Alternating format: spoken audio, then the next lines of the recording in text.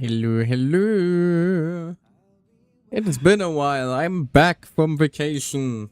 Well, technically vacation. It was a work trip, but was more of a vacation in terms of what we did. How y'all been anyway? Oh, hi. Hello, right back at you. You're at 11 highs now already. Oh my. Glad to see that redeem is finally actually being used. Yeah, my whole plan to, like, you know, catch up with HSR and then, like, send off the patch with a last hurrah before my vacation didn't quite turn out the way I wanted it to, but hey, we are used to that by now. Shit always happens, shit always gets in the way. We deal with it, we manage, we push on. So today we are still gonna be catching up on some 4.3 stuff. I know that the 4.4 is out by now. Luckily though, I was not spoiled yet in the slightest, because I basically muted every single word related to Starwell on social media. So that definitely helped. Nice. That definitely helped. But you know, just a friendly reminder, if anybody in chat is already ahead of me, I'm still very much catching up, so, you know, any sort of spoilers will be dealt with rather severely this time around, because, you know, finale of the HSR patch, it'd be a bloody shame if there are any, like, plot twists that were taken away from me, for me before stuff. 4.3 stuff, I'm still fairly aware of what's gonna be going down with Blade and everything, but anything 4.4 and past, I'm gonna fucking kill you if you say anything. Now that that's out of the way, let's have a little chat with March, shall we? Bladie will go blading. He will, I believe he will become the tempering fire or something. He keeps screaming about that whenever I use him in combat. Right, also, I haven't pulled her yet. I'm not sure if I want to do it now, or, like, after the patch, like, before, or, like, during the 4.3. I don't know. I don't quite know, because we also have, like, the Fate collab inbound in apparently 2 days and 17 hours. Gambling addiction. You do raise an excellent point. Hold on.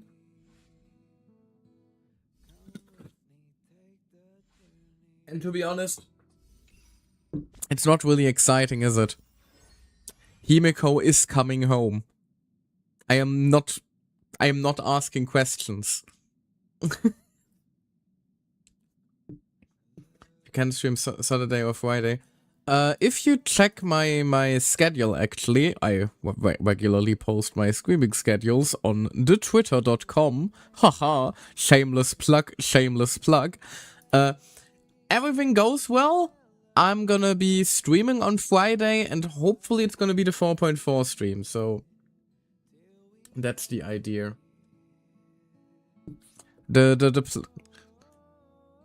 If you can maybe do a big gacha pull for all, if not Himeko now and then. Fair. I am not sure if it's gonna work out Friday though, so let's just say fuck it, we ball. Let's just ball, and then we can pull win on Friday. Everything goes well. What pity? That is an excellent question. Let me check real quick. Where is my warp tracker? We're at 8 pity, so currently already at 18. I am fully expecting to lose a 50-50. I am currently at 1, 2, 3, 4, 5, 6, 7. Yes, 6, 7. I'm at 6, 7, 1 50-50s in a row, among which is also a Bladie in 9 pulls. So if I get a Himeko before 50, I am going to shit.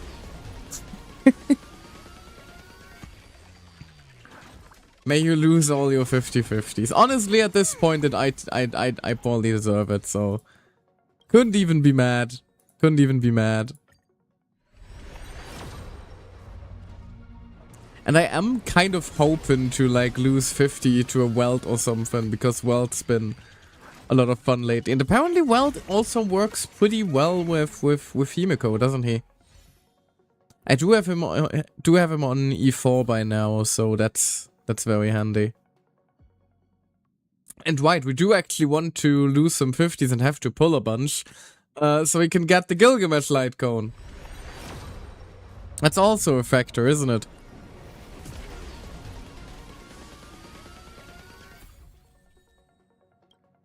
Which conveniently also works as a sort of like mini pull tracker. Then yeah, go play Himiko, Welt, Mod, Blade for full AoE fun team. Yeah, something along those lines. And then just a sustain. Honestly, the game desperately needs some more fun sustain units. Currently, like, you have Hurhur for energy, Darnhung for shields, and West is just Hyacinth. There just aren't a lot of, like, fun niche sustain options.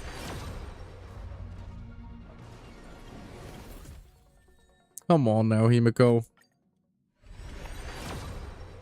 There we go. That's a rainbow.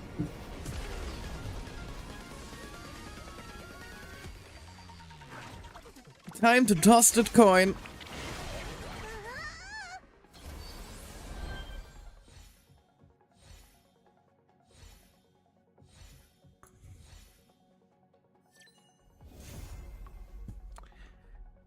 I just can't fucking lose. Even when I want to lose a 50, I don't lose a 50. It is so stupid. Sure. Thanks. Thanks, game. I appreciate it. Lovely. Hello there, Himiko. Right then, let's continue on, shall we?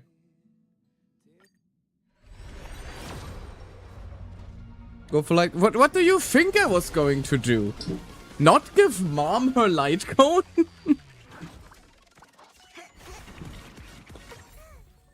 What sort of pathetic beta male do you take me for? Only the best for our Himiko. Even if the light cones on this banner are unfortunately a little bit ass, honestly. Yeah, none of these are particularly good.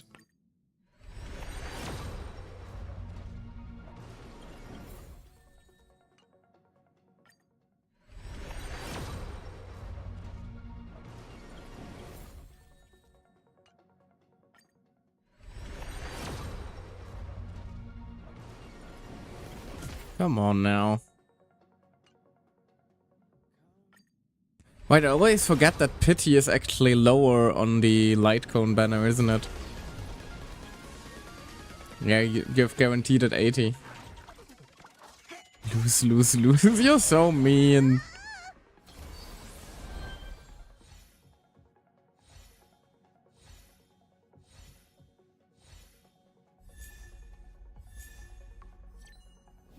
Besides, I don't. I just don't. You should have learned that lesson by now. I don't lose my 50s.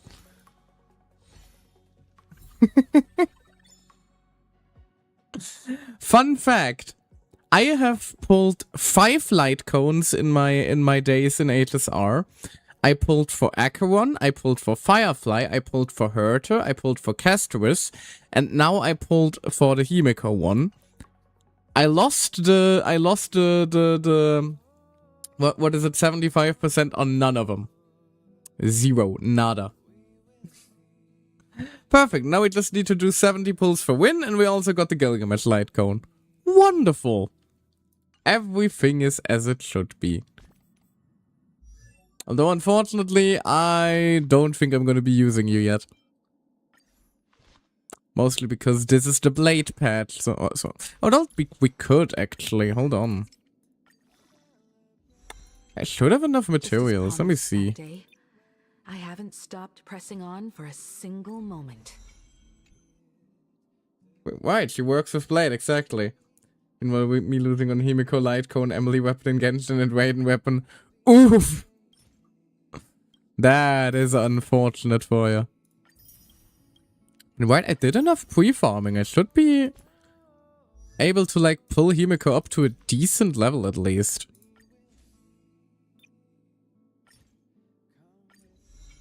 Bada bing. Right, she wants... Well, she definitely wants these.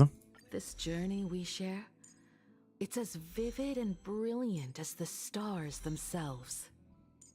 She doesn't really want her basic attack, I believe. I think it's all in the... Well, that one already has a special symbol, so it's gotta be important.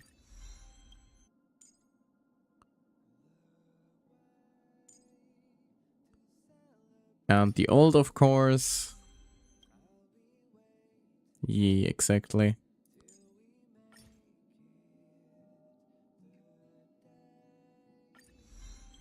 I do have the materials for it, so... Might as well. Skill 2. Skill it is. There we go.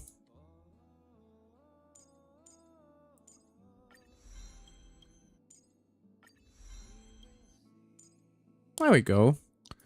And let's see what we have here. Why do you recommend that one before that one? Are you daft? Are you quite stupid? Quit rate and attack one. Sure. Anything better maybe?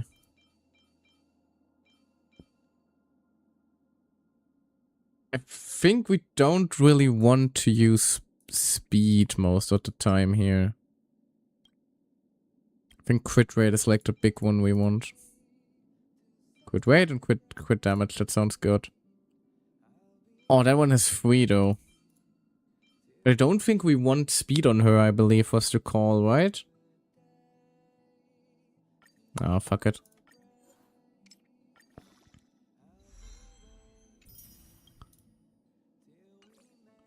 That was a decent roll. One little bit of everything. What we got here. That one looks good again.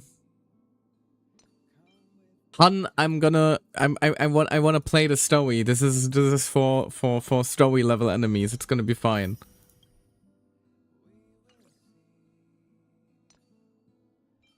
I'm not gonna do like detailed speed tuning here now.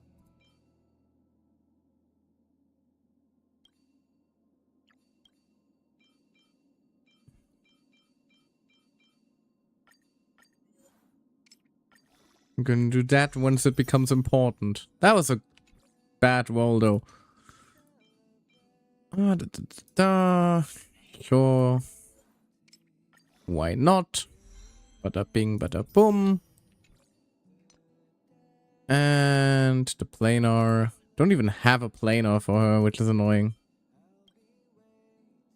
So I'm just gonna level this one.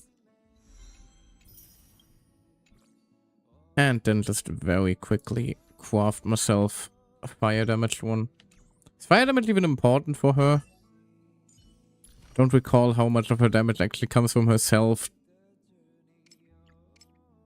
It's recommended. Fire damage, okay, yeah. I think it was basically even. Yeah, but with like the weird scaling and elemental damage not always applying anymore, you know. Like how none of the elation units still want any sort of elemental damage bonus. Isn't doing. I know it's an example of wonky scaling. Calm your titties. Well, yeah. Just because I don't immediately have the meta build ready. Where was I? I'm in the wrong menu.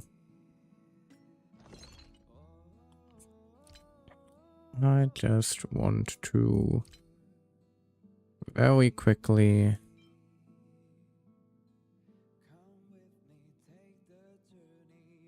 Yes, that's the one I want. Give me fire damage, please. And give me fire damage with it, the very least. Yeah, fuck it. We can be greedy. I have plenty. Give me at least some crit. Can I also force attack, or can I only force 2 stats? I can only force two stats. Let's just be a greedy bunch of bitches then. Bada bing, bada boom. And immediately we get effect hit rate and death percent. Oh well. That's just how it goes.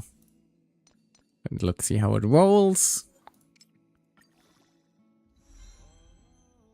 That is actually not bad. That's actually not bad at all. That's actually pretty damn good.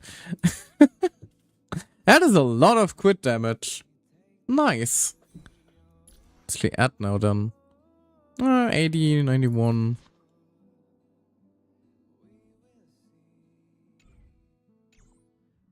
It's gonna be good enough for now, I feel. Gonna be good enough for now, I feel. And then in terms of team lineup. Oh, come out of teams again. We need more team slots game, please. I'm not really using a Glaya. Let's use this one.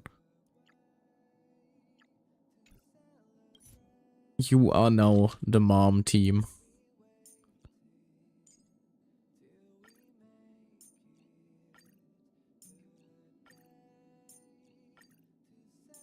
And we'll be going...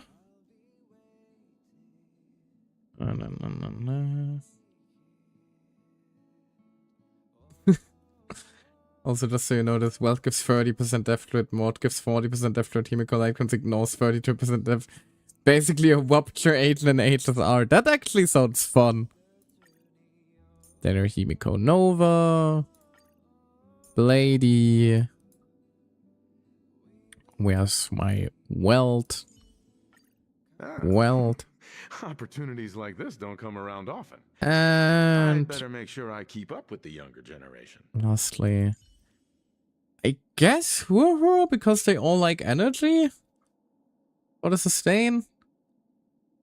Could use Danhung, but Danhung and Blade don't really go along well. Let's just take the child out for a nice trip. There we go. There we go. Now half an hour has already passed and I haven't even started the quest yet. Let's change that, shall we? Marchie, sweetie, baby, Pookie. You're back.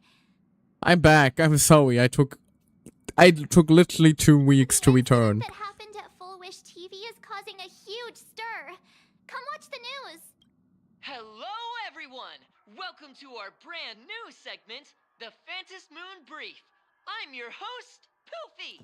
Are we still letting them air that? Won't they, like, you know, continue to spread horrible propaganda? Hi, everyone. This is your old friend, Snowy. Well then, as the Phantom Moon games reach a boiling point, and for reasons that need no explanation, we are now joining Duo Mention TV to bring you live coverage of the latest and most critical news updates. Yes, we are. And after the director of Full Wish TV and sponsor of the Research Society of Happy Smiles, Full Wish announced that she was joining the Phantom Moon Games. That terrifying tragedy of 15 years ago once again swept through the psionic game. The supplicant debate, slated to take place at the Seafeld TV tower, was cut short when out-of-control Imaginee known as Joy Ascendants appeared suddenly and launched an attack. Yeah, gee, I wonder where they came from. This Imagenesis plague centered on Seafeld City spread rapidly. Even Foolish herself turned into a monster atop the Seafeld TV tower. Oh god, we're gonna get the narrative twisted again, aren't we? Nearly 200,000 human and Imaginee inhabitants across plain Arcadia have been affected by the plague. Countless individuals are injured or missing, and total losses are estimated to have reached 8.6 billion credits. Oh no, not the credits. Will someone think of the economy? And in a chilling echo of the Bloodstained Games 15 years ago, footage left behind by Foolish points to the disaster as the work of She identified the culprits as the famed cosmic hero, the trailblazer of the Astral Express, and the wanted criminal, Stellaron Hunter Blade, claiming they were responsible for the tragedy. But a spokesperson for the Department of Hold on a second. Operations said the disaster was planned and executed by Foolish herself through her organization, the Research Society of Okay, Happy good. Smiles. They added that the investigation will continue and the organization will be shut down. Oh, thank God. Oh, how familiar that sounds. 15 years ago, they made the same excuses. I'm so sorry, my screen was What just is the flickering a real bit for some story reason. behind this? The Phantom Moon Brief will continue to keep you updated. Over 500 years ago, a prophet made a prediction. In year 1999, a terrifying devil will descend from the sky. Will this prophecy come Oh, true? hey, that's my birth year. Can Plain Arcadia safely make it through this crucial year? We will have to wait and see. Wait, hold on. I just realized how that sounds now. In the year of Michael's birth, a terrifying devil will descend from the sky. I promise I'm not... I'm not Satan, guys, okay? I promise. Shame on them. How can they just say things like that on TV when it's not even confirmed? And the internet is flooded with fake news about you too. Also, those two hosts. Weren't they Yes. from Oh, Foolish dear. TV? They were spreading nasty stories about you on the news before. And now look, they've immediately jumped ship after what happened to Foolish. That's the media for you. Classic media behavior. Ever since coming to Plain Arcadia, nothing surprises me anymore. I'm happy you made it back safely, but somehow, you just don't seem quite the same. I have glow sticks now. Oh no. You're trying to grow up and leave me behind. Don't tell me you're becoming the next Don Hung. I mean... No. Is this what it takes to become a hero? Don't worry, I'm too stupid to become a Dan Hung. Turning into March might be worse. I like how both of these options are kind of mean. I am so cute and lovely. What's the problem with that? The distinct lack of brain cells. Oh, right. Tell me about what happened at the TV tower. I've heard Don Hung and Sunday's side of the story, but I haven't heard yours yet. Well, it all started when I was once again impaled. You tell March 7 March 7th everything about the Foolish battle at had people Seafeld TV undergo the tower. happiness surgery to Can't implant speak. Shuhu's flesh I'm into sorry. their bodies, and that ended up causing this disaster? In my defense, if I seem a little woozy, it's because I'm very tired. I'm currently running on, I believe, about 2 hours of sleep. And you guys stopped the mutation from spreading. It happens. But all you I'll managed manage. to do was to temporarily seal Shuhu's flesh inside Blade? Yep. We basically turned him into a zip file. And then you mentioned that Nessia, the one we met at Starreal Fest, is actually the Phantom Moon Games arbitrator? No wonder she could draw a mask for you. And she also asked you to go deep into the world in Canvas to warn, who was it again? The name is Graphia.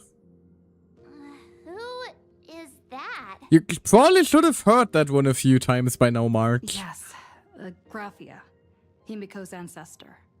She's an artist from 1,000 years ago. Himiko's ancestor?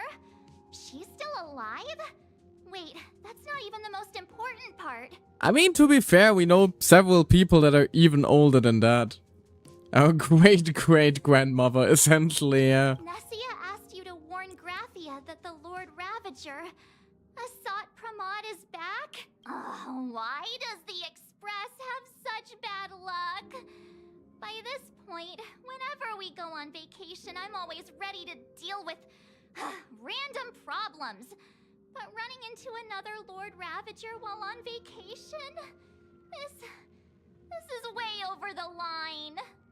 To be fair, if we had a nickel every time we tried to like make a chill little stop and we ran into a fucking Lord Ravager along the way, we'd have 3 nickels by now. First Fintilia, then Iron Tomb, and now fucking Assad. Oh, Lord Ravager, at Venesia's request, Shuhu's flesh and Blade's body, and the unfinished Phantas Moon games. Suddenly, there are so many things to deal with. Feels like we're juggling a bunch of eggs all at once. One slip, and it's all gonna go splat.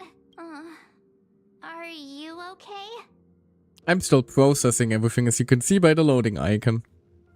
Kind of a mess. I'm tired. Let's just give it all up.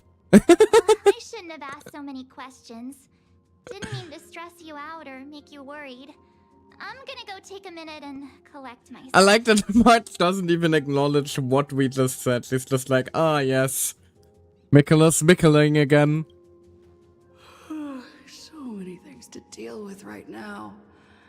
Oh, what should I do next? Sleep from the sound of it.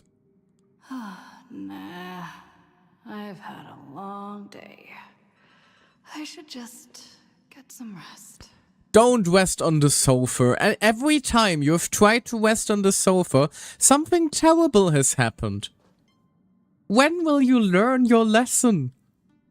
Like, the last few times we rested on a sofa, bugs infested the Express, we got stabbed by Acheron, and God only knows what else. Sure. It's gonna go well. A sofa with a plush velvet surface like a cradle. The moment you sit down, you practically melt into it. Oh dear. The static from the news broadcast, March's relentless questioning, the looming presence of the Lord Ravager, the dangerous flesh writhing on Blade's body, and the future of the Phantas Moon games. All these tangled problems had knotted themselves into one chaotic mess. What can you do? Just a poor little raccoon. You want to unravel the mystery, but now you're tangled up in its threads. You struggle uselessly for a bit and give up, letting fatigue shroud your eyes in the darkness.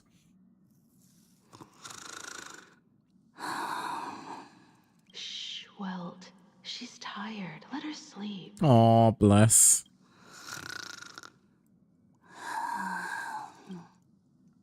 Never knew you could sleep this much. You're obviously Morning, tired. Mom. I never thought this vacation would become the prelude to Aww. another major war. Morning. Nameless, I'm not surprised. From our very first steps, trouble has always followed the Nameless. Yeah, like, kind of like at the exact same point that I joined, mind you. I feel like whenever they talk about like the little trips and adventures they had before them, they always sound so peaceful. Not a mention of any like Lord Ravager shenanigans there. But this is way too much. I really brought in like a bad omen, didn't I? Look at you now. It takes me back to when I first got the Express running again. Aside from Pom Pom, I was the only crew member on board. Constantly stretched thin and feeling out of my depth. All I could do was note every problem in the navigation log, one by one. A world's coordinates that needed an update. A glitch in the Express's warp system. The notes were as dense as the coordinates on the astral charts, leaving me completely overwhelmed. Back then, I never imagined the Astral Express would one day have to face a Lord Ravager. And now it's raised free. Now that the time has come again, I'm not panicking at all. Come to think of it, it's because of you. Because of all of you. Along the way, we have defeated 2 Lord Ravagers. The Nameless who guided me before I set out once told me, keep moving forward, and the obstacles that once felt impossible to conquer will soon be behind you. And along the way, you'll find companions who are just like you. I've seen you grow through the Fantasy Moon games, becoming someone others can trust and lean on. And I heard the declaration you made atop the tower. I'm truly proud of you. Aww, That's bless. why I want to share a story from the past with you. A promise from 15 years ago. Oh dear. We're getting backstory. It's about how Himiko got the express running again. I promised someone that when the moon over my hometown was full again, I would go back to see her, to let her know I had made the most of this borrowed life, and found companions I could trust with all my heart. I want to share this story with you all. The story of how my journey began.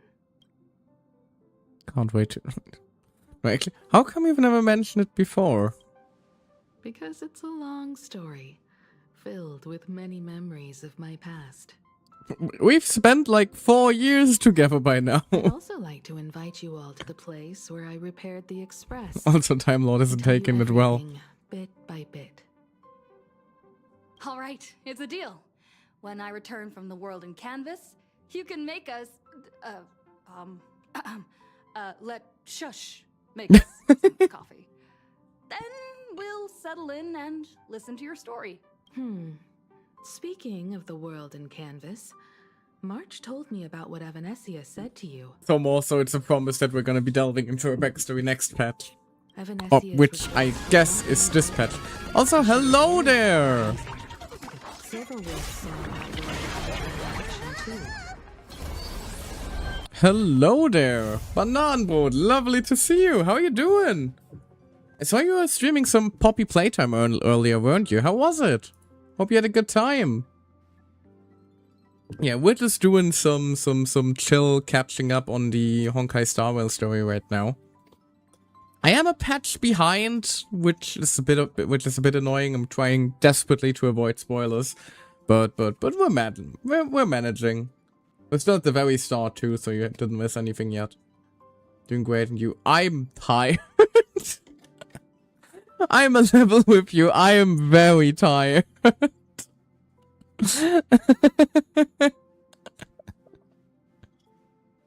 I basically had a trip all weekend. Returned on Sunday, and didn't really sleep well last night. So I'm still very drained. Honestly, I really haven't had a chance to recover yet. But I want to catch up on Star Rail, so you know, streams have to be had. We did some Dead by Daylight because of the new Rift and some Poppy Playtime. Ooh, nice. Nice. New Rift, quickly, give me a pick me up here. Is that like a new map or like a new season or like a new... I don't know what Rift is. We were 4 patches behind, so good job catching up. Thank you, I'm trying my best. Just a patch, I just finished them for... Yeah, but you're also like... You all also started way later than I, so you know, you're fine. Which also means, major spoilers technically. I'm not sure if you should be here right now. Literally spoilers for the end game of the next world. Like a new battle pass with 10 skins. Ah, gotcha. You would say it's the Dead by Daylight battle pass. I just shit out my ass. Anyway, yes, that's why I'm escaping into the lurk now. Good luck, have fun. Fair enough. Enjoy your lurk. Although before you escape, hold on a second. Hold on just a moment. You didn't think, Funk, that you'd get away, did you? You won't escape my shout-outing wrath. That ain't how it works. Hold on. Your name is so long whenever I try to type it into the fucking shout-out commands, man. There we go. One normal one on the Twitch. And let's pray that the clip player actually works for a change. I'm not sure if it works at the moment. We'll see.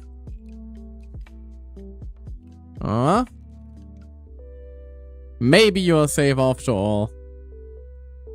Yeah, I think you're safe after all, unfortunately. It's...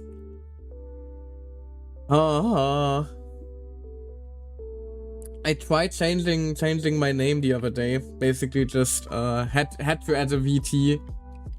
Bugged again. Well, not necessarily bugged. I know what's causing it. I just haven't had a chance to catch up yet. Basically, I tried adding a VT to my name. So I can actually be Googled without ending up at a, I believe, Californian attorney. The issue is my stream name. I tried being all fancy. Oh, hold on. This time, instead of a clip, I'm gonna do a little story time. How's that sound? So basically, you know how like all VTubers want to have like a fancy name to be like recognizable and shit. Basically, my idea was, hey, you know, Michael, because that's the archangel, yippee, and I regularly name D&D characters and shit. It's a name I already use fairly regularly, so that's gonna work lovely. And for the second name, I don't know, something music related. Fucking Cantrell rolls off the tongue. Why the hell not? Unfortunately, it turns out that's a rather common name in some areas of the world. So basically, I'm now the angel equivalent of John Smith. Which doesn't necessarily make for a very recognizable VTuber name. Nothing on the level like Bananenbrot der Bananige, you know where you're at with that. You're everywhere, I guess. I suppose so, yeah. But that does come with some, you know, some technical difficulties of like, you know, names being taken and stuff like that. So I've been trying to change it here and there. One of the things I've tried doing is just adding a VT to the name for now. Just so people know that I'm, you know, the VTuber equivalent. Also, my chat is not lined up with the chat box, I just realized. Sorry about that. Not sure what the hell's up there. No, I'm not quite sure what to do yet. For now, I added a VT, so you know it's like the VTuber, not the attorney, I guess, which is hopefully gonna help a little bit. I might have to genuinely consider a name change though, although I'm not quite sure like to what and to whom. By all means, if anybody ever has any sort of ideas, any like glorious ideas of what name fits to me. No, you're not allowed to call me Michael the Stinky. You know. And I'm open to suggestions at the moment because it is quite a conundrum. And then there's the creative name Bananenbrot der Bananige. I mean, it rolls off the tongue. It rolls off the tongue rather nicely. Technically, that would be the most known common name, John Doe. I guess. I'm not a rat though. I'm not a hot rat from ZZZ. Better solution, become an attorney. That's also an option, although I don't think I have the brain for that. Michael the Skinkier. Not sure how that would work. To be very honest, I can't find myself on Google too, and my name is unique. Fair, but like, you get what I mean. You get where I'm coming from though, right? You don't really want to just accidentally name yourself after real people. Because like, what if, like, by some chance I do eventually go viral and then these people gotta deal with the fact that I don't want to, like, risk them being harassed or anything, if that makes sense? Just by virtue of existing? Like, you always gotta consider shit like that. And the last thing I would want is just by sheer coincidence of the name being similar and I don't know... by chance, a random fucking clip of me goes viral and I start getting the usual batch of haters that comes with any sort of numbers on any sort of social media platform. I don't want to have people be forced to deal with that. Yes, I didn't want bananas and banana breads being harassed, so I have that. Yeah, you have it a little bit easier in that regard. But yeah, TLDR, everything's currently broken because I naively changed my name, and now all API stuff I have set up is essentially shattered into 1,000 bits, and, you know, I'll figure something out, hopefully. There's so many... This whole thing is still a journey. We're gonna, you know, one step back, 2 steps ahead. We'll figure it out. 2 letters was enough to destroy everything. I mean, I work in programming. I know even something like capitalization can utterly destroy you if you're not careful. So, there's that. Anyway, enough story time, enough yapping by now. Let's try to get back into the Star Whales. Well, good luck, have fun. Thank you, I appreciate it. I hope you have a good lurk, or like good whatever you may get up to now, you know.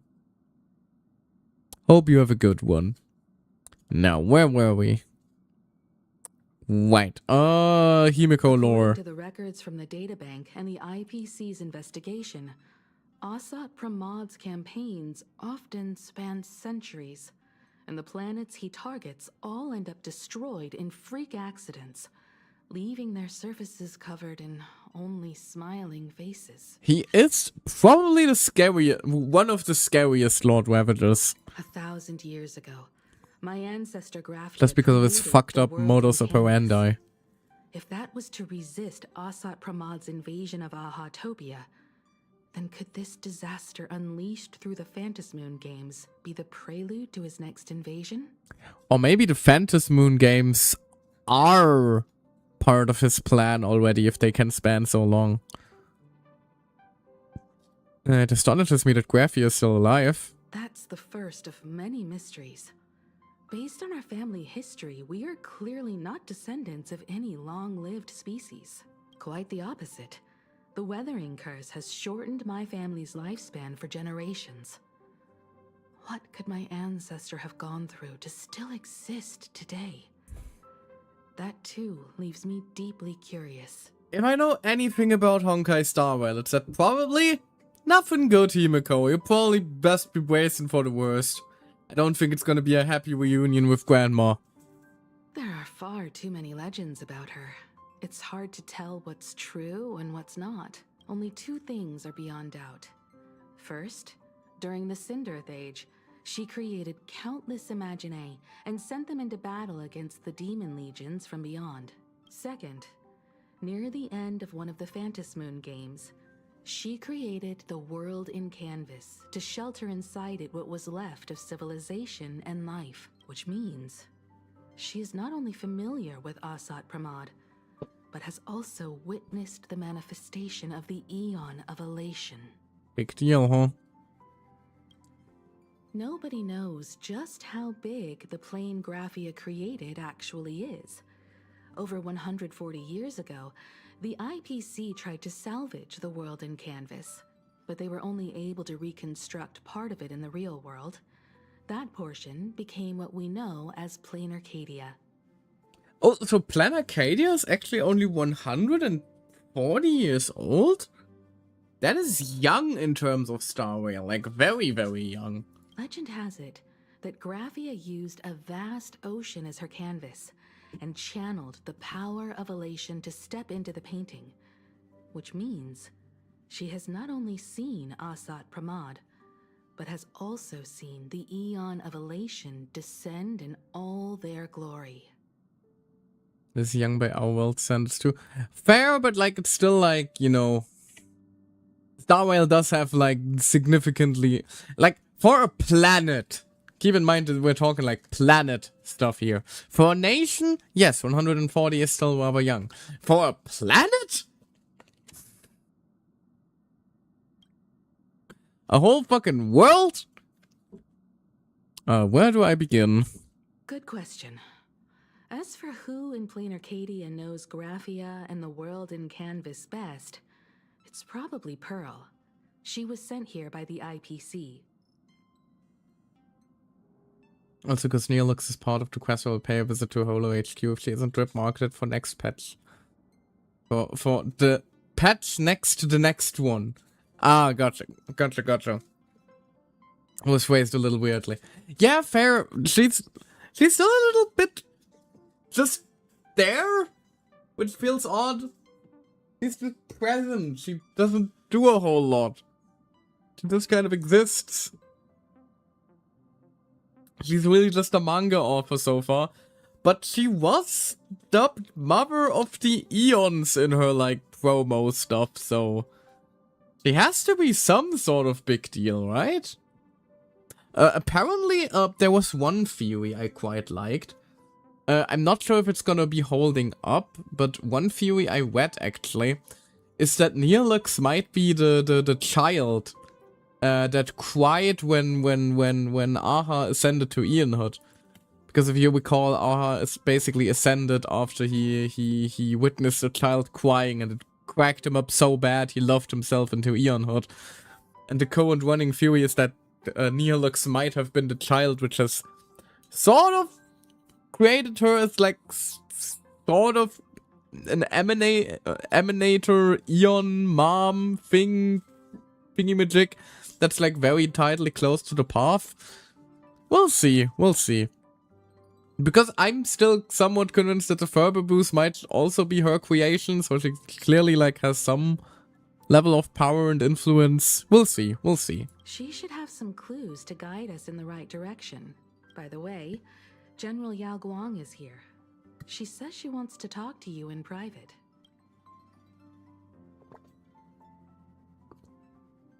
So he was hydrating. Good news or bad news? I'm not sure if she comes with good news or bad news. She brought a little gift from the Cienjo, though. Mung bean soda. So bad news. Go talk to General Yao Guang, then. Don't keep her waiting. After that, come to the party car and fill us in on your next move. You know, at the very least, I'm pretty sure, given the next patch is the fucking summer break, apparently, for some reason. That probably it won't be quite as emotionally devastating as Emphorius was. The ending for this. Because, like, if fucking Himeko dies or some shit, I don't think we'd be able to just go on a fucking summer vacation. Oh god, yeah, that's looking a little ominous in chat. That's looking a little ominous. Fair enough. And you know, probably not as bad as Emphorius. I always thought that the arbitrator, Evanesia, would step in and punish Fullwish for the disaster she caused. But, to my surprise, it was you who defeated Fullwish. Vacation is therapy. Oh dear. Wait, what did we do right after Emphorius? I think we did immediately head into Plan Arcadia after the last Emphorius patch, didn't we? I don't recall.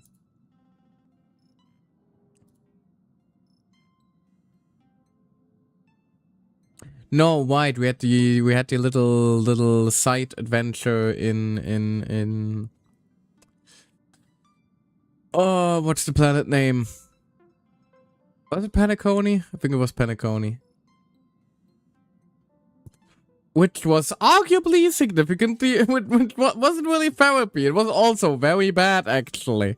In my capacity as an So arbiter just general, can't, you know, I extend my keep deepest joy in our gratitude to in you our for halting hearts. the plague and sparing countless lives from suffering. You're too kind, General. What I am about to tell you is something Evanesia risked breaking the rules to share with me. Please keep it a secret. Not a word of this leaves the Express. Ominous. Sealed within Aha-topia's core is Ouroboros, the Veracity. I already called that one last time, actually. Neat. That's cosmic level bad news. You mean the Leviathan that can swallow whole planets? That Ouroboros the Veracity? The literal Eon, yes? Looks like you know a thing or two about Ouroboros. I've seen that terrifying thing in Herta's simulated universe.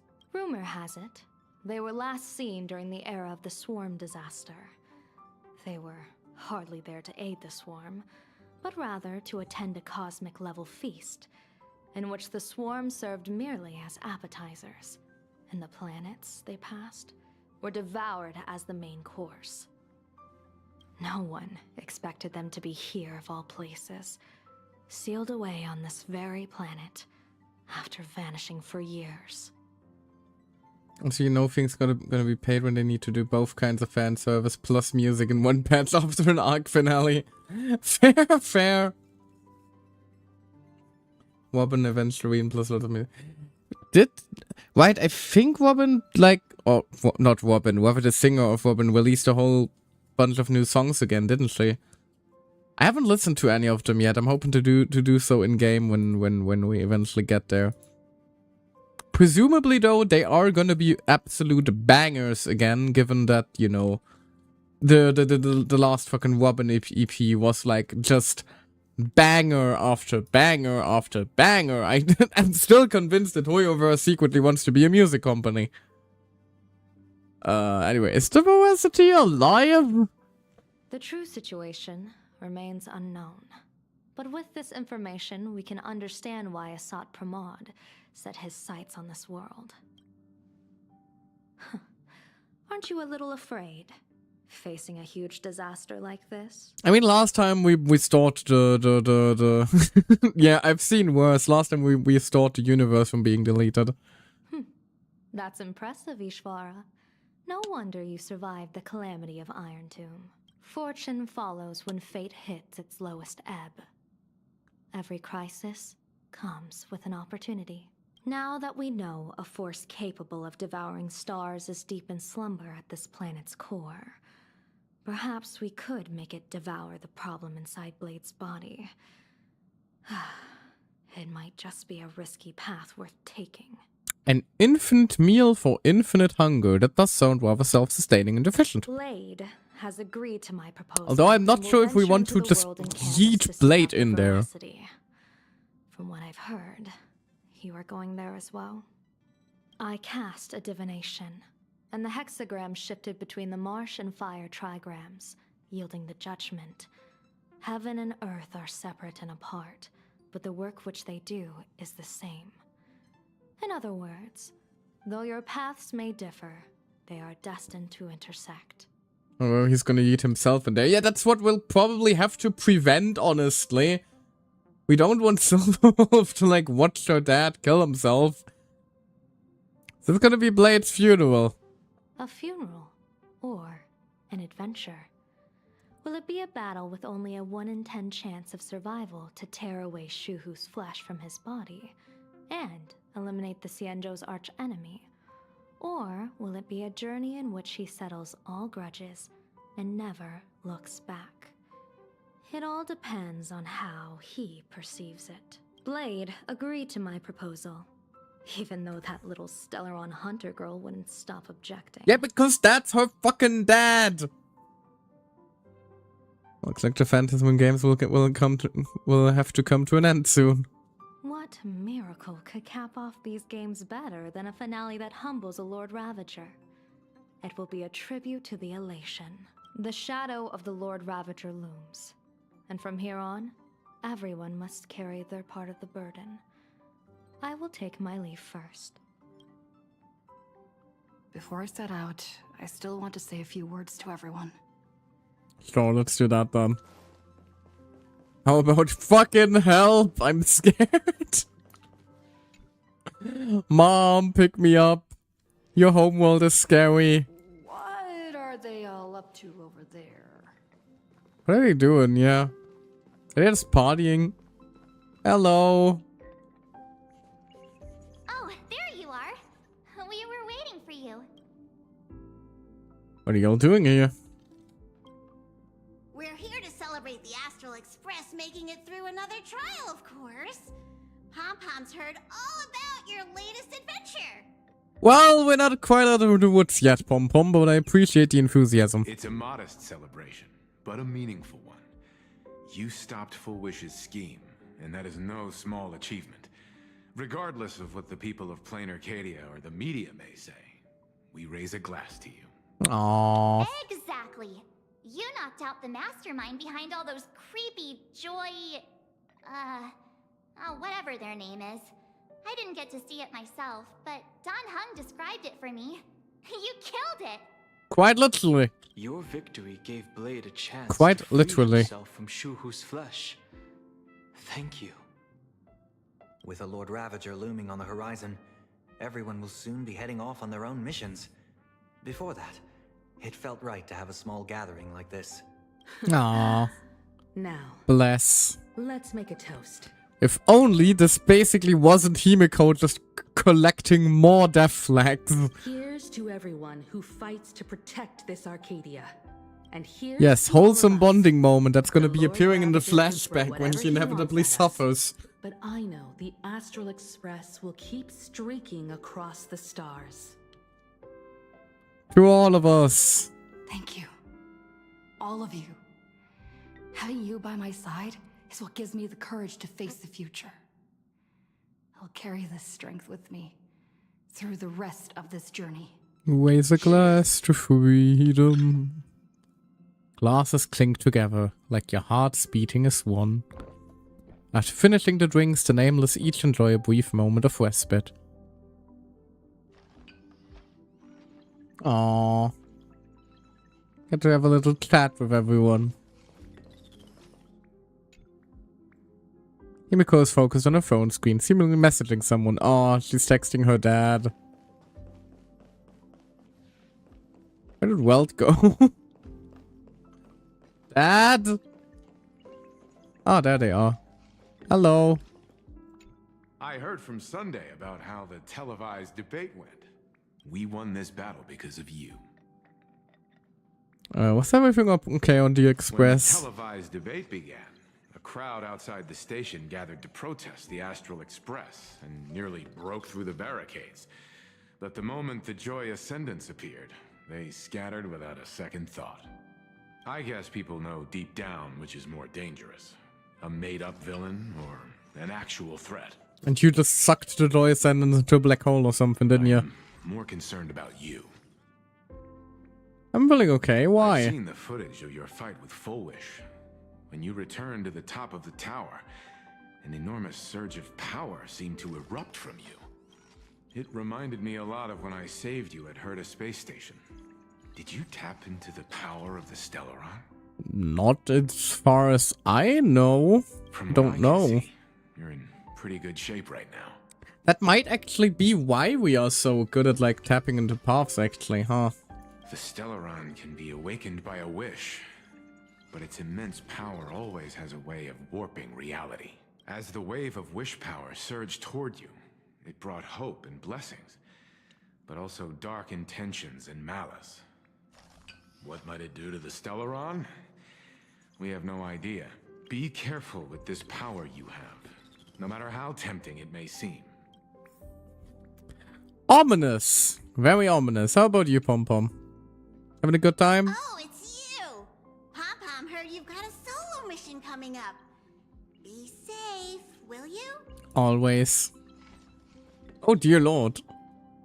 Conductor, do you remember anything from before the Express got back up and running? Sadly, Pom-Pom can't remember most of what happened right after the Express crashed onto this world.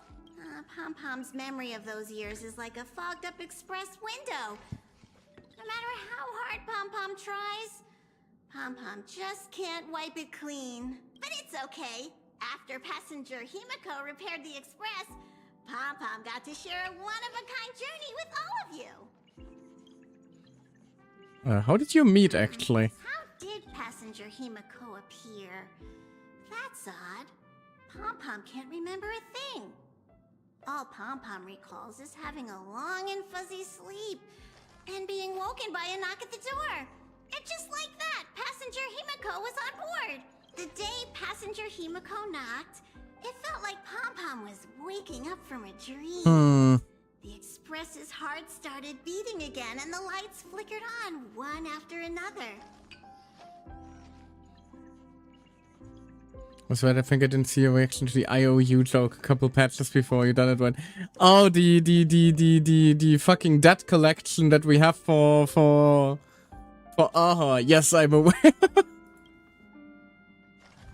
Pom-Pom, have you heard of the name Guafia? Graphia? Pom-Pom hasn't. To blackmail Aha, exactly. Pom-Pom always dreams of strangers when Pom-Pom's asleep. They seem to be bustling around the Express. And there are soft clinking and clanking sounds. Just like the sound of stars twinkling. But every time Pom-Pom wakes up, their faces slip away. Pom-Pom is only left with a warm and comforting feeling, knowing someone had taken good care of Pom-Pom. Aww. Conductor, it's time for me to say goodbye. Safe trip. Pom-Pom will take good care of the Express while you're away. I know you will. How about you, Sonny? Did you need something? Feeling like part of the family finally? Are you here alone? I need a break. I felt worn out social after coming battery. back from Okay, I Seafeld gotcha. TV tower. Right now, it feels like I'm back in Oak Manor's banquet hall. At those parties, no matter how tired I was, I'd have to clutch my glass and smile, keeping myself calm. Mr. Yang insisted I should get a full day of sleep, but I didn't want to miss the chance to toast with you all.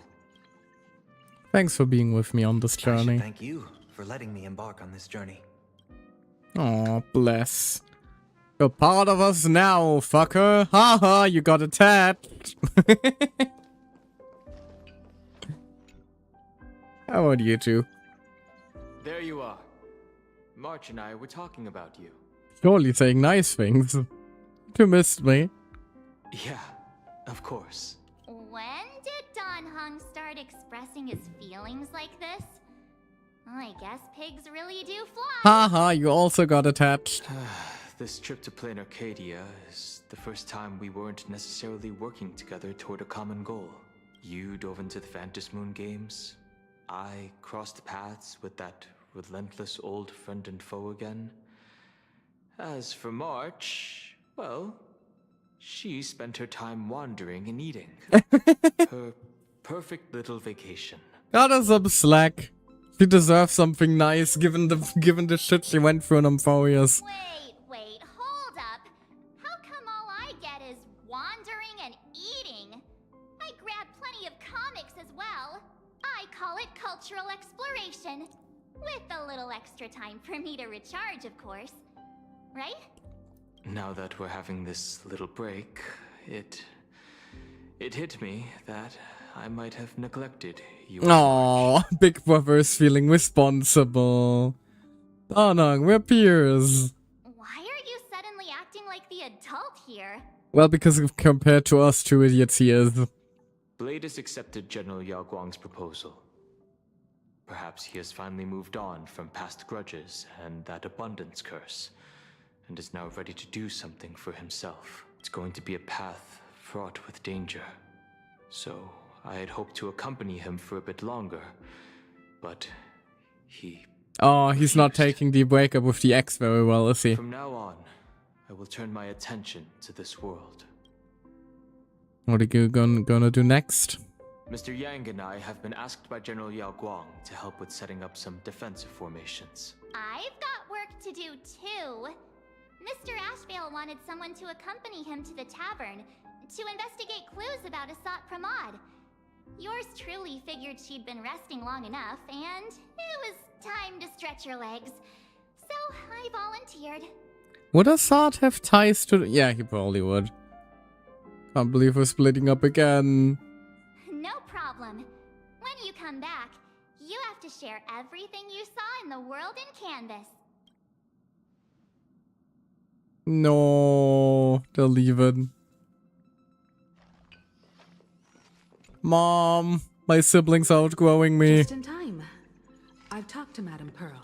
She will handle all the arrangements for your passage, so you can enter the world in Canvas to find my ancestor Graphia. Pearl is efficient. This is an important matter. Furthermore, your journey gives her the chance to uncover something she's been yearning to understand for years.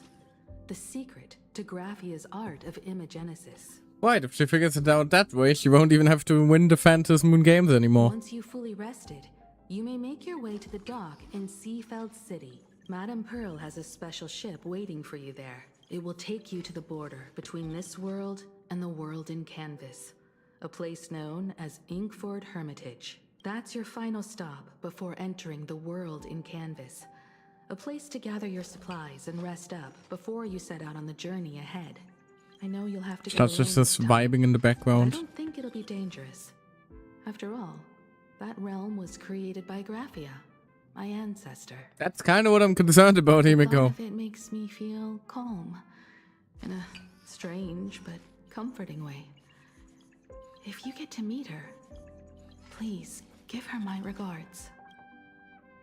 You're not coming with me? I am indeed quite curious. I'd love to see this ancestor of mine for myself, and hear her story in her own words. But someone must stay here and keep watch. Madame Pearl wishes to confer with me and General Yao Guang about our next steps in dealing with Asat Pramod. So I'll be entrusting this mission into the world in canvas to you. Go ahead. Set out once you've rested up. I'll be here with Welt and the others, awaiting good news from you. Aww. Meanwhile, probably swapping to Pearl. Never mind, Ashvale. Hello there. How's La Mancha doing? That woman wants you to take Shuhu and jump straight into the Veracity and leave the rest to the Eon's stomach acid? Blade seems thrilled. And this is between me and him, right? Why are you tagging along? Relax. I'll say my goodbyes and be gone. A dignified funeral, If you ask me, this ending is indeed grand enough. Why do I like fucking think of the like Despicable Me movie meme with like fucking El Macho stripping himself to a shark with 1,000 tons of TNT and jumping into an active volcano. That's basically the equivalent of what Blade is trying to pull here. Blade is not Mortanex, he is El Mortar, I don't know. I don't care about any of that. There's only one thing I care about. Does he have to die? Here's a piece of advice, little cub. Whether he lives or dies is his choice. That's the one thing you don't get to decide for him. Wolf is so worried. It has landed. What? Nothing. Just a seabird landing on the rocks. A blade forged of mortal steel cannot sever an undying fate. If Shuhu is to be put down, the options are few. And that Leviathan is one of them. In time, people will say this. The culprit of the Juming gave his life for the greater good and plunged into the abyss alongside the abomination. I'm not as noble as you make it sound. History is gonna have... History is gonna run its course anyway. You invited me to join the Galaxy Rangers. He did. For one reason. Interesting. I'm a petty man. I was never born to carry some greater good. This is between Shuhu and me. Nothing more. Can't argue with that. A Galaxy Ranger through and through. Well then. I won't say anything more. Blade, you sure about this? Aww. Like, usually there's like this snarkiness to Wolf's voice, but it's just completely gone now. She's just genuinely terrified here. Not the poor Wolfie.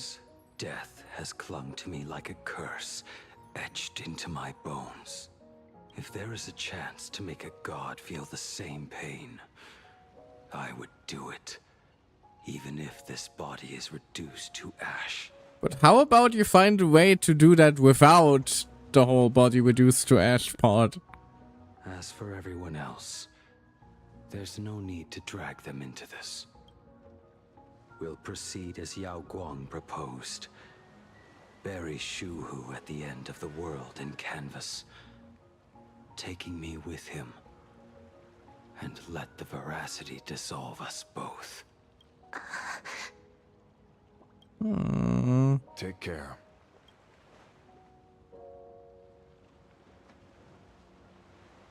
How about you stay as well? You might as well see it through to the end with us. Plain Arcadia has bigger problems that need my attention. It's Your gonna be- instincts were right. That meanie pulling strings from the shadows is none other than a Sat Pramod. Fair, I was about to say not even gonna have time to send off an old comrade, but fair, I guess that is a problem. Who else would want to kick a Ha's head like a ball? A lot of people, actually. I need to get back and finish my job. Investigating a Lord Ravager sounds like a job you don't come back from. Therefore, it also pays very well. Then here's hoping you live long enough to collect your payment. What the hell? Why? You know shit is getting serious when Wolfie is being all genuine. Also, she's so small compared to the two of them.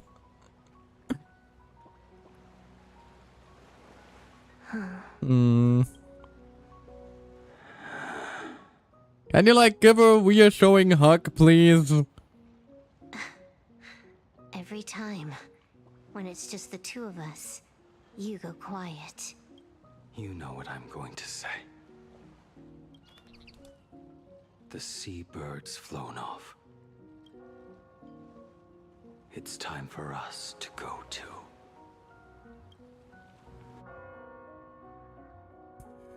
Man.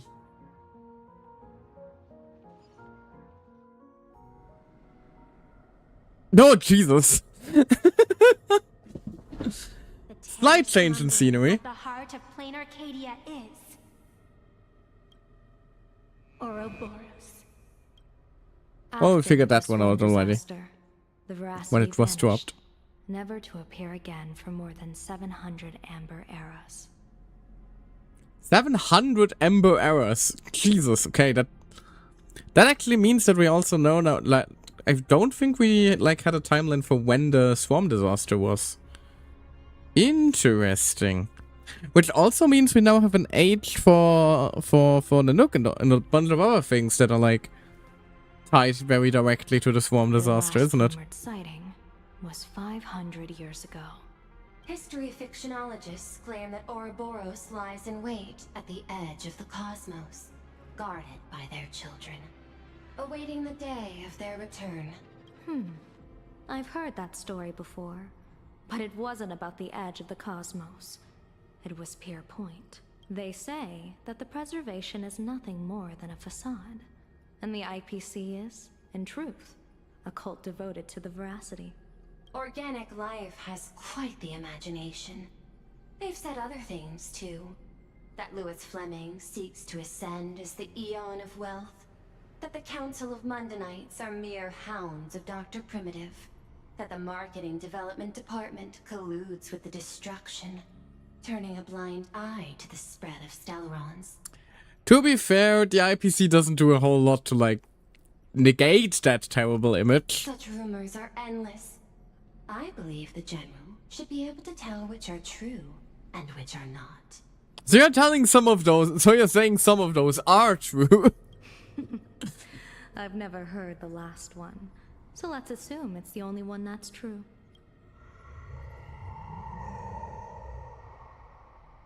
Ominous. Very ominous. Such terrible breath. Once this Leviathan awakens, the Arcadia's destruction would be all but instantaneous. For now, this remains conjecture. The sealed remains appear to be a husk that Ouroboros once shed. Why it's here, and how it's connected to the elation remain unknown. Yet even a fragmented remnant of an Eon is a threat that can't be ignored. The calamity of the Leviathan must not be allowed to re-emerge in this world. Naturally, That is why I'm here. And it's about time for the two nameless to arrive. Hello. You're just on time.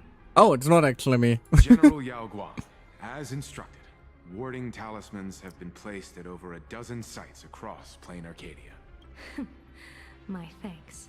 Right, It because was I'm on the Mr. way Yang's to the talent seaside city. creation My out of bad. nothing that allowed Brain us to fart. reproduce dozens of plumes and complete the deployment with such speed. Now, with yin and yang aligned and all four aspects in place, as long as we set up the last formation core. I know who Yang is, but who is Yin? Okay, sorry. Dumb joke. The Decalight reflection barrier will be complete. Using the divine eye of the Spiritus to weave a giant web, one that ensnares countless possible futures. General, have you truly made up your mind? Though Shuhu has been eradicated, the signs of doom have not faded. On the contrary, they grow ever clearer. After much consideration, the source can only be this restless corpse. One crisis is yet to pass, and another is already upon us. The Arcadia's ley lines were already riddled with scars. And now even the ancient tree's seal is starting to loosen. While Evanesia is asleep, someone must take up her duty to guard this place. Evanesia is asleep? Did I not catch that? But defending isn't the way of the hunt. If you don't want to become the prey, you must become the hunter. Also very random, did you watch the Loki show, the Time Shenanigans one? I did not. I heard about it, and I heard it's pretty good, but I kind of fell out of Marvel hard. Like, can't be bothered to still give a fuck. So the only stuff I know are like a few references that were made in the Deadpool movie, because that's the only one I still like enjoy, honestly. General, do you intend to go on the offensive and suppress the remains of the Veracity? Yeah, she's tired after helping with Fulvich, so she literally went napping. Gotcha. How could I? The Joy Seeker could barely confine that husk using the Abundance's ambrosial arbor as its cage. I'm not that arrogant as to place myself alongside the gods. I'm not here to guard against an Eon, but against a lesser menace. Lord Ravager Asat Pramod. This barrier is prepared for him. You know you're in trouble when the lesser problem is the fucking Lord Ravager Asat Pramod. How is that the lesser of the two problems here? Asat Pramod has been meddling with the game from the shadows. His intentions unclear. We know little about him or the Veracity. By chance, however, a friendly citizen has provided us with intel. Ouroboros' remains are in Ahotopia, aren't they? Silence is an answer in I itself. still want to know what the hell the deal is with Kochiba. Too many times. I'm not surprised that you were the first to discover it. You were in the Torn Scroll too. The probability of you noticing was 24%. That's a little low, don't you think? I'd put it at well over 90. What I don't understand is this. There were countless ways to verify your hypothesis, yet you chose the most unconventional one. Got a bomb that can blow up your whole planet and everyone that exists, and another that can blow up the whole solar system. Yeah! Our farming. Her and Neelix must have their own pets after the summer event, to be honest. Yeah, honestly, like, there's so much with Kochiba that still needs, like, answering. Who knows, maybe Starwell will finally allow a character to be a 4-star again and will actually get Kochiba. I'd be very happy, like, Starwell so desperately needs some more 4-stars, man. You bypassed security and broke into the building to confront me in person. What is your objective? This is no confrontation. It's a warning, Madam Pearl. I'm a security officer, and there is only one reason I'm here. While everyone else is fixated on the Phantasmoon games, only the Department of Aberration Defense is watching other places. Like the location where the new Herald of Death case was closed? Correct. The incident involved 4 Daybreak warriors, 3 nameless, one detective, and one officer. But just moments ago, a 10th set of footprints appeared at the scene. After the investigation, we learned that the traces were left deliberately. Assad? Provocation. The Lord Ravager bent on destroying the elation came uninvited. Yep. Make no mistake. Plan Arcadia is a stage he chose with care, and drawing the abundance into the fray was hardly a whim. Our top priority is to dispose of Shuhu's flesh properly to prevent it from falling into the wrong hands and causing another calamity. That said, Or into the wrong cannot afford dice. to ignore Asat Pramad's next move. This giant web is prepared for that very purpose. Once the entire planet is folded into the divination's trajectory, under the gaze of the Omnitia, all possibilities will be laid bare.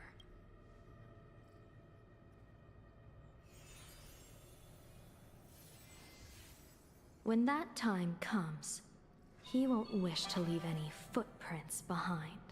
So her plan is basically just to just divine the fate of the whole planet to like One final figure out his next move. So Why did the Lord Ravager choose to visit this place? Does he have an ulterior motive? Or is this merely some twisted joke? probably overfarming. That question should be left to the professionals. Don't forget, we have a detective who can't seem to rest. Let's hope the accumulation of variables can tip the scales in our favor.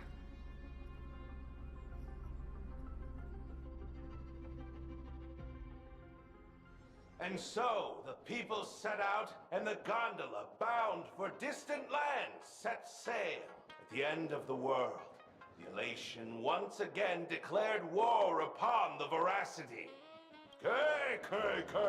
Frail little humans! Ouroboros split their mouth wide open. Golden teacher. Whoever can Who the hell are we talking to? mouth with but a single thing shall receive a reward. My tongue. The fool known as the Shepherd captured a comet, but it wasn't even enough to fill the gap between the veracity's teeth. The bartender Bladie opened the wine cellar, yet they only grew drowsy, drifting off to sleep.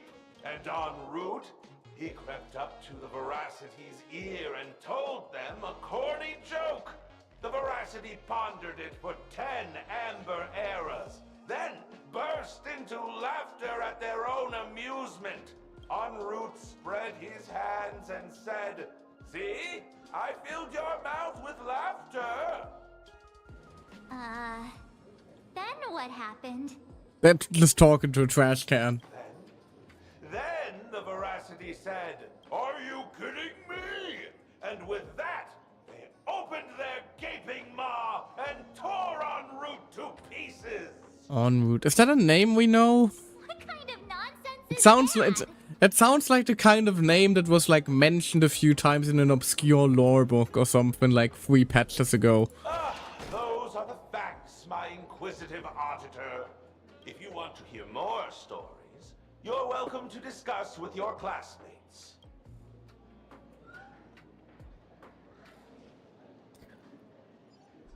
We came here to investigate the veracity in Asat Pramod, but all we got were stories that only a 3-year-old would believe. To be fair, we are dealing with fools here, so chances are those are surprisingly close to the truth then. Rumors don't just appear out of thin air. It's just a matter of how much truth you think they hold. At least 90% of that was made up. That still means we got 10% information. Sometimes that last 10% is all you need. To be fair, we are 4 years old only. That's true, that also is a factor. The green man. Oh, plenty of bystanders around. Oh, right. Let's hear what they have to say. I was wondering what the hell Aquan is doing here. Why I'm currently playing her. Hold on. Open the detective notes to view the newly added clues. Case of veracity, Shepherd, the guy summoned comets to feed veracity. Yeah, okay, it's just a story again. Also, that's not the team I was using though. Hold on. Let's just throw in Ashvale though, since we're currently playing him. There we go. Just a quick and dirty Ashvale team. Scribble Nips. And Do-White Chungus. Sure. Although ads are currently inbound. So I'm gonna be taking a quick 3-minute break to, you know, hydrate, stretch, all that good stuff. You guys feel free to do the same. And I will see you guys in 3 minutes, alright? Alright. Be right back then. Whee!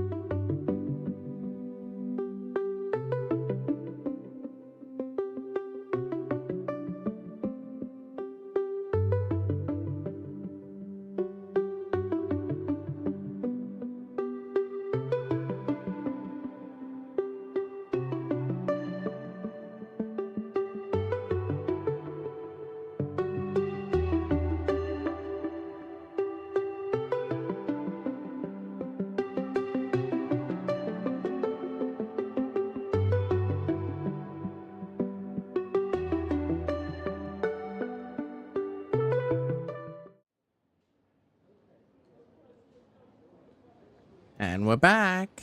Hello, hello. Now, let's see what the hell the fools are on about this time, shall we? How about you, Green Man? You right, Chungus. You two asking about the veracity? You think about walking that path? Not necessarily.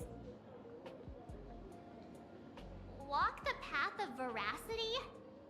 Do I need to eat everything in sight? You got it. Kids always dream big. Some were bulldozers. Some are monsters. I don't think that just excessively eating is the path of veracity, but sure. I am on a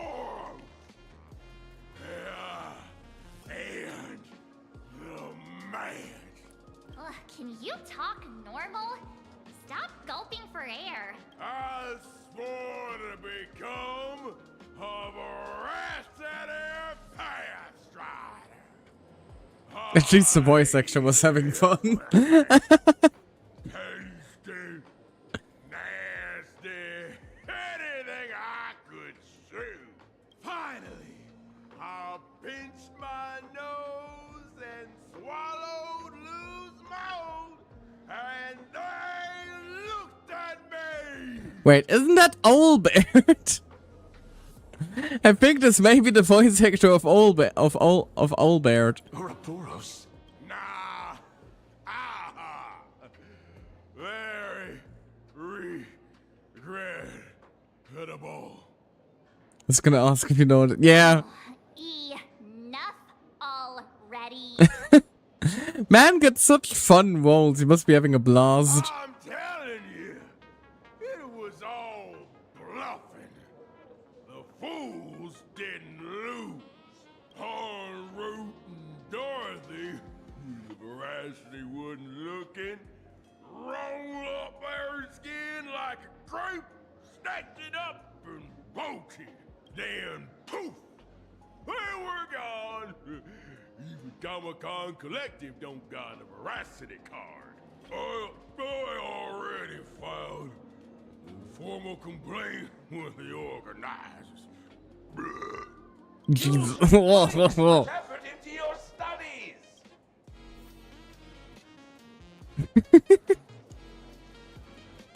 Again, at least the voice actor was having fun. How about you, Scribble Nips? Say, a dull pen beats a sharp memory. My memory's dull, and my pen's not much better. Then you must have a lot of stationery. A kindred spirit. Miss, it seems you're one of us as well. She's stupid, but she's not a fool. I've met far too many fools who can't even read. Oddly enough, those of us who truly love learning are the rare ones. Interested in studying the knowledge of the laughter? I have a reference book here. You can have it. How to Poke an Eon and Get Away, a book signed by Scarecrow that records tales of masked fools who dare to offend eons. They view this as a rite of passage in a fool's career, rushing headlong into it one after another, never tiring of the thrill. Pay per second, one day tour of the Ember World. Revenant dream of the primeval Imperial into the mouth of veracity. Everyone is a driller. Afterwards, say no to Aha.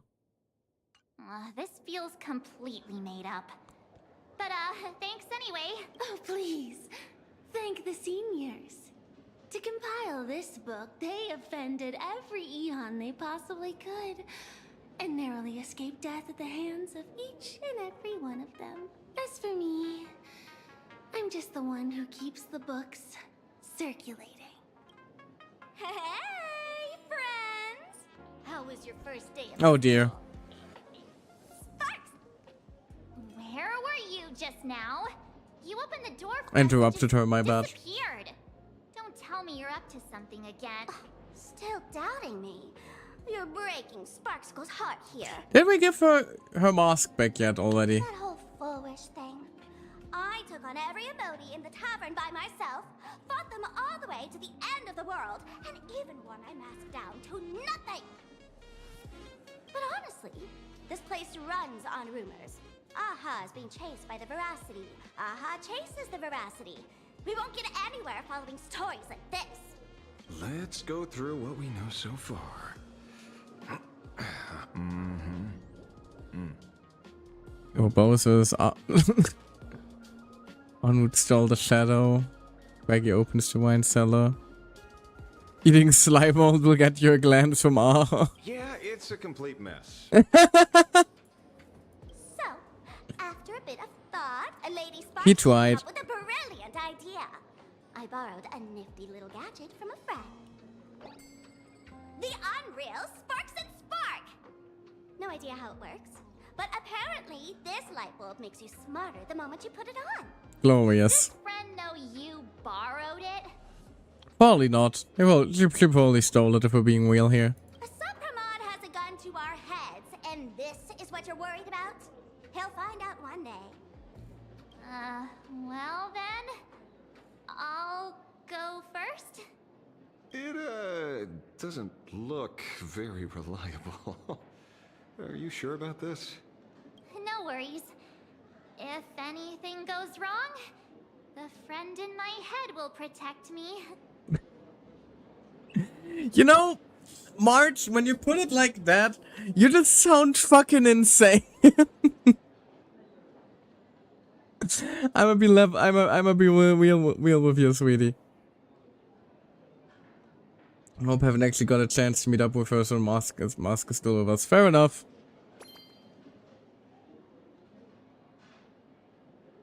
Well? Doesn't seem to have any effect. No, it's working perfectly. I get it now. All of it. Oh dear. No need to dance around. Oh dear. Our enemy is a Lord Ravager. There's only one question we need answered. How does Asat Pramod plan to destroy Elation? Correction. The effect is very obvious. Judging by Nanook's habit of picking Lord Ravagers, I wouldn't be surprised if Asat Pramod was once a masked fool, and therefore knows Aha's weakness. Reasonable assumption. The Arcadia is like a microcosm of eons and paths. People indulge themselves in fabricated happiness, unable to pull themselves away from it. Many have expressed their concerns. This isn't elation. Aha is playing with fire. A classic social realist deduction. Old-fashioned. Ooh, but effective. We're closing in on the truth. Yes. The answer is all but revealed. You are Asat Pramod, Sparksy. Excuse me? Do you have evidence? Of course. The truth is so simple that everyone overlooked it. The evidence is you were the first person I met when I got off the express. She's running off that theory now, isn't she? If I am Asat Pramod, would you and Grey Hair have been able to walk out of the school alive? Yeah, fair point. We did kind of whoop your ass, yeah. Something off already. That's weird. I thought I was on the right track. It probably just makes you think you're correct, but, you know. Let me give you a lesson. Deduction isn't about people skills. It's about smart tricks and flawless logic.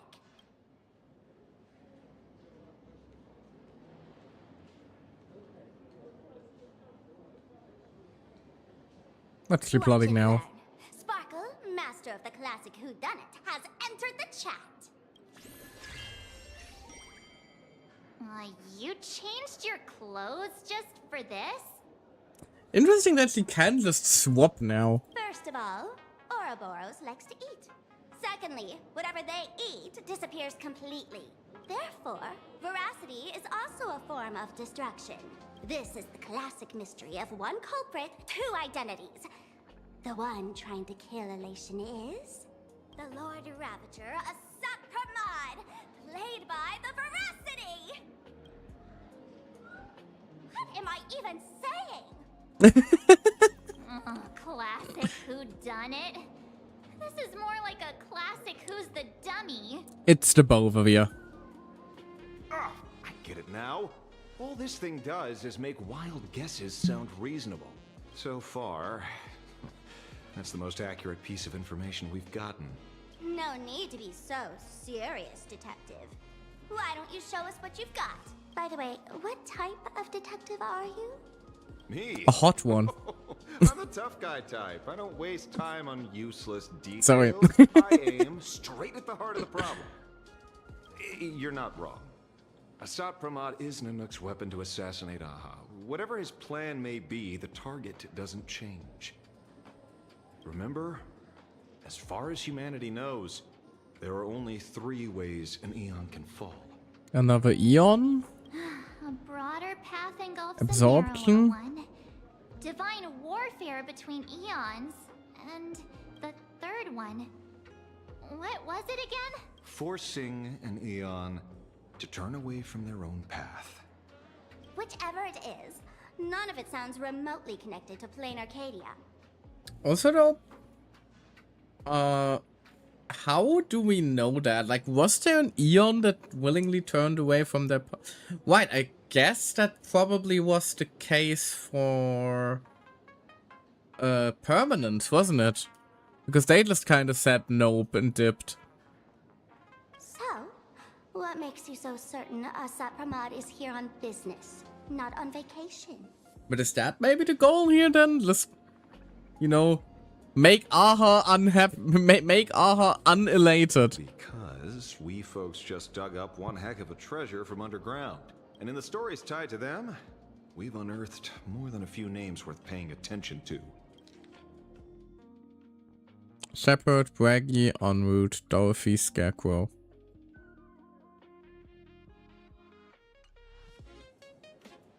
The Shepherd. An old pal who can't stop lying. He goes on and on about death being a solitary feast, but I just saw him last week, alive. I see you're acquainted. Please, introduce us sometime. Bladie? Forget it! He's good behind the bar, but slippery as an eel. Ask him to work for Nanook, and he'd run away on the spot. The former bartender of the tavern, everyone knows him. Couldn't be him. That's just a title. Anyone with a girlish heart can call themselves Dorothy, between you and me. Director Sparkle used that name once, too. Guess when? Looks like this clue has a little value to it. Oh, hold on. Los. Bildbeleuchtung. Ich weiß nicht, ob die geht.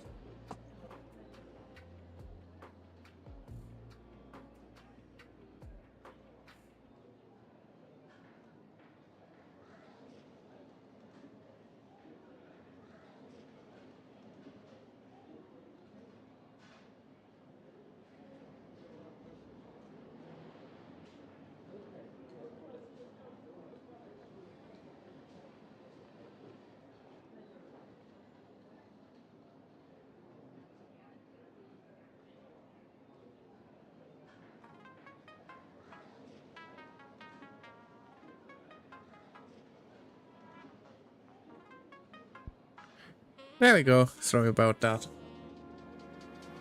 Where were we? Right, Scarecrow.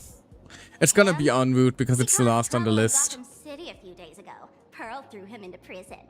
I know. I was the one who caught him. En route.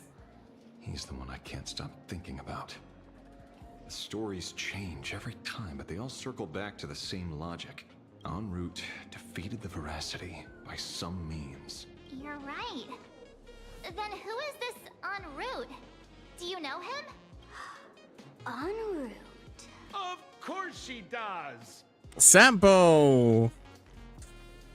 What the hell are you doing here? Everyone in the tavern knows that name.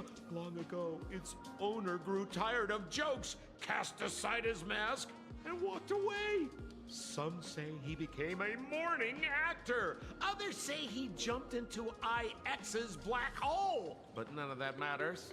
What truly matters is that you have my unreal Sparks and Spark. What? Give it back, give it back. That's a big order my client wants immediately. What do you mean, give it back? It just What the hell walked even off, is a and I had Sparks to and find out Spark? the way, so I brought it home. You want it? Here, take it now. Absolutely not. Wait, right now? This doesn't sound like you at all. No. If it's a no, it's a no. Guess I'll keep it. Oh, the item. Fair, fair. My bad. And off she goes. Sir, do you need to hire a private detective? Also, like, throughout everything, we now very much know that Sampo is a masked fool. We still never figured out how the fuck he ended up on Bellaborg, did we? Hey!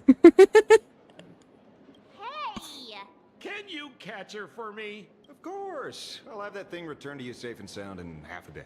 But, in exchange, I'd like you to elaborate a bit more on what you were saying. Oh, so that's why you're here. Now, old Sempo's intel isn't cheap. Waiving the fee won't quite cut it, will it? Name your price. Put it on Pearl's tab. Ha! Just kidding. Money talk's boring. Besides, the Astral Express and I go way back. Oh, and I wouldn't scam you two. At least this time. The en route you're looking for lives up to the name. There's nowhere he can't reach. Only places he hasn't been yet. Did he join the Express? He's the gold standard of the masked fools.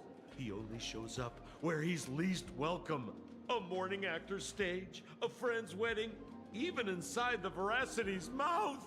All for the sake of a good laugh. That lines up. Sounds like the origin of the legend. So, he's a friend of yours? Not a chance. Back when old Sempo was still a kid, En route was already a name in the history books. He left the tavern during the Second Prosperity. They say after hearing 30 trillion jokes, he never laughed again. Second Prosperity. Before he left, En route Guess said even one the thing tavern that has its at the errors. time no one cared about. Elation has been dead for a long time. Where did he go after he left the tavern? The tavern has 10,000 mouths, all telling different stories. All I know is this. He said he was headed for the true world's end, and then he vanished without a trace. It isn't like straight up Assad, is it? How do you know all this? Oh, I've been around long enough to have my own channels. Just trust old Sempo. And about catching Because that would also explain how he knows about the Veracity. Leave it to me. I keep my word.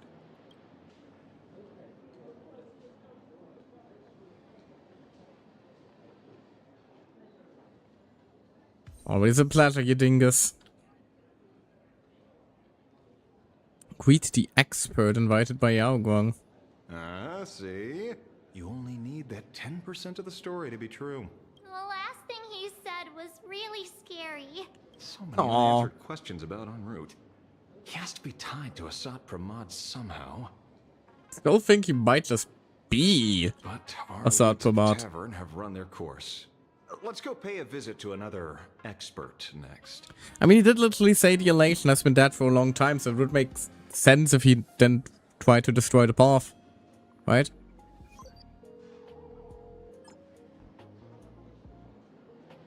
No. Speak of the devil. Only a Cienjo general could have arranged something like this, I suppose. Hey, I was wondering where you went. I'm surprised. Hello, as well. wife. You've only just left Amphorius, and already you've managed to draw the attention of another Lord Ravager. We're sorry. Miss Ron May? And Miss Ting Yoon? We're here by General Yao Guang's request. It seems we arrived just in time. At first, I only came because the Shenzhou extended an invitation, and it seemed impolite to refuse. Now that I'm here, I see it was well worth the trip. That's you know, you could also just come here. Just projecting yourself into a chair for a drink just seems So, kind of pointless, doesn't it? Ouroboros has long been dead. Their death was merely buried beneath layers of secrecy. Hardly surprising. They disappeared after the swarm disaster, and there are many different opinions on where they went. Also, you have a part of them in your arm still. The Intelligentsia Guild claims the Veracity ate their fill and entered hibernation. I don't buy it. Those scholars are fond of post-meal naps themselves, likely just projecting their own habits. You seem surprisingly calm, which makes sense. After all, the shadow in your right hand is evidence as well. Exactly. Why don't you tell everyone what happened to the Galaxy Rangers back on Von Walk? Oh, finally some Ashway lore. Von Walk. Sprightly Von Walk. I've heard there's a particular phenomenon that occurs on that rainforest planet. Plants multiply and grow and are then harvested like wild grass. A cycle repeating every few decades. Almost identical to the Phantom Moon games. But how are the two connected? When you hear plants and growth, Shouldn't that make you think of abundance? Huh. Wait. Yeah. It seems you figured it out. The abundance is used to seal our bowers because it's an infinite food supply. By coincidence, abundance is another thing the two worlds have in common. When coincidences pile up, they cease to be coincidences, Mr. Ashvale. No. Leader of the Rangers, Mr. La Mancha. Perhaps you could explain this to our nameless friend? Back on Van Walk, I'd already long since stopped being a ranger. Your conjecture is basically correct, Miss Ron May. You're not the only genius to take life as a subject of study. By the time I arrived, the atavistic experiment was already approaching its final Primitive. phase. Yeah. Dr. Primitive had set his sights on an ancient leviathan. Beneath Von Walk's surface, there also lay the remains of the Veracity. You stopped him. The Rangers stopped him. Back then, Mr. N was still human. Mr. N? Now, deep beneath Ahatopia, another corpse of the Leviathan lies buried. Oh, the narrator. Of course, of course. Oh, so that's when they became a monkey. Oh dear. If I'm not mistaken, there are countless other worlds carrying out the same ritual. Aha sealed Ouroboros' body among the stars, suppressed it with abundance, siphoned the power of the Path of Veracity, and called it a game. This is what people call the Phantasmoon Games. Uh-huh. Why would they do such a thing? You may remember. The monkey, yeah, exactly. Express once delivered a Leviathan's carcass to me. That wasn't the only one in my collection. You're not just gonna drop the bomb here that you also possess a piece of our bowers, are you? By arranging remains from different eras in sequence, I discovered something rather intriguing. At a certain moment over 1,000 Amber eras ago, just as Akivili began traveling in pursuit of their ideal, all creations of the Veracity lost the same organ. Their taste buds. What does that imply? The purpose of consumption changed. Be they spawns, depth crawlers, or void song whales, their genetic markers encoding gustatory organs vanished entirely. Creatures walking the path of Veracity became nothing more than biological black holes, consuming without discrimination. This was not natural evolution. Through the simulated universe, I identified the point of divergence in history. A concept had disappeared from the path of Veracity. Consider this. What do taste buds provide? Enjoyment? Yummy flavors? Precisely. Savoring something's aftertaste is an act of elation. Oh, and because our bowers has to be purely its path and can't like have parts of another path, the birth of Aha essentially removed that aspect from the Veracity. So Aha stole the original Prima Mobile of the Veracity? The simulated universe proves nothing on its own. But the primal desires of life have always been entangled. Think of it as my intuition. The conflict between the eons of elation and Veracity stretches all the way back to primordial times. How many people know about this? There used to be 2. I only told Yu Qingtu. Now there are 5. After this, I can't be sure. Exploit the old conflict between Aha and Ouroboros to ignite a divine war, or allow intersecting paths to devour one another. Of the 3 known ways to kill an Eon, the Arcadia fulfills at least 2. Now who still thinks Asap Pramod is here on vacation? But you still haven't explained where it came from. Oh, you mean the shadow? It has nothing to do with Funwalk. Oh? Call it a Where was it from then? This isn't my first encounter with the Astral Express, nor my first time dealing with a Lord Ravager.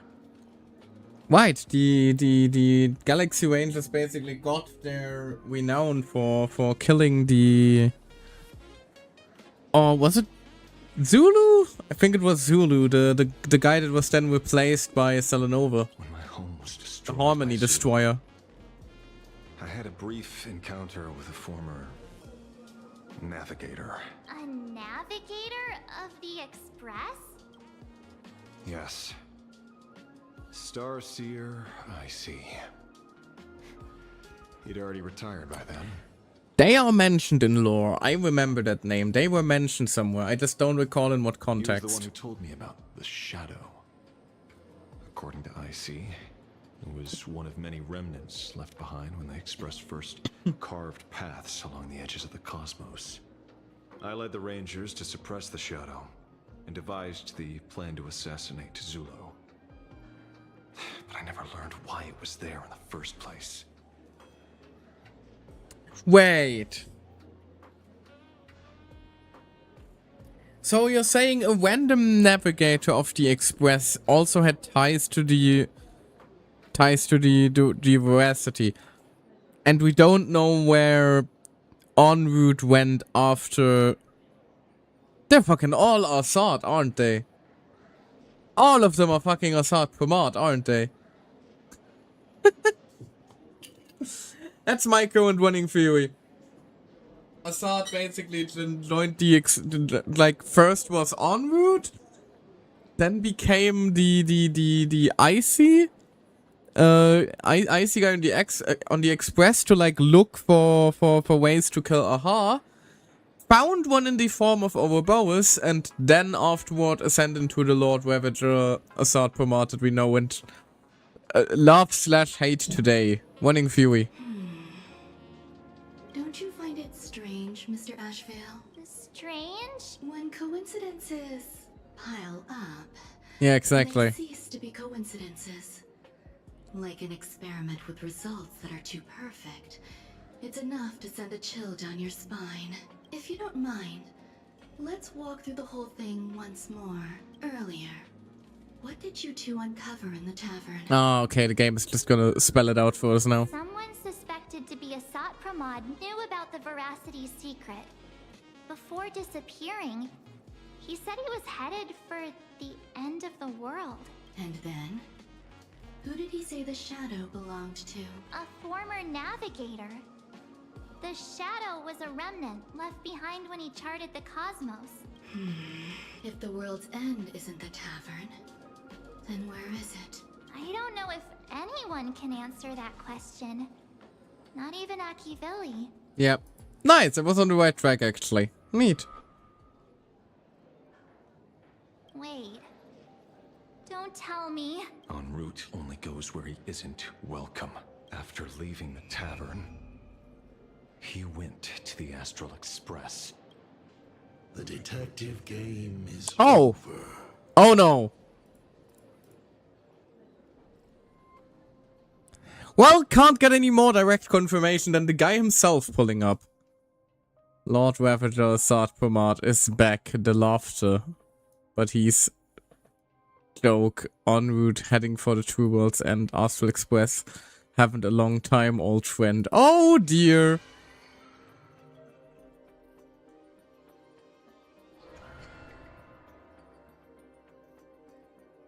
Well, Ashvale's in trouble.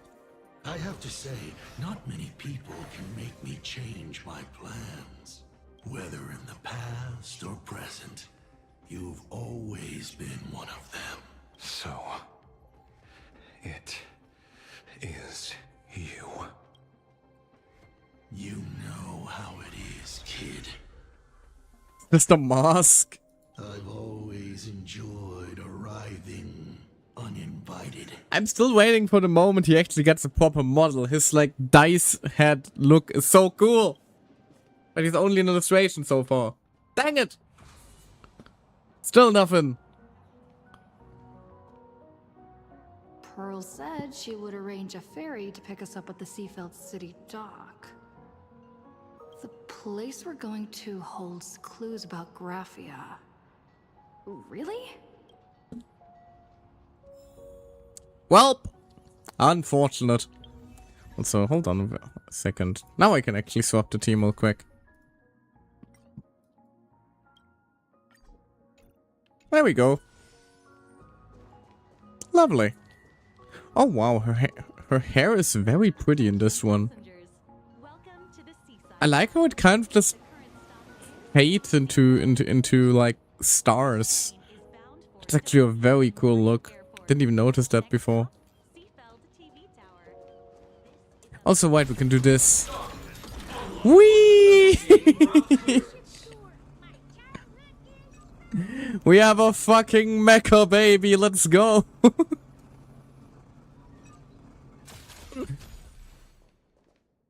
It is an honor to, well, shall I say, be of service to you again. Didn't you insult us last time? When Madame Pearl invited you to visit the Perlux Tower, I was supposed to be your guide. Oh no, it's I ended up being replaced by a total fraud. The guy who got replaced by Neolux. My name is Feld. By order of Madame Pearl, I will be escorting you to your destination. Thank you, Mr. Feld. You are too kind. I followed the battle in Seafeld City very closely. Serving a hero such as yourself is a true privilege. I assume Madame Pearl has already briefed you on our destination? She only told me to come here. I see. It so happens that Madame Pearl is tied up with an unforeseen event, so allow me to brief you in her stead. That probably being that her dear detective is currently being eaten alive and torn to shreds by a Lord Ravager. The destination of our boat journey is a hotel known as Inkford Hermitage. It is situated at the end of a Dovebrook tributary that ultimately flows into the sea. It is one of the points where the world in canvas intersects with reality. And Graphia lived there? Yes, to be precise, she lived there 1,000 years ago. Legend says the Oh, hey there. miraculous and canvassing of the mortal world happened there. Would Madame Pearl, a die-hard fan, pass up a sacred site like that? Hey, Time Lord, your beloved is back. Neolux, when did you get here? Word is that Madame Pearl just flicked her wrist, signed a check with an astronomical figure, and bought the whole plot of land. She also snatched up every single piece of Graphia's lost works she could find without bothering to verify their authenticity. Escorted by IPC soldiers. Are you in trouble? Whew, I guess money really does let you do whatever you want. That's not even the half of it. I don't know where her obsession comes from, but she's dead set on the idea that Graphia is still alive. If she gets even a whiff of anything remotely related to Graphia, she's got her people on it at the snap of a finger. But all they could find were Imagine knockoffs. Random, pretty redheads based on nothing but imagination. I bet her reaction went something like this. Objective. Locate the original. Error. Detecting excessive quantity of low-quality merchandise. Isn't that kind of racist against intelligent ones, Neolux? You! I remember you! You're that fraudster from Perlux Tower! Racism. Perlux Oh no. Tower? I've never set foot in that place in my life. Oh, I know it's you. I've seen the footage. You're wearing the exact same outfit. Oh, a slip up in an otherwise perfect plan. Relax. Your job is safe this time. Cut it out, you scoundrel. You can't talk your way out of this. Who exactly are you? We've all been wondering the same thing.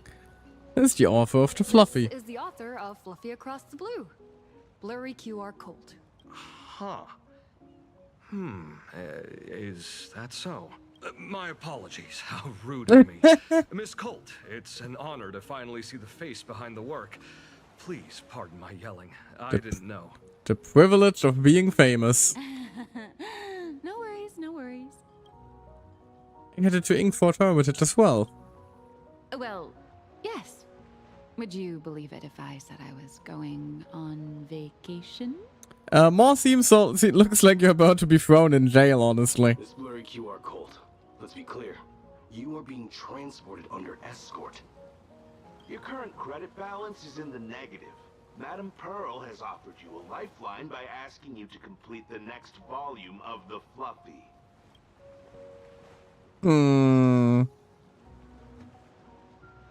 Whoa, this is not my fault. Remember Alloy King Pom Pom from Pearlix Tower? I tried to put everything on Pearl's tab, but she found out and charged it back to me. Who knew a figurine could be so expensive? It was a whole ass mecha on your looks. You actually have a saving. Hey, I pay for my own meals. Is that so shocking to you? Is it? Honestly, you're a mangaka. I'm surprised you even have money to afford rent. So you're escorting her to, shall we say, an intensive creative retreat? Correct. The objective is to deliver the manuscript and clear her debts.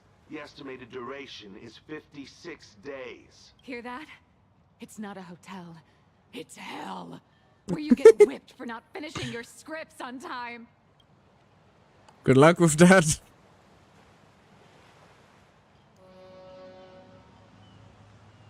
The boat has arrived.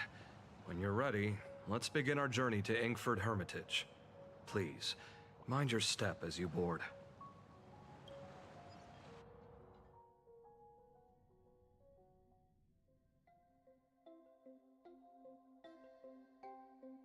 Aww. Right, I do recall this being a very pretty looking area in the trailers. Have arrived. This is the snowy shore of the canvas world, Inkford Hermitage. Huh. Are those Wispy floating on the water? Aww. No. Cute. Oh dear, there are so many Wispy. They are blocking the boat's route. But no need to panic. Please follow my lead. Oh, look at them. They're like fans or something of like either like Neolux or us. Ready to greet us here.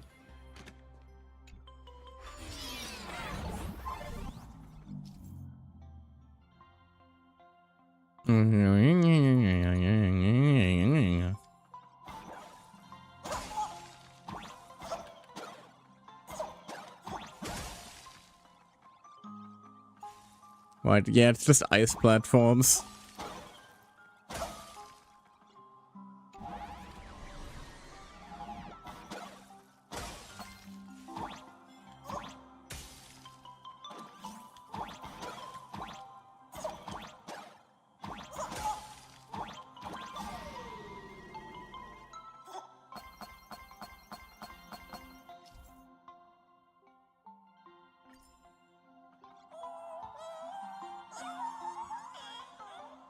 Off they go.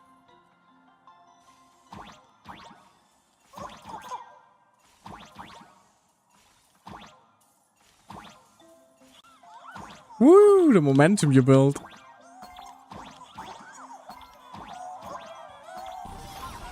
Oh, I'm sorry. That guy teared up a little bit when I stepped on him. I'm sorry, little one. For a second, I thought we were going to hit an iceberg or something. We changed places with him. They took over the boat. Oh no. Why are they surrounding us? They probably sensed your wish power. You are the Phantas Moon Games superstar, no? Oh, you're gonna make me blush. Look, nope. One's trying to hitch a ride on you. Hey, you get on me. Must have been when we came ashore. Oh, what a devoted fan. Cute one too. I love the little cubes. Everyone, welcome to Inkford Hermitage. Does seem like a chill place. I was imagining a Benzai Tengoku style manor or something. So you demolished your idol's old residence and replaced it with a luxury hotel. How very IPC of you. Of course not. Benzai Tengoku vanished more than 1,000 years ago. The original structure is long lost to time. The IPC only chose this location because this is one of the weakest points between reality and the world in canvas. Many Imaginae are born every day, but just as many ancient lineages of Imaginae hide themselves away in the world in canvas once their wish power dry up. or as they grow weary of the mortal world. This is the final stop before they enter the world in canvas, and this is where they bid farewell to reality. They rest here, organize memories spanning centuries, and then pass beyond the point of no return. Rumor has it that Graffia's soul appears graveyard, from essentially. time to guide these weary Imaginae on their path. There's a sense of parting in the air. No wonder the soul of the mother of Imagenesis feels an attraction for a creator. This must be the finest well of inspiration. It's an elderly home for the depressed personification of whimsy to die. I would have put it so dark, but I guess you can put it that way if you wanted. Very IPC-like, true that. Miss Colt, now that you're in this well too, you ought to make the most of it. Let's go. I'll lead the way.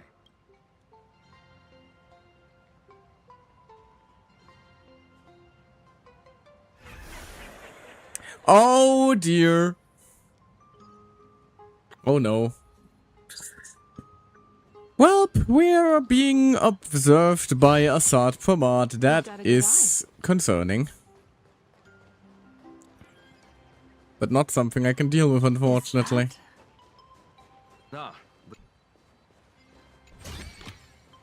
I interrupted them. It said that before something tree in the distance. It does look very... Hold on. What angle can we get a good look at it? Ah, there it is. It does look very... abundance-ish, doesn't it? It is a little concerning again. Oh hey, here's the calyx I've been using all this time. Hello. Casper the friendly ghost! We have arrived. The hotel staff will take over from here. I'll take my leave. And off he fucks. Oh, it's freezing. It's cold enough for a typical snowstorm mansion murder mystery. Don't jinx it, the last thing we need is a murder. Anyone here? Hello? You know, echoing yourself would be a lot more convincing if we didn't just see this whole bustling with people. Guests, my apologies for the late welcome. Oh! It's so cold. It's an actual snow wispy. Hello. Oh, there, he's so little cute. one. He's so cute. I am the lobby manager, Casper. You have a very high body temperature. It literally is Casper the friendly ghost. Oh, my heart. Allow me to introduce myself. I am the popular comic artist, Blurry. My heart. Oh dear. Hold on. The former comic artist, Miss Nihilux. Former? Oh, my true name is gone, just like that. Oh wait, did you say former? Was she fired? Big shots upstairs gave me a heads up. You are now an asset of Perlux Corp. Oh dear. You'll be staying here until you finish your next volume. Every guest in this hotel is an Imaginae with quite a history. That Arcadian over there?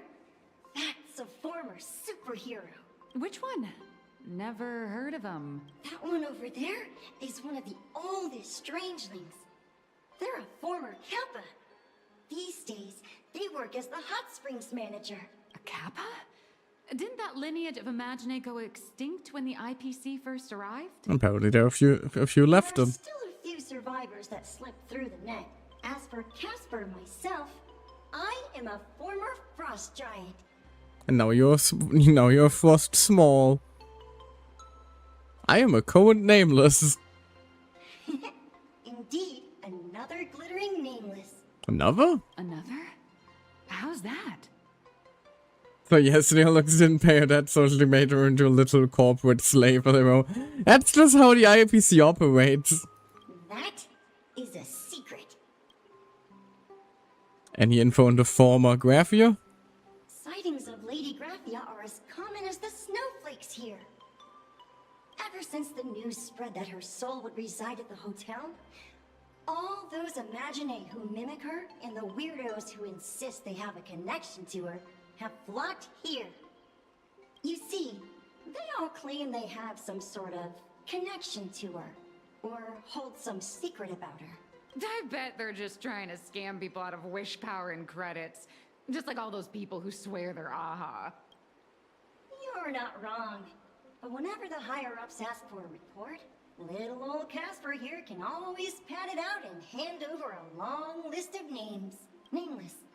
Good luck with your inquiries. Bye now. Bye, little one. Oh, I love him.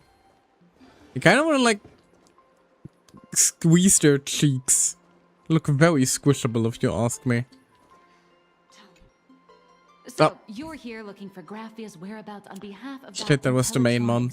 What main one? My bad. I thought it was the optional one. I think it's unlikely that the mother of Imogenesis will see her. I received the request from a friend of Graphia's. A friend of Graphia's? Just how long has that person been alive? So that friend while. wanted you to find Graphia, but they didn't tell you how. I like being mysterious. Aside from a single parting request, Vanessa had no time to leave behind any tokens or guidance. That's not to say she left nothing at all. The only thing Evanesia left that could be a token is the mask she painted herself, right? Do you have any bright ideas? Normally, I'd suggest you play that little snow puffball for info. That good luck with your inquiries line definitely had a subtext. But since you're asking for a bright idea, you must have heard that in a certain corner of the universe, there's a mysterious ritual that can summon historical figures to the present day. Neolux, not yet. We're not at the Fate collab yet. The Holy Grail War! I was trying to make a joke. I didn't think that was actually what she was playing at here. Neolux, too early. Been in one. Oh, right. That was your big adventure in Penacony.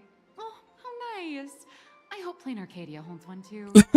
Well, I got excellent news for you, girl. Then I don't need to explain the method. First, we need a catalyst. Do you have Graphia's brush or palette? Doesn't look like it. Remember, this was right after the announcement of the second collab. Yeah, exactly. Neolux is just doing the same thing that Sampo used to do now. The fourth wall is a mere suggestion for this one. No matter. Miss Cult has got you covered. We use ley line resonance. This hotel is built on Graphia's former home. It still has a connection to her, like that vibrant golden tree. Wait, you aren't actually falling for this, are you? Will it work? I was just kidding. Sorry. I was just trying to lift the mood. Listen, I'm desperate here. Honestly, I'm a chronic deadline misser who can barely save her own skin. How am I supposed to help you? Unleash your mystical powers. Enough. Break time is over, Miss Nihilux. Now that you understand your situation, stop wasting time. Oh dear. I just checked in and I have to work already? I'm not some fully automated painting Mechatron. You do know that, right? You are now, I fear. Mechatron can run for hundreds of hours straight. You cannot. That's exactly why every second counts. Now right this second, start increasing your value as a quality asset. Hey, wait! This is kidnapping! Oh dear. Little raccoon! Help me! Oh my god! What are they doing to her? Oh dear. Neolux is hauled away by the two bodyguards, leaving nothing but her drawn-out cries for help echoing through the lobby. Oh no! If that Casper guy is a survivor from the Sindarth age. Maybe he really does know something. Anyway, I'll start by asking around here. Poor Nihilux. He's just getting murdered now. There's still a chance for me to turn my life around. Just some books here. Where the hell did Casper go? Casper, my friend. That is a chonky boy. Hello. Having a good time? Welcome to the Steam platform. Oh, you think you're being cute, don't you? I miss my... Oh no. Especially considering the recently dropped on Steam, I think. I don't think that HSR or Genshin ever did, though.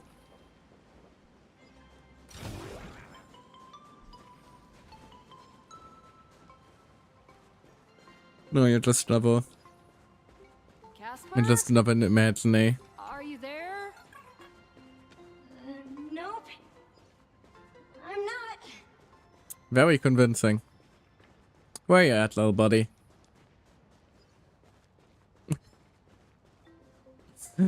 Gee!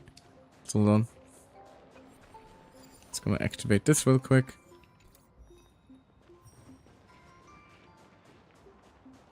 Gee, I wonder. You found me, current nameless.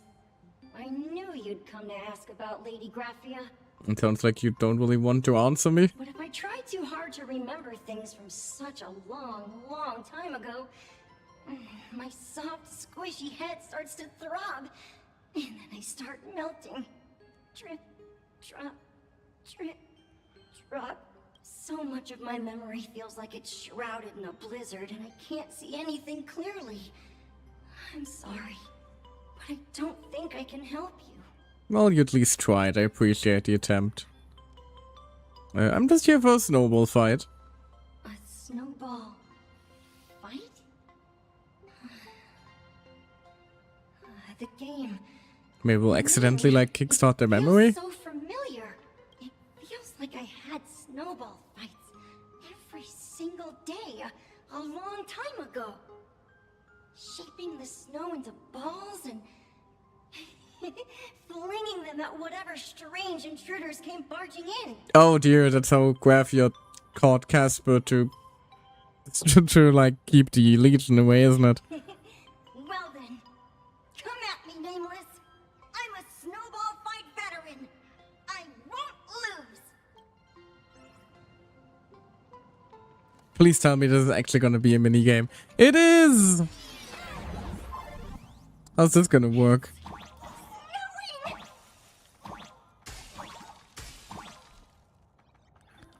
Listen, I don't think you know how snowball fights work, buddy.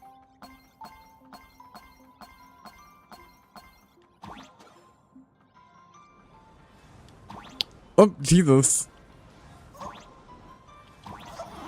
Ow. Yeah, usually you don't get assaulted by, like, pickaxes.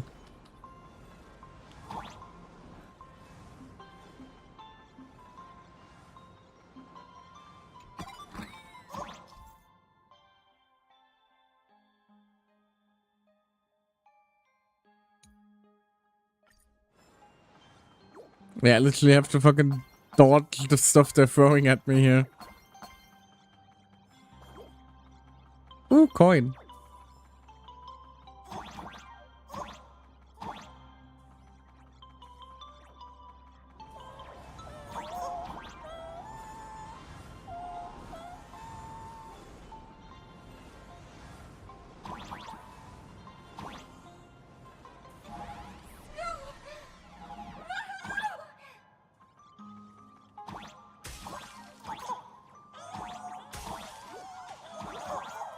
Again!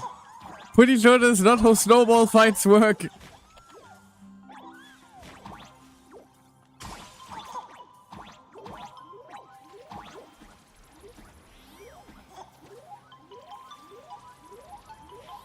At least they seem to be having a good time.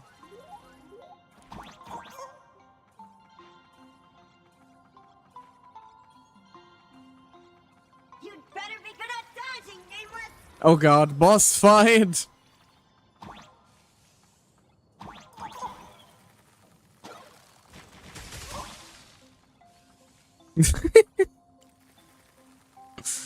I guess this comes closer to a snowball fight. I wouldn't recommend throwing ice cubes at people though. Sounds like it might hurt.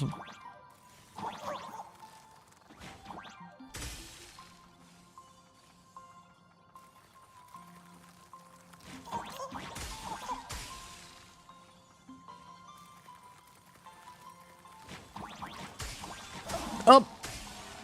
He got me. Fair enough. You got me. Hope you're proud of yourself. Oh no! No, I didn't mean to blow him up. Are you okay, little buddy?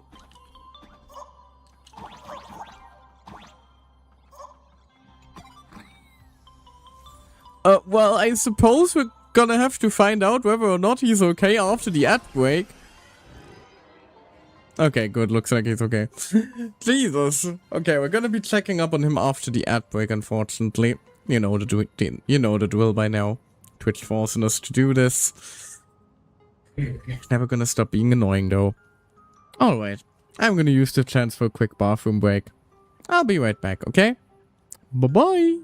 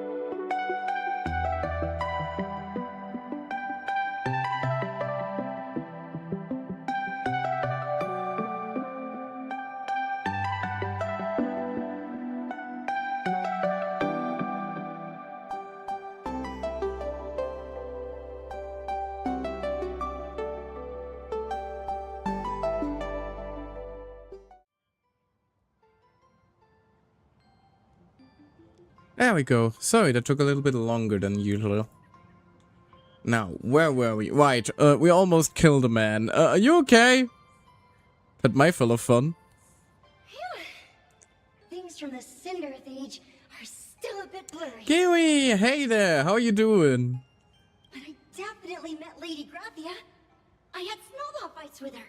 We're just doing some catching up on the Star Whale story still, because I didn't manage to quite get where I wanted to the last well, 2 weeks ago when I last streamed because of my break last week, but you get the idea. What was she like, though, Miss Graphia? Great painter who led us in snowball fights. She'd even paint portraits for everyone. Back then, when we wanted to see her, nope. we'd go to her doorstep, light the crown lamps. Suddenly trees.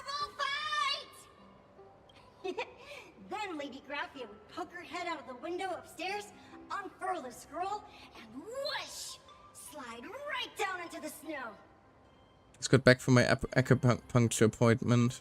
Don't know if I feel better per se, but yeah, always forever having... Oh god. Sorry to hear that. But yeah, I did hear acupuncture doesn't feel like it does anything immediately. It's more so something you notice in the long term. Much like a massage where, you know, initially it hurts like heck, but you know, you realize how good it was after.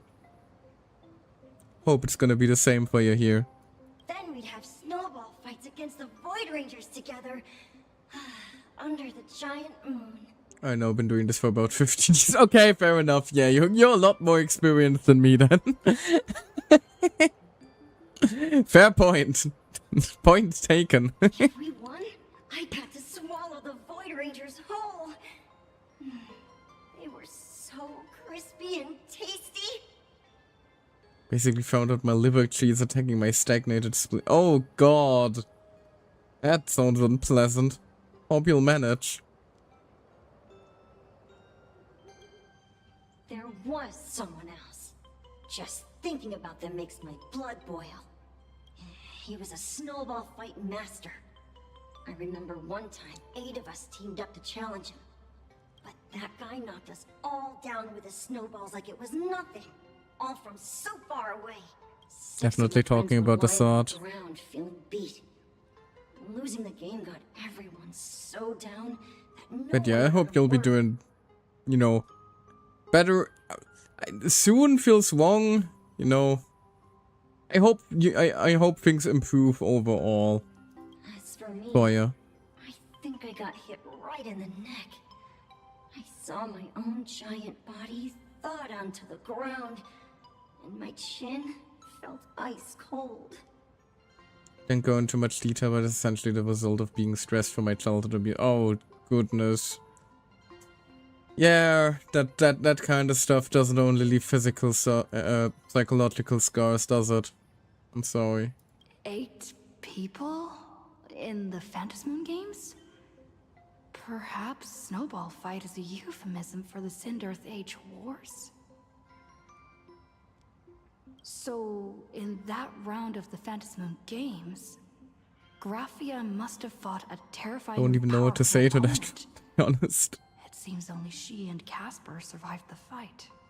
I just hope that, you know, you do better both physically and psychologically. Also, don't worry about it. It's fine. It's fine.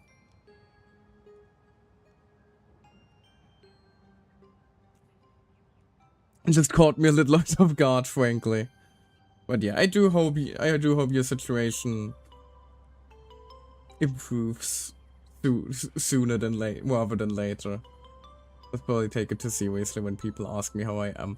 If I wasn't prepared for a negative answer, I wouldn't be asking. Probably better that I not answer truthfully. No, it's fine. It's fine. I'd rather you be confident. You like. If you're a long-term member of the community and I ask you, hey, how you doing, and the answer is just not well, that's fine. People are allowed to not be well. You know, the trauma dumping rule is more so for people immediately popping up into chat like, hello, I'm about to fucking, you know, do something stupid and like stuff like that, because to mostly avoid, because well, those sort of messages, if they're being sent by Windows, tend to be from trolls just trying to get a reaction out of you. And the rule exists for those people, not for long-time members of my community that I care for. Appreciate you listening for though, thank you. Don't worry about it. Hey, if anything, I hope we can like help you, you know, unwind now a little bit and relax a little. Get your minds off things. I'll be happy to aid with that, because frankly, unfortunately, it tends to be the only thing you can do for people that you don't really know in real life. Just, you know, bring some positive vibes back into their lives.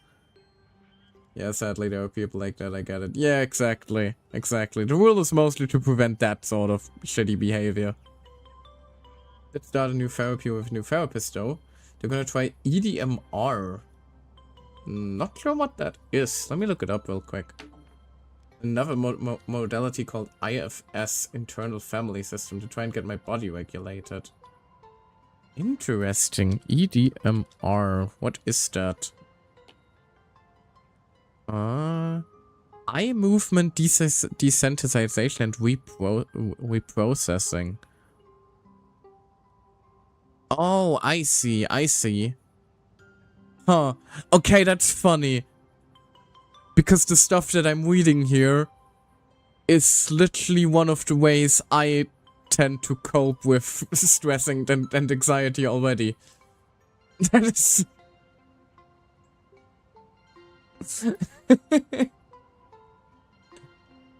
EMDR, okay, yeah. That's a little funny.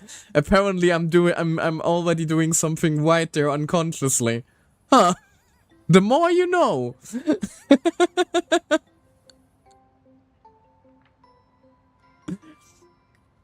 Got my letters mixed. Don't worry about it. Google apparently caught it. Google apparently caught it.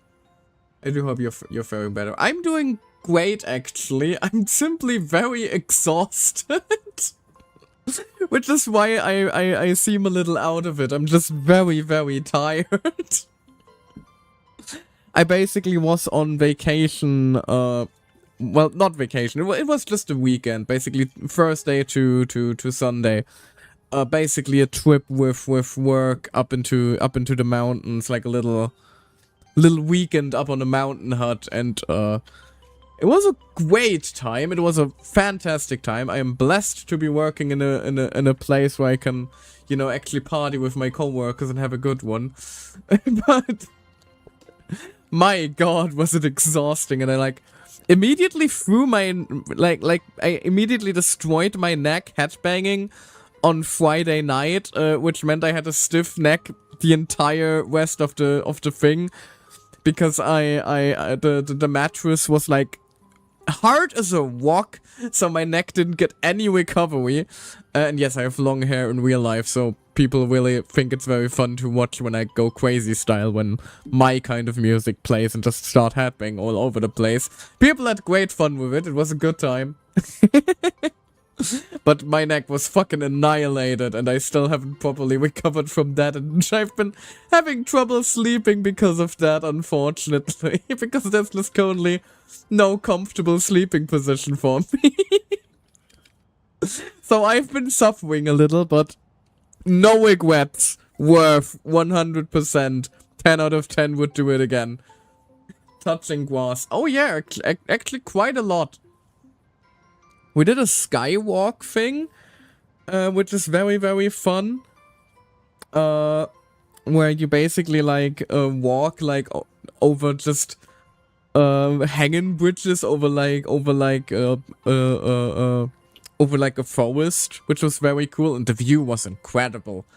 I like, you know, the age-old debate of like mountains versus sea vacations. I'm always on the side of mountains.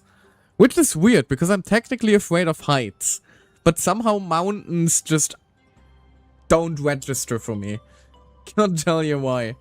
I guess because I still have my 2 feet on the ground. Do you have chiropractors in Germany? Of course we do. I bet you do, but do you like them? I couldn't tell you because I never went to one, even though I really should, honestly. I probably should, it just never happened. I just never had a chance to yet. Never found time to like squeeze in an appointment. Not to mention that like as a you know, in Germany, and I know the situation is fucked in America if it comes to health practice and insurance, but basically in Germany we either have the state mandated insurance or private insurance, and the state mandated one is, you know, what provides our like free healthcare system.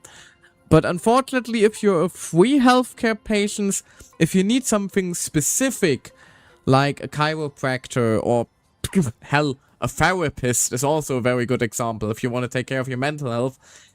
Getting like an appointment can be quite the hassle, which is why so far I frankly just never bothered.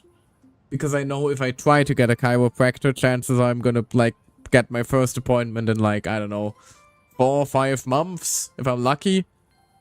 That kind of stuff. If you're a private patient, it tends to be a lot easier. And technically I do have some budget in a private insurance, but I kind of always save it for emergencies, which then means that I never use it. I kind of treat it like recovery health items in an RPG. No, I can't use it for this problem I have. What if I have a bigger problem later? I can't get a chiropractor because my back hurts. And what if I get fucking run over by a car tomorrow? You know, that kind of thing. For chiropractors that don't do the neck snapping technique. Oh, that one's horrifying. I know what you mean. There's another technique that's much more gentle. They use a tool called an activator. So if you prefer a more gentle approach, try to find the one that uses the activator. Noted. Thank you. I'll jot that one. I'll try to recall that when I eventually do what I really should and try to get an appointment. Duly noted. Thank you for your advice. I appreciate it. See, now the conversation's already more lighthearted. Simple as that.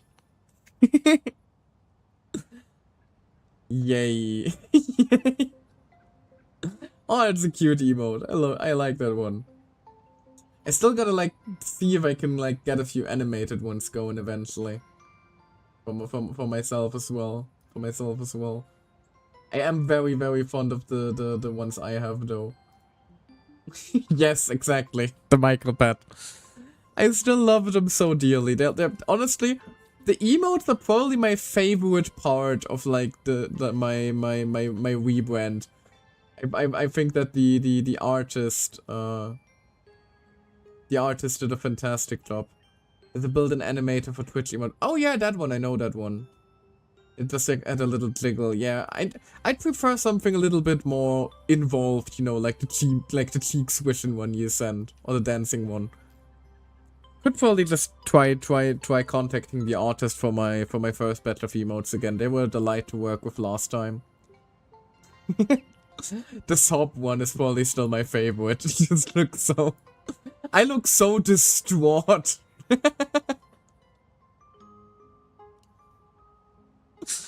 Anyway, enough yapping. Let's see if we can actually continue the story, because I really wanna try and finish up the 4.3 story today if I manage it all.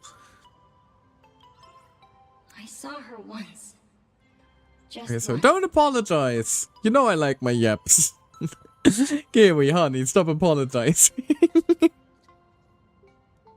4.4 was pretty good too. I heard it's good. Oh, hi. Oh, thank you for the check-in. I heard it's good, but so far I haven't seen or read anything about it. Trying to keep it that way. That's why I'm in such a rush to like catch up, you know, currently. Because the earliest I'll probably be able to continue the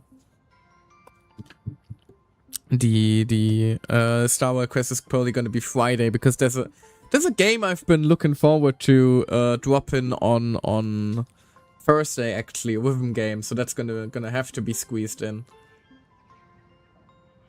This emote, yeah, the Surprise Pikachu one is also great. No, this one is my personal favorite. Just the sob one. I look so distressed. And honestly, it's fairly accurate to my reaction to a lot of the Hoyoverse stories, if we're being real here. Looks like Anya. Yeah. I don't even recall where I think the direct inspiration was like from a...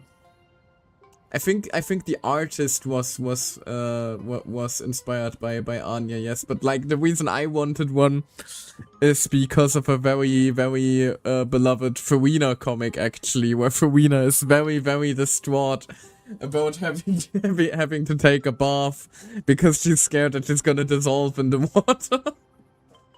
Which sounds fucked up when I say it out loud, but you know. I'd have to look if I manage to find it. I'm not sure I would be able to find it right now. By then, Hatopia had already been transported into the canvas. Anyway. It was so quiet and lonely.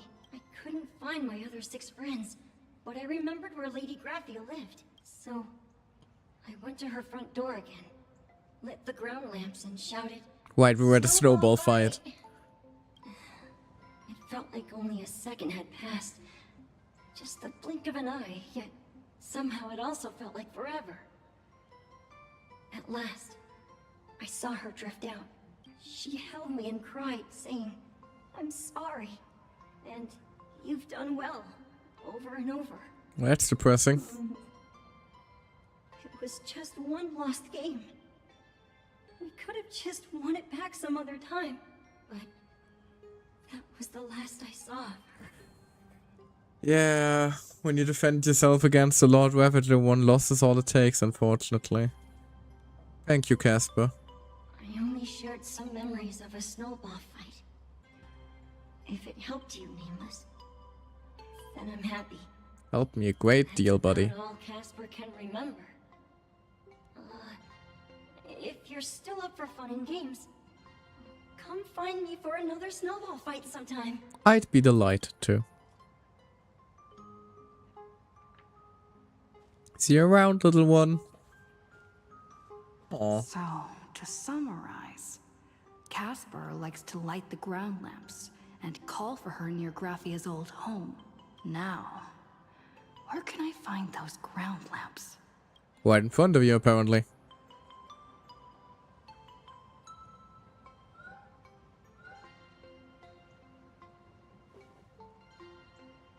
Technically, you shouldn't be moving the set pieces here without permission. But in a crisis like that, who cares about a few measly hotel management regulations? In any case, once you're done borrowing it, you can always play a couple rounds of snowball fights with Casper to make up for it. We're just stealing the hotel equipment. Glorious. Even next to such a lively hot spring hotel. Huh. These atonement statues all look like small animals. I should find a prominent spot for the ground lamps. Just a furbo here.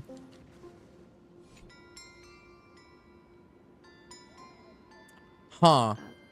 These two little lamps don't look reliable at all. Don't they kind of look like the characters from the... That's just Himiko. Yeah, Himicat. That's just a character from Fluffy Across the Blue. Whatever. It's not like I have any other way. Show yourself, Lady Graphia. Who dares disturb my 1,000-year slumber? Not only will I refuse to grant you 3 wishes, I shall also lock Guess just you in Nia my looks trolling canvas us, isn't to it? suffer in my stead. Ah, you're dead or alive? Thanks for the invite. Called I'm not it. quite dead yet, but I don't feel alive. Hello, when you supposed to be working on your story? Aren't you currently in a corporate slave mode? Testing the deadline. I snuck out. You're gonna be murdered by the IPC, you know that, right? And secluded. They're gonna fucking kill you. Spot for a night stroll, listening to the calming sound of the springs. Who knows?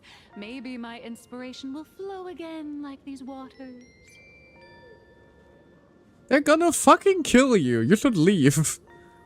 Inspiration is right, but the excuses for missing deadlines certainly aren't. I'm going to shout. Give me a break. I really am just looking for inspiration out here. Look at this old stone statue. Ooh, doesn't it look like Hemicat? I just reached the real versus dear. arc in my comic. Let me pay my respects. Maybe Graphia will bless me with enlightenment. You're about to get murdered. I told.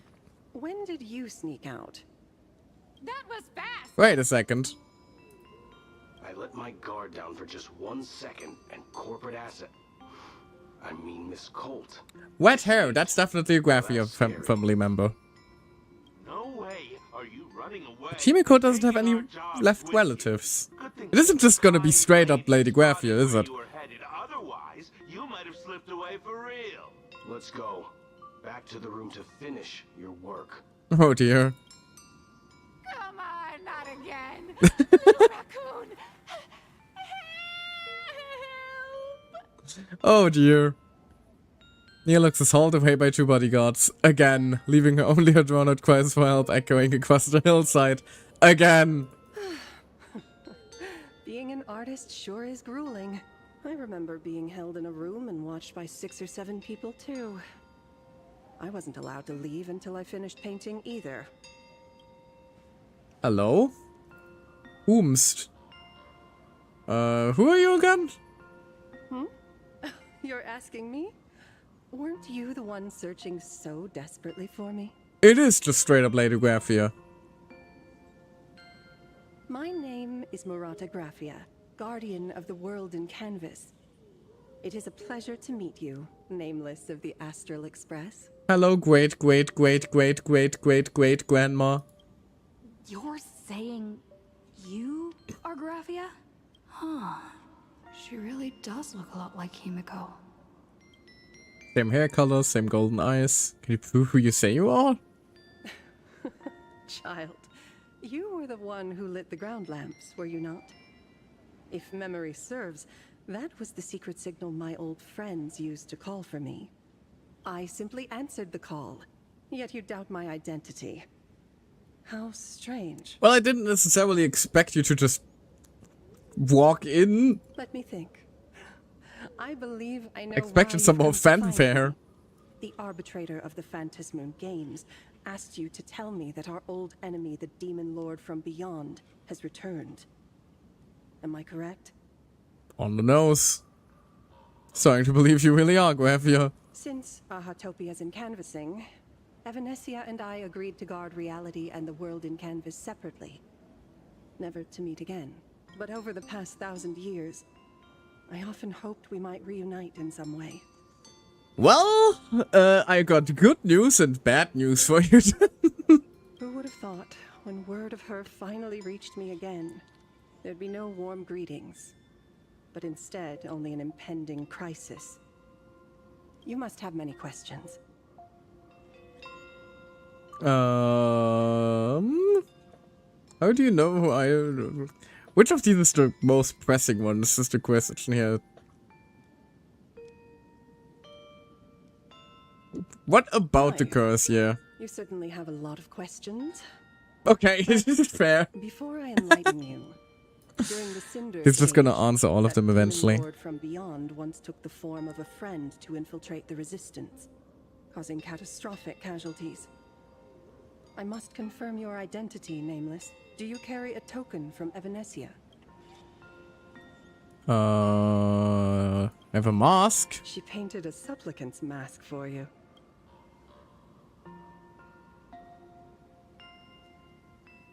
Hey, please give this back.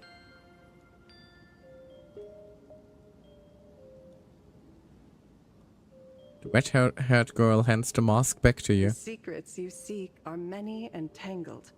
Perhaps I should start by telling you a story. 1,000 years ago, the legions of the demons from beyond descended upon Ahatopia, marking the beginning of the Cinderth Age. For the destruction, taking a life is easier than brushing aside a feather. Among the countless victims, a baby girl was saved by a painter from the brink of death. He took her in as his daughter and named her Graphia. To protect his daughter, the painter kept her confined to their home. While the fires of disaster swept across the land, Graphia lived in seclusion until one day a falling star streaked across the dark sky, and a deafening roar shattered the silence of the wasteland. Unable to contain her curiosity, the young girl slipped out of the house to follow the sound. Probably didn't end well for her. And so she saw it. Beneath the cold Phantos moon, a tower of infinity stood on the mountain range at the edge of the horizon. This tower had countless windows and rose section by section, slender and tall. More than an actual tower, it looked like a wounded iron dragon that had fallen to the earth. So that was the Origin of the Murata name. Indeed. That tower, which stood only for a moment, was the crashed Astral Express. And Graphia's family name, Murata, came from the wondrous sight she saw. At the time, the wrecked train was surrounded by countless abominable monsters. Amidst these I'm still wondering, like, what caused it to crash, though. Like, we know it crashed, but, like, what's the exact cause, you know? Unable to withstand the endless tide of monsters. It was only much later that Graphia understood that those who fought and died for Ahatopia shared a common name, the Nameless, who walked the path of the Trailblaze. That was the day that Graphia stepped into the mortal world. Her life as the mother of Imogenesis began in a long, drawn-out war, fought at a severe disadvantage. She was forced to seek the aid of the Phantos Moon Games, attempting to use the mighty power of an Aeonic ritual to lock the terrifying demon lord from beyond within a limited battlefield. This was also the first time in the history of the Phantos Moon Games that the 8 supplicants joined forces to confront a powerful enemy from beyond, the Lord Ravager, Asat Pramad. Did she win? She lost. Graphia did not win the Phantos Moon Games, nor did she manage to kill Asat Pramad. In the final days of the Cinderth Age, she gathered every ounce of wish power to paint the world into a scroll. Using herself as a nail to steady the canvas, she sealed the Lord Ravager outside. She made a seal capable of shutting out a Lord Ravager. Yes. How without the power of the Eon is what I'm wondering. She didn't win. He won't be able to lay a finger on the Leviathan's remains buried deep within Ahatopia. The story is over. I have received Evanesia's message. I also have a token I'd like you to give her. Please, let us journey together to the other side. We're leaving right now. So, are we leaving right now?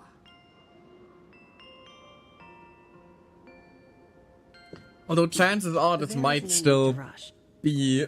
You have a friend here who is lingering with a heart full of farewells. You know, given the fact that there's a boss fight against her, I can't help but feel she might not be as benevolent or even the same person she's pretending to be right now. Blade. Follow this path down to the riverbank of Myriad Wish Grove. You'll find many Wispe gathered there. When you are ready, choose a Wispe. Whisper Graphia's name and your wish to cross over to the other shore. Then release the Wispe into the river. When the time comes, I will bring the ferry to deliver you into the canvas. Up she goes. Graphia vanished? How elusive. I mean, she is essentially an imaginary, so basically a figment of our imagination. Anyway, I should head to the riverbank of Myriad Wish Grove first.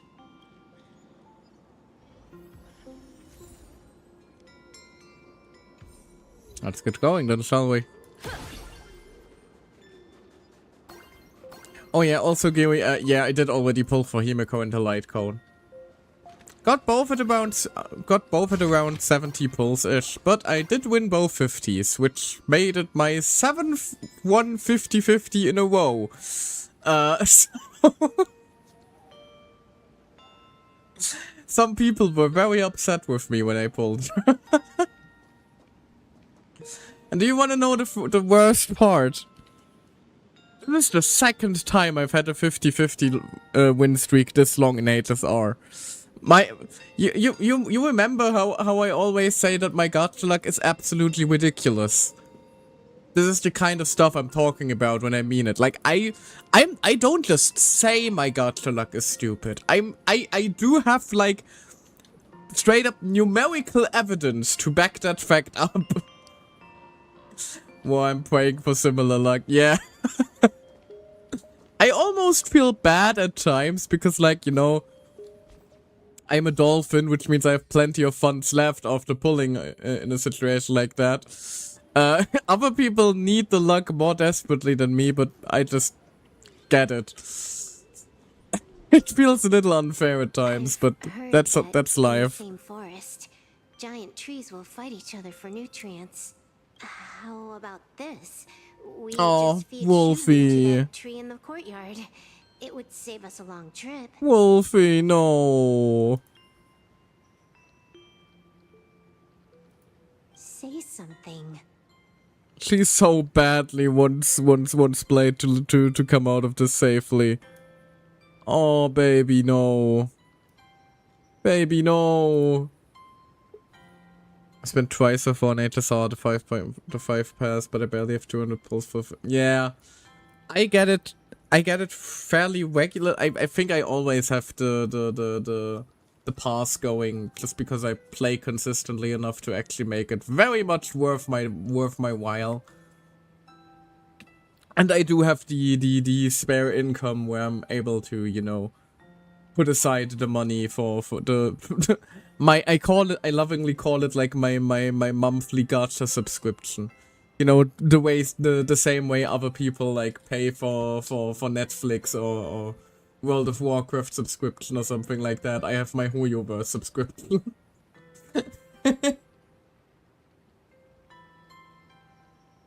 That's how I roll usually. And if I spend direct money, very rarely, I might actually spend top-up money on a skin I really like if I don't have the spare from the you know, the free currency that you get from the Valken or the express passes. The battle pass plus Valken and Genshin every month though. Fair, I just don't feel like the battle pass is worth it usually. Unless you like want a specific weapon. If you're trying to target a specific weapon, then yes. Otherwise, I just don't feel that the battle pass tends to be worth it in any of the gachas. So doubling up isn't possible. Wait, yeah, valid. So it's focused mostly on Genshin and HSR. Honestly, yeah, completely reasonable. That's like the main thing to always keep in mind when you're playing a gacha. You gotta spend responsibly. Whether spending responsibly means getting a weekly pass or, you know, going completely free to play, getting a battle pass here and there, or wailing on one banner you particularly like. That's for everyone individually to decide, but you know, stay responsible with your money, people. For me, personally, staying responsible usually means, you know, having the weekly pass go in all the main gachas I play, except Uma. I don't get the one in Uma Musume because that one is relatively expensive, and Uma Musume is a game where I don't really like chase every character. Meanwhile, in like Wuthering Waves, Endless, Star Whale, and Genshin, it's rare for me to skip a character, but a combination of luck and the monthly passes tends to mean that I'm able to get just about every character that I want at, you know, no constellation, no signature, which is how I like to play the most anyway. But yeah, that's basically how I handle my gachas. Didn't know you were a forestry expert. I'm not joking. I'm serious. It's the scary part, Wolfie. You being serious is a bad omen, honestly. If the Elwood absorbed another emanator of abundance, it would likely bring about an even greater catastrophe. Right now, there is no other option besides the Veracity Husk. Man. You really know the situation is bad when Wolf is genuinely showing actual emotion. If the abundance grows too strong, the ambrosial arbor loses control, and the Arcadia is doomed. If the abundance is too weak, the husk spirals out of control, and the Arcadia is doomed just the same. It's called an Arcadia, but the whole thing is built on a razor's edge. Does that mean the essence of the elation is just dark humor? You're afraid. You're the emanator, you tell us. I'm not. I respect your choice. Doesn't mean you can't be afraid. Oh. Oh no. Fine. You're right. I'm afraid. So what? Oh, bless. You don't think I know Wolfie. what that signature person meant? 1 in 10 chance? There is no chance at all. Listen, I just can't stand by and watch one of my kin sacrifice himself. You can just say dad. We both know that's basically the role. What else? Friend? Colleague? Playmate? The guy who carries my bags when we go shopping? Oh, Wolfie. I suppose all of those fit. Oh. Fit? How? Sometimes I can't tell if Oh, you're bless. actually dumb or just playing dumb. I hear you. Just assume it's the former. Simpler that way. Oh.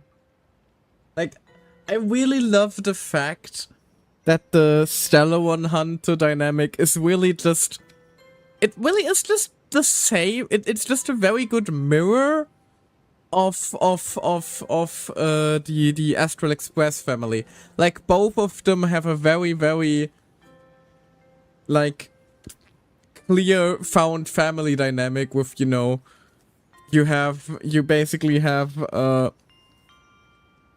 Weld and Blade as the dads, Kafka and Himiko as the moms, and then, you know, Firefly and Silverwolf, or the trio of Dawnhung, March, and Trailblazer as the little ones. Which is also cute because it really just makes you wonder how the Trailblazer fit in with the Stellar One Hunters. You just know it was probably the exact same for them back then too. Just, you know, dysfunctional mom and dad adopting a trio of unhinged weirdos. Just the trio, just the people changed, the dynamic stayed the same.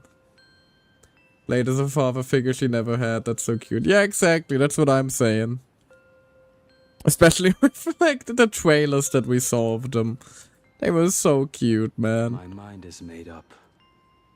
You should understand. Misplaced emotions will only cause the mission to fail. You really are just plain dumb. Aww. To be honest, I'm the same way. If I could see Firefly cured of her illness, Kafka finally finding the heart she's looking for, and that girl reclaiming her future, then I'd be willing to pick up that level 999 cartridge too, even if it means becoming nothing but a shadow of the Dark Zone. Wolfie, you're the fakest I don't give a fucker in all of Star Whale. She cares so much for her family. At the TV tower, you already severely overspent your time. He's all concerned. Besides, why are you telling me this? You should tell them yourself. Because she never could, and you're not gonna tell anyone.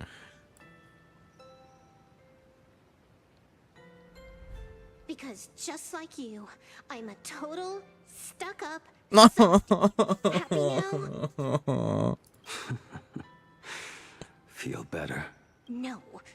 Unless you give me a sincere apology and a proper goodbye, we're not settled. Oh, I'm actually gonna start crying. Oh, Wolfie. Not settled. Is that right? Fair enough. Whether as Ying Xing or as Blade, my journey has reached its end. Before the final verdict, I should say a proper goodbye to my kin. Who's there? Hello, am I interrupting something? I should remove the fucking loading screen, I'm sorry. Sorry, I didn't mean to eavesdrop. I get it. It was a deliberate accident. That's the snarky Wolfie back.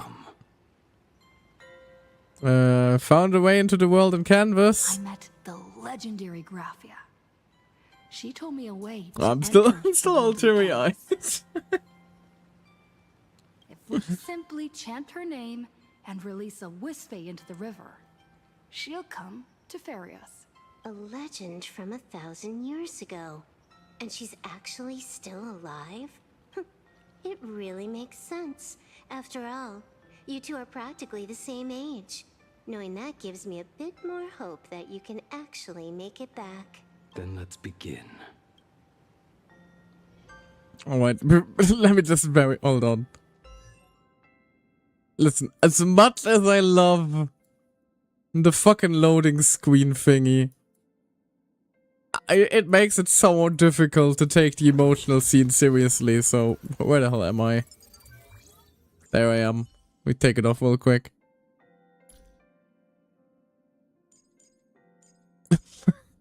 There we go. I do it. Equip this instead. Nah. Fucking Ligus hat. I'm gonna kill everyone I see using this. Yeah, let's just go with the normal us. Authentic. You two okay? You are unusually talkative today. Are you trying to buy time? I'm trying to make sure you two are okay. No, Wolfie. It's almost crying again.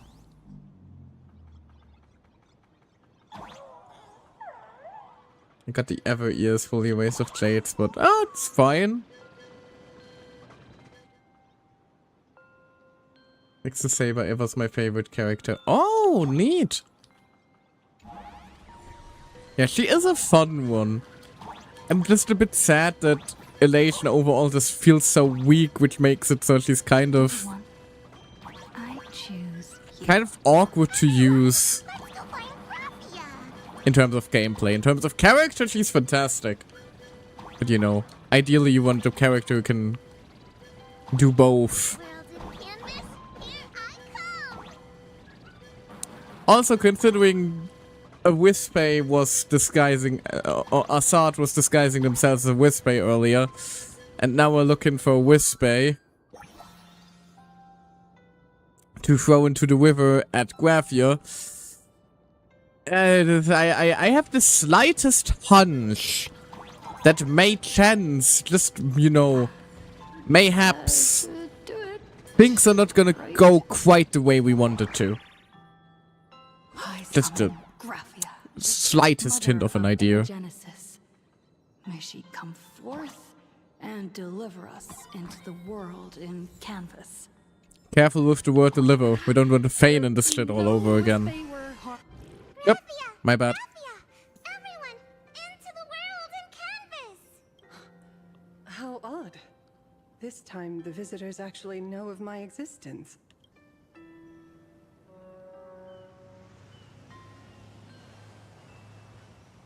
Just pulling up on a giant badass luxury boat. Why is the boat coming from downstream?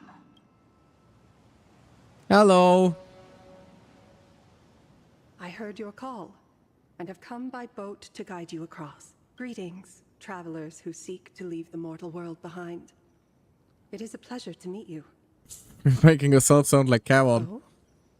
Not an imagine, but someone here to settle the past and family members seeing them off? I guess so. Aww. Power of abundance. What a nostalgic scent.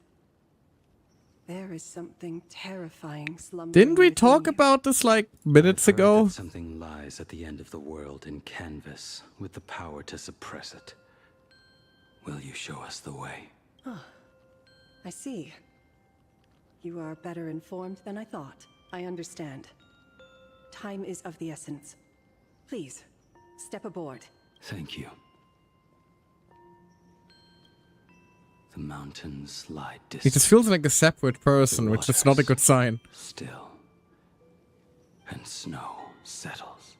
A fine moment to bring this weary life to its end. Bring a weary life to its end. To my eyes, the power taking root within you is far from withering away. It's just a matter of time. The journey downstream is long. As is custom, I must collect your past stories as fair. I shall use them to. You're going to be busy a while, then Bladesman for a lot. Which will guide us to the other side. My past stories. I am not much of a storyteller. All you need is a listener, though. There is no need to weave your thoughts into a complete story. A single memory, a single breath. These too are parts of your past. Only by letting go of the past can you truly set forth with an open heart. Is that not so? Go ahead. Say something. I'm curious too.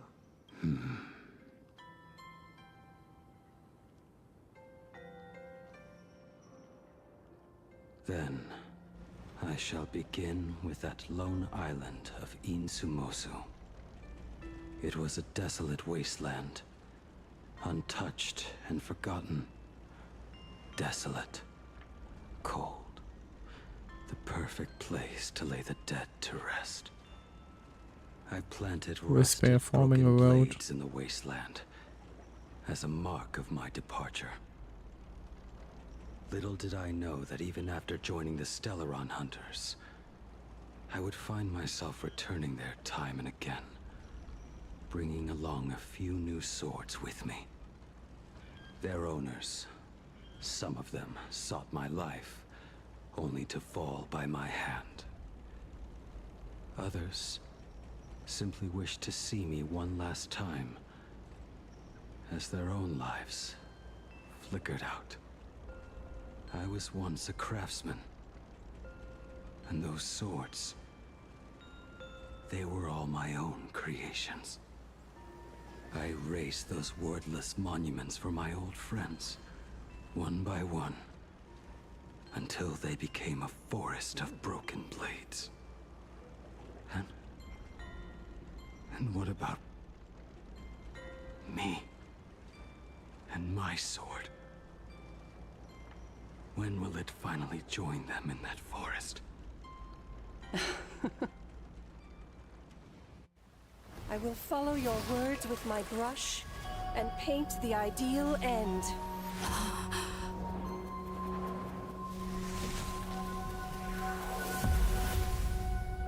Sword barrier. We've reached the shore you've been seeking. There are the blades. What is this place? This is the world in canvas.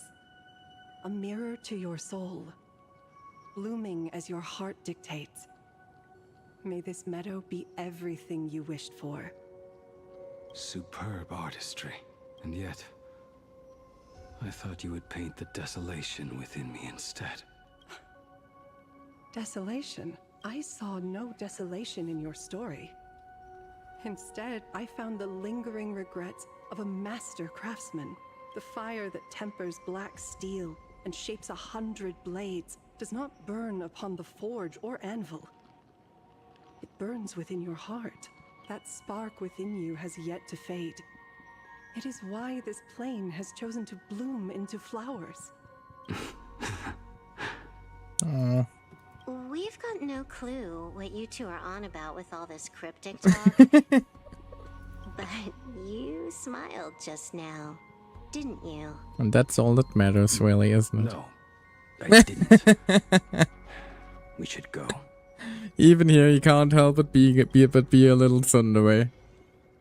Bless. Aww. I can't wander. Come on. Finally smiled. I'm actually the one who can't even smile. This sucks.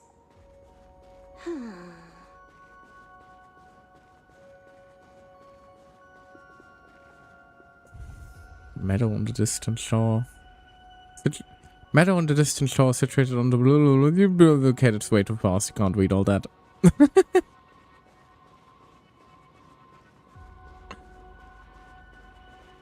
I just realized the rocket stuck in the moon there.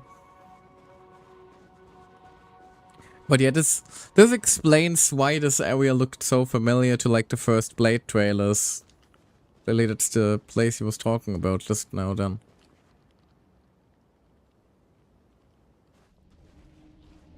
With the wet spider lilies everywhere. Flower that symbolizes death. Fun fact. So. That's why you'd see it associated so much with him. Correct. Driven by the buried secrets of Ahatopia, you have come seeking liberation. And now, I have shown you the silhouette of the beast's maw. If you should find a way to get out, I ask that you swear to keep this secret. My lips are sealed. I will keep the secret. That blue maw, can it truly consume the abundance? It can certainly try. Only a beast of insatiable hunger can end a plague of eternal growth. It's literally an unstoppable force meeting an immovable object.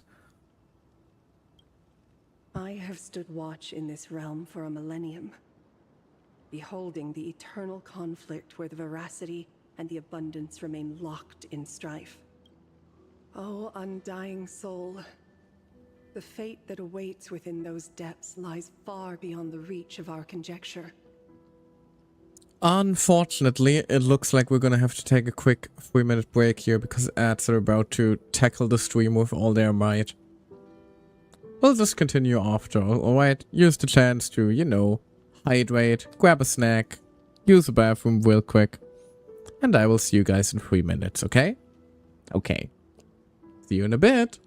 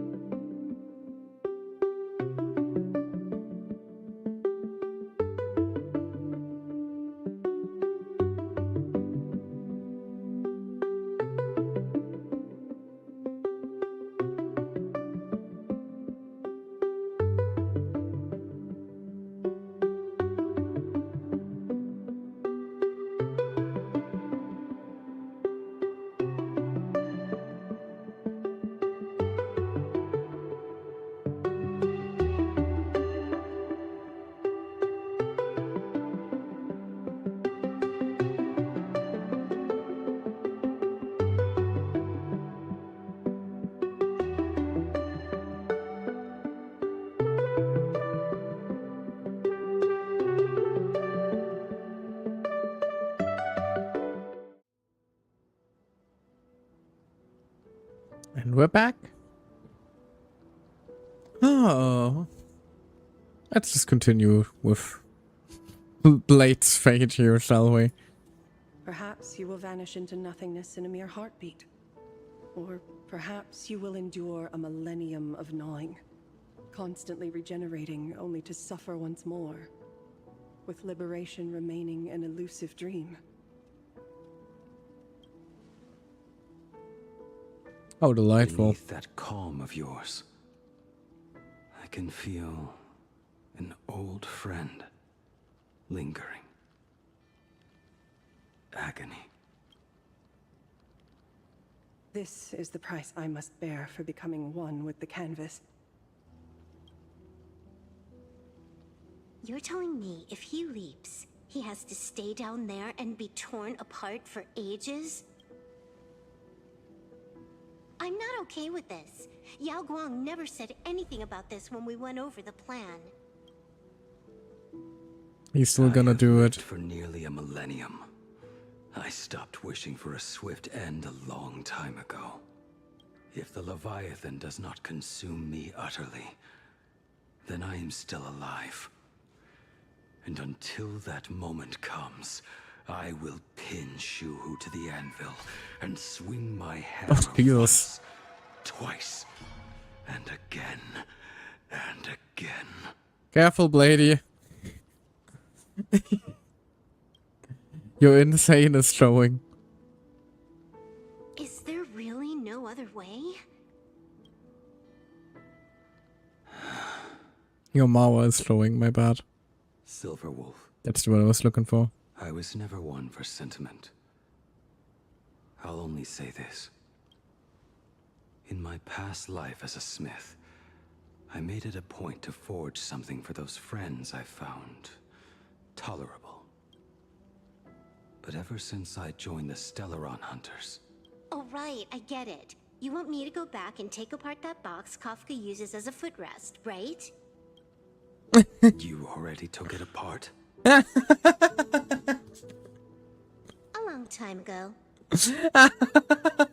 Quite a few treasures in there. A master-crafted blade, a game controller, and a portable reactor. Couldn't hide anything from her. That's the armor core, reforged from the remains of the Glamoth Queen. Oh, and a cat-scratching post. For Elio. When did you find out about these items? Oh, bless. You? You mean we. We all found out. You can't even get his dramatic farewell.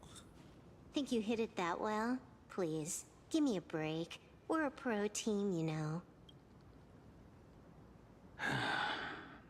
Just split it among yourselves.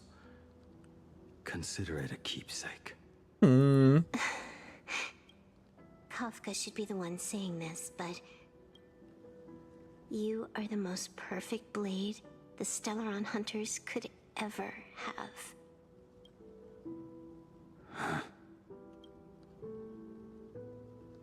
Just a broken blade. That is all.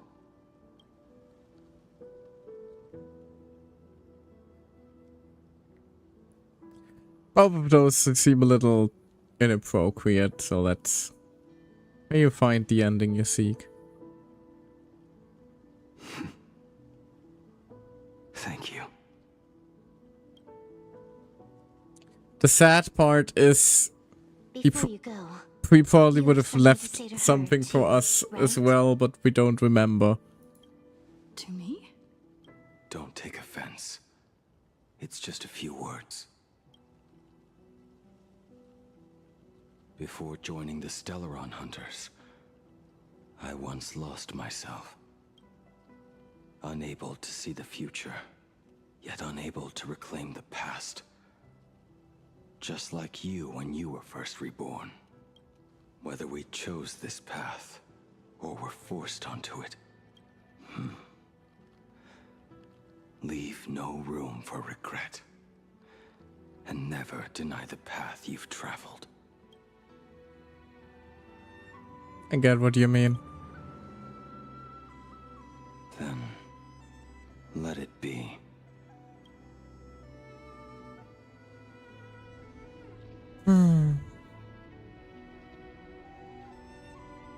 It's time.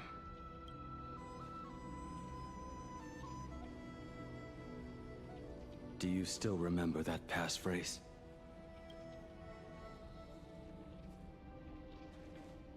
No need to step forward. Just recite it in your head. 3 of a kind. 2 pair. Ace. Go. So the still the hunters use the same phrase, or?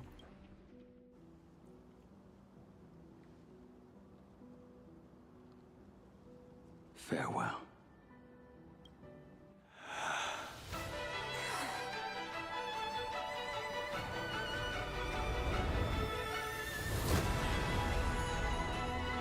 Let everything end, or truly begin.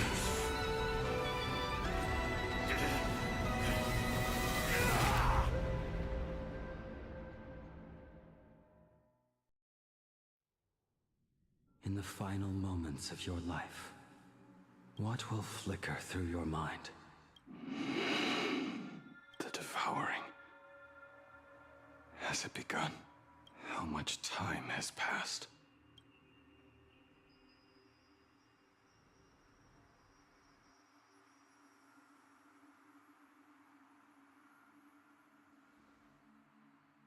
Sea of clouds. Ambrosial arbor. To think that with death so close, this is the scenery my dreams would conjure. At this moment everything changed after all. My heartbeat. It's barely audible now. Shu-Hu. Are you still alive? Am I still alive? Finally woke up, Yingxing? Master. I am sorry. You have the wrong person. I am not Yingxing. Huh. A lad your age, yet your head is more muddled than mine. You're talking nonsense in your sleep, boy. It has been ages since we last met. Tell me, have you let your craft go to waste? Your master wishes to see what you can do. Not a sweet dream of toasts and laughter, nor a nightmare of clashing steel. Instead, it is a dream of returning to the very beginning, to confess my sins before the master who taught me everything. Seems peaceful, doesn't it? Typical. This is a standard issue sword I forged for the Cloud Knights, back when I first began my training.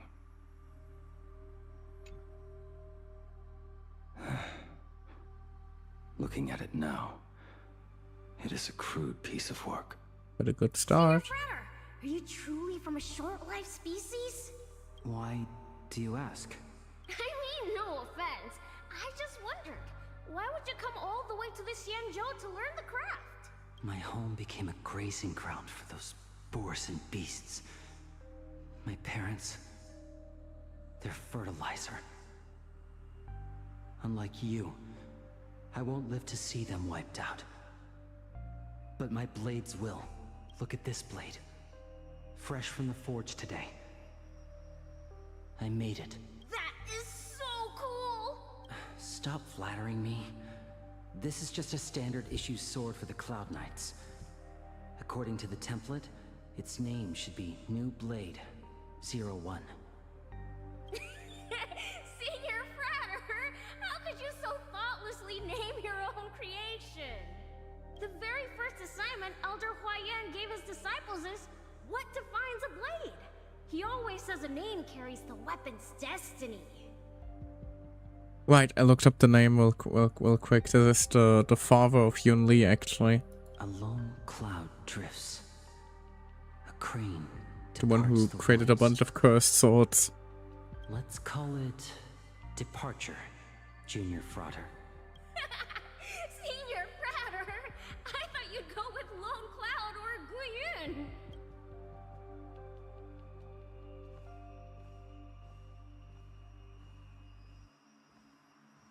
Bai Hung. And that bow I forged for her. Gonna get a little flashback for everyone. In the end, it was I who forged the greatest sin. For me? Thank you. I told you, didn't I? As long as you set your heart on what you love, nothing can stop you. Hey, did you give this bow a name? I named this bow Lure after a mythical steed from the primeval Imperium. Legend says it was one of the Emperor's finest mounts, a divine beast that could tread over any chasm and lead its master back from the brink of death. How did you get so off track? Why pick a name meant for a horse? That won't do. It does not I suit mean, me at all. I'm gonna call it recurve bow. I mean, technically speaking, your Eon is a horse with a bow, so. That sounds terrible. It's like my mother naming me human. At least change it to something elegant, like Winding Stream. Fine. Have it your way. Look at you! Skilled with both the pen and the sword. You really should not be trapped in this flame wheel forge for the rest of your life. Hey, perfect timing! I have a few friends getting together on the Luofu. Wanna come along? Staying in a single place your whole life. That won't do.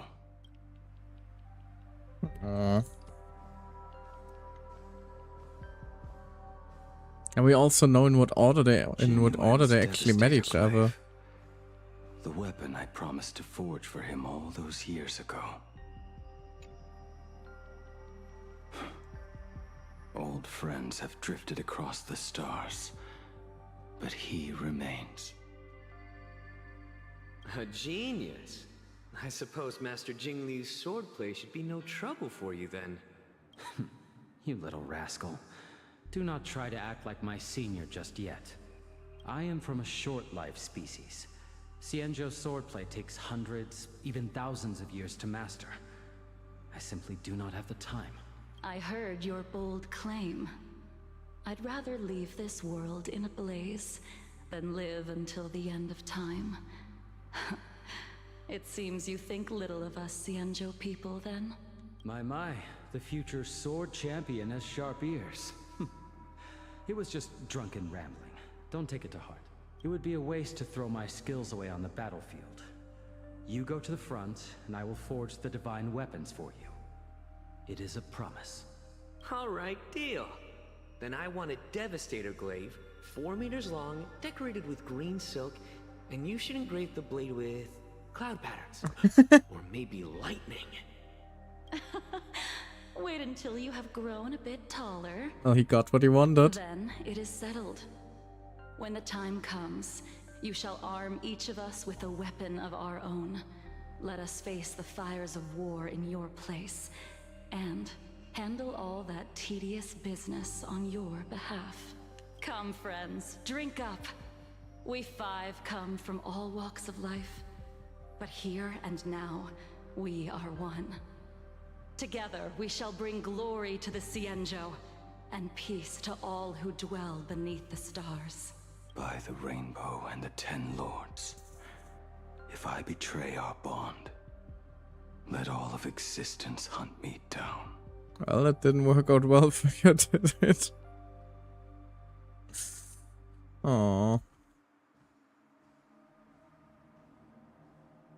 The prosthetic arm and sword staff for Mr. La Mancha were works created by my master and me. Oh. He came to visit me even after I was cast into the shackling prison. Yingqing. Yingqing. How did you end up like this? The shadow has tasted the flesh of abundance within you.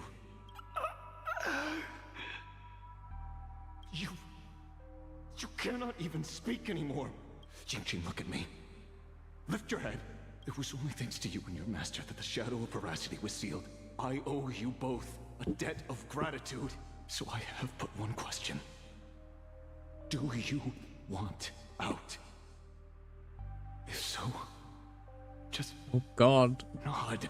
He was ready to go against the whole Genjo for him. There is always a way out. Just give the word, and I will carve a bloody path to get you out. Right now.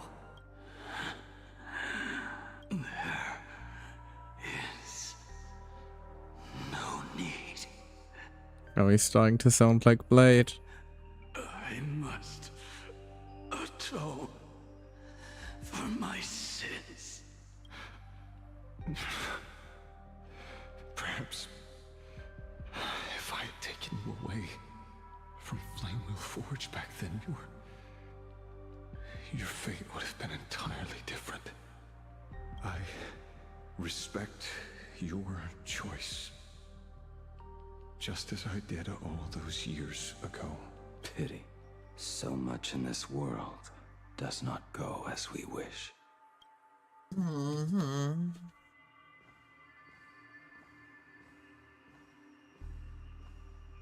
Downhung spear.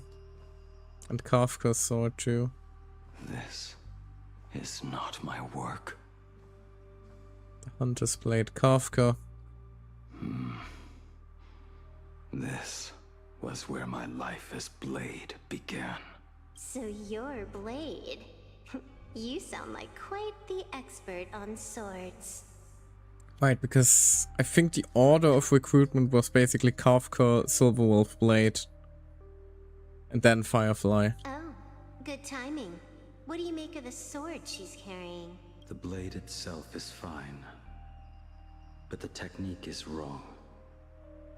Swordsmanship is no song and dance. Power starts at the feet. Only when the eyes and mind follow through will the strike land. My oh my, Bladie. You really are the ultimate blade critic. Since you have so much to say, Master, why not forge a legendary blade for each of us? I put down the hammer a long time ago. My hands cannot do what my mind wants anymore. Fighting with a weapon that does not suit you is just a quicker way to die. From now on, if a sword is needed, let it be mine. This shell of mine is the only blade there is. Gave himself the name, huh? A weapon given by Ying Xing to an old friend. But we are no longer who we once were to each other. Who I am does not matter. What matters is, do you remember this weapon? I don't understand what you're talking about. All that happened. You think you can just walk away from it all? You would do well to keep Cloud Piercer by your side. Or, next time we meet, I will be the end of you. What a pity. In the end, we still cast our weapons aside.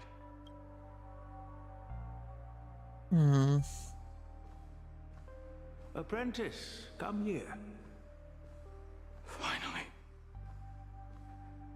Is the end in sight? Hello, old man. I am here, Master. Good. I have waited a long time for you. You have seen every blade I have forged in this life. Fine work. Somewhat flawed, perhaps, but their edge is undeniable. The marks of a true master. Gazing upon the weapons I forged in days past, I can only feel a surge of endless regret. The hammer falls and cannot be undone, yet I have spent my life taking one wrong step after another. I betrayed my friends and broke my oaths. Even with these divine blades, I failed to protect those I held dear. My hands are stained with blood. I loathe the reflection it casts back from my blade. what weighs heaviest on my soul is the debt I owe you, Master. In this life, I fear I will never have the chance to repay it. Let it all out. You feel a bit lighter now, don't you? But isn't there one last piece you've yet to show me?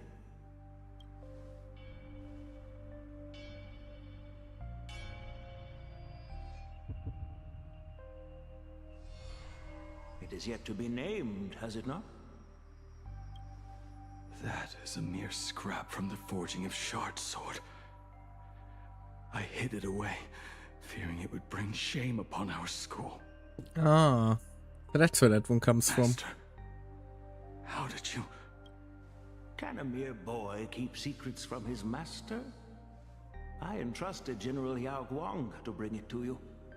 Since the day you left, I have kept this blade hung in the hall, gazing upon it daily. That raw, youthful spirit within it, it burns to the touch. It is the same light that shone in your eyes the day you bowed to me. It is the keen edge of a craftsman. I am but rusted scrap now. My light has long since faded. This is where I belong. Buried.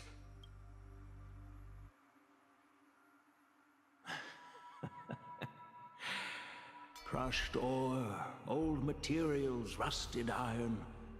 As craftsmen, we spend our entire lives in such company. Waste not the bounty of the world, but perfect it through craft. To take what is useless, to take every failed scrap and forge it anew. Isn't that our very mission as craftsmen? Would be responsible to waste materials after all. A life built on nothing but mistakes. As it is with the work of a craftsman, so it must be with the life of a craftsman. Anything can be reforged. Do you still remember the question I once asked you? What defines a blade? The answer already lies within you. Go now, and forge it anew.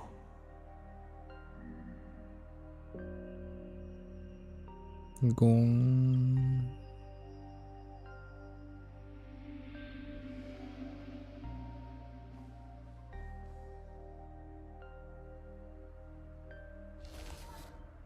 Oh Jesus. Bad touch. Interesting.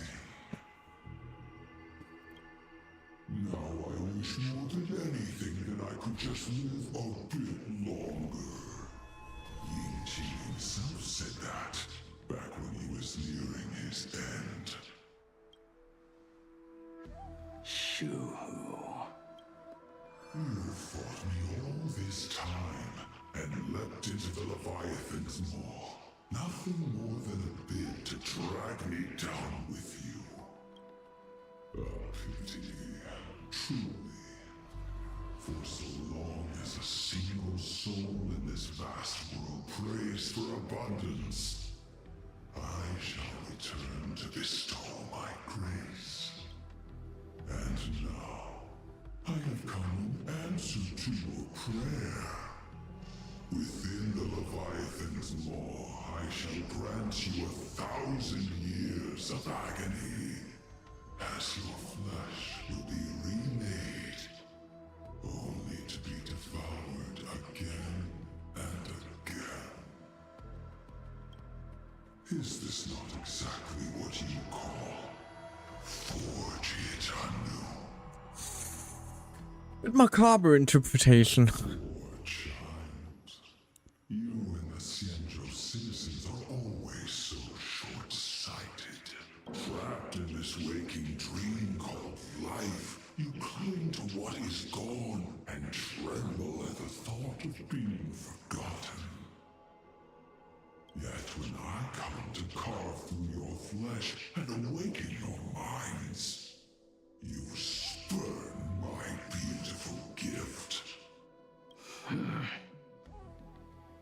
You were once a master craftsman. You should know best about the beauty of shaping. I can grant you the power of reshaping life and death, bringing those you loved and lost back to life.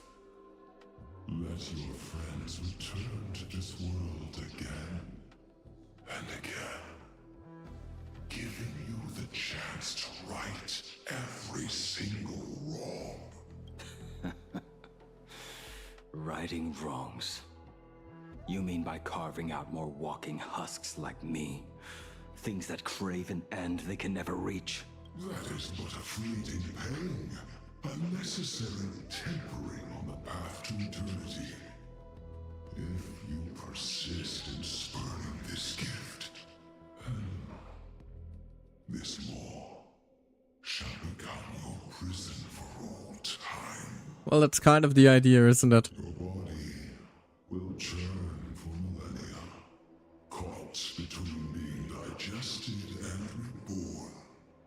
Every inch of your flesh will remember the agony of being ground to pulp, until your very will dissolves into nothing, leaving only a hollow husk that can cry out my name. Are you done talking?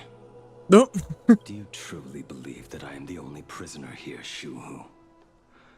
You are the one bound most tightly by your chains.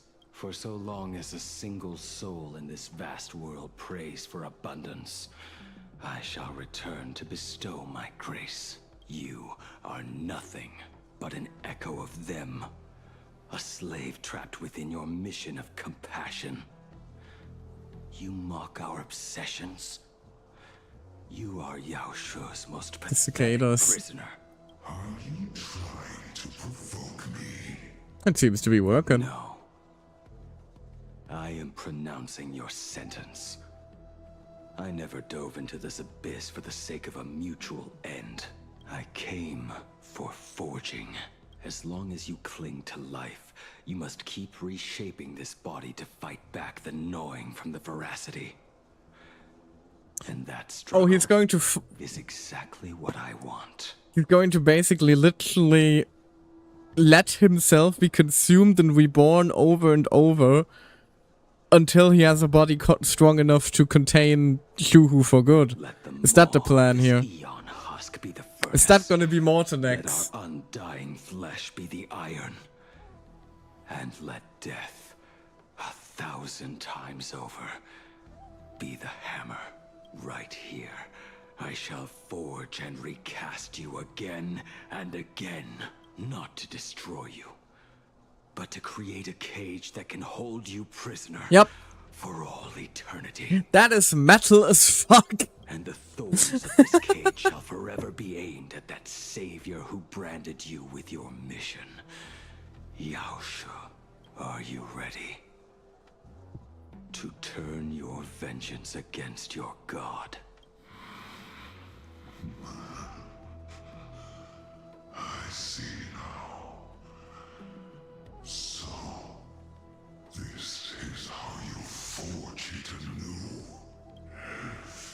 Very well. Let us see how this duel between the condemned unfolds. Taking it surprisingly gracefully. In the end, which of us shall forge the other into a blade? The hammer sounds. Well, we do already kind of know how it's gonna end because of the character release, but... When reunited with family after a 15-year separation, 22% of organic life forms will weep and embrace, whereas 59% will exhibit indifference or outright rejection. Yet, choosing to conduct a covert investigation instead is entirely unheard of. Oh, she looked into her father, huh? Suspicions regarding Mr. Ryusuke. Why is that, Miss Himiko? Before Star Rail Fest began, I stopped by his office to look for the family's records on the Phantom Moon games. Out of concern, or perhaps curiosity, I leafed through his portfolio. The artwork was magnificent, with each piece serving as a microcosm of a different planet. That was when it suddenly dawned on me. 5 of the worlds he captured in these paintings are now gone. Oh, yeah. Lost to the fires of war waged by the Antimatter Legion. Just as you suspected, Mr. Ryusuke's travels have been highly suspicious. In the year 1969 of the Arcadian calendar, he traveled to the Delcor Ring to sculpt a statue for the Doctors of Chaos. 2 years later, the IPC received word that the last local resistance group had rejected all aid and launched a suicide charge against the Legion. Yeah, unfortunately, this was somewhat spoiled, but spoiled to me, but he traveled alone to the planet Goliath. so that's how she figures it out. I was expecting like a dramatic reveal. Fires of war.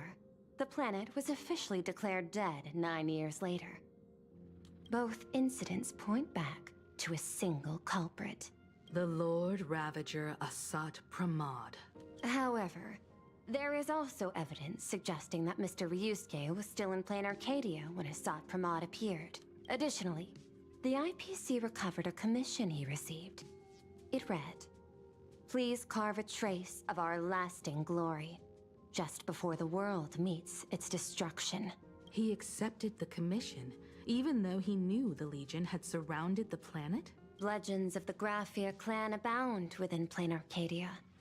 To this day, many believe the Weathering Curse is a scar seared into your very bloodline from Graphia's struggle against the Legion.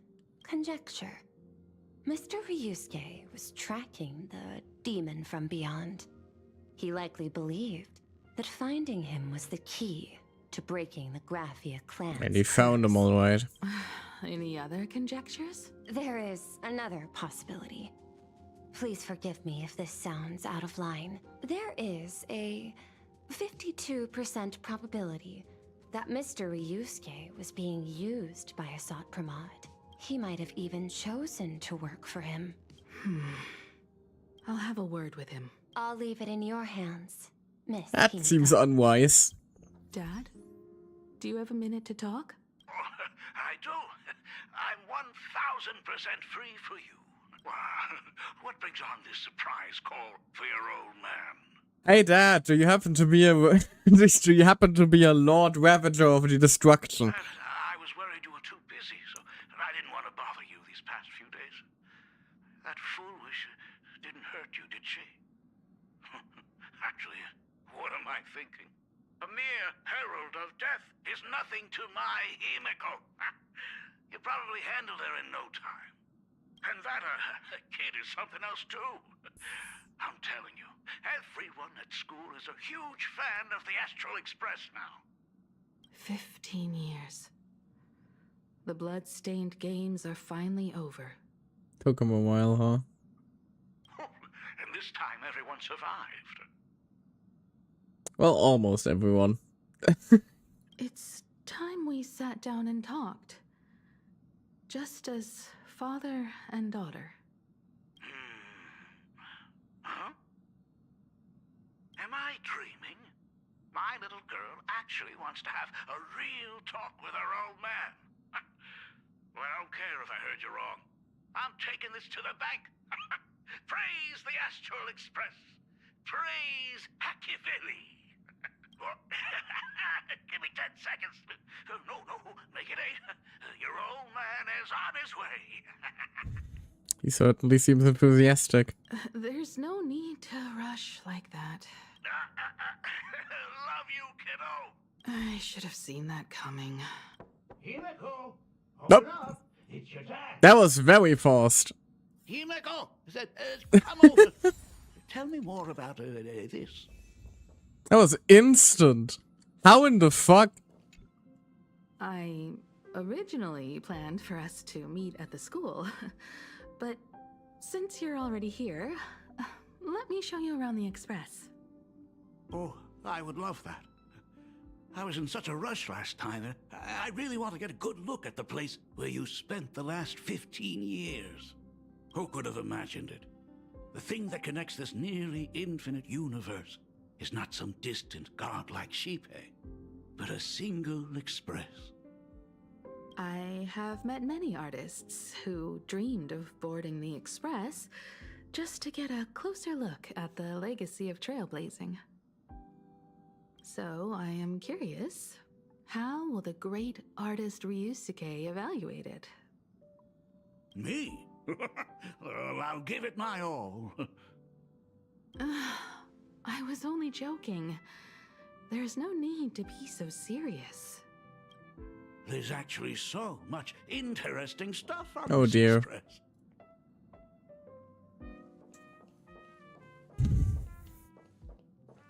Well done. This table is kind of different from the others, isn't it? I mean, they all look alike, but this one doesn't seem authentic.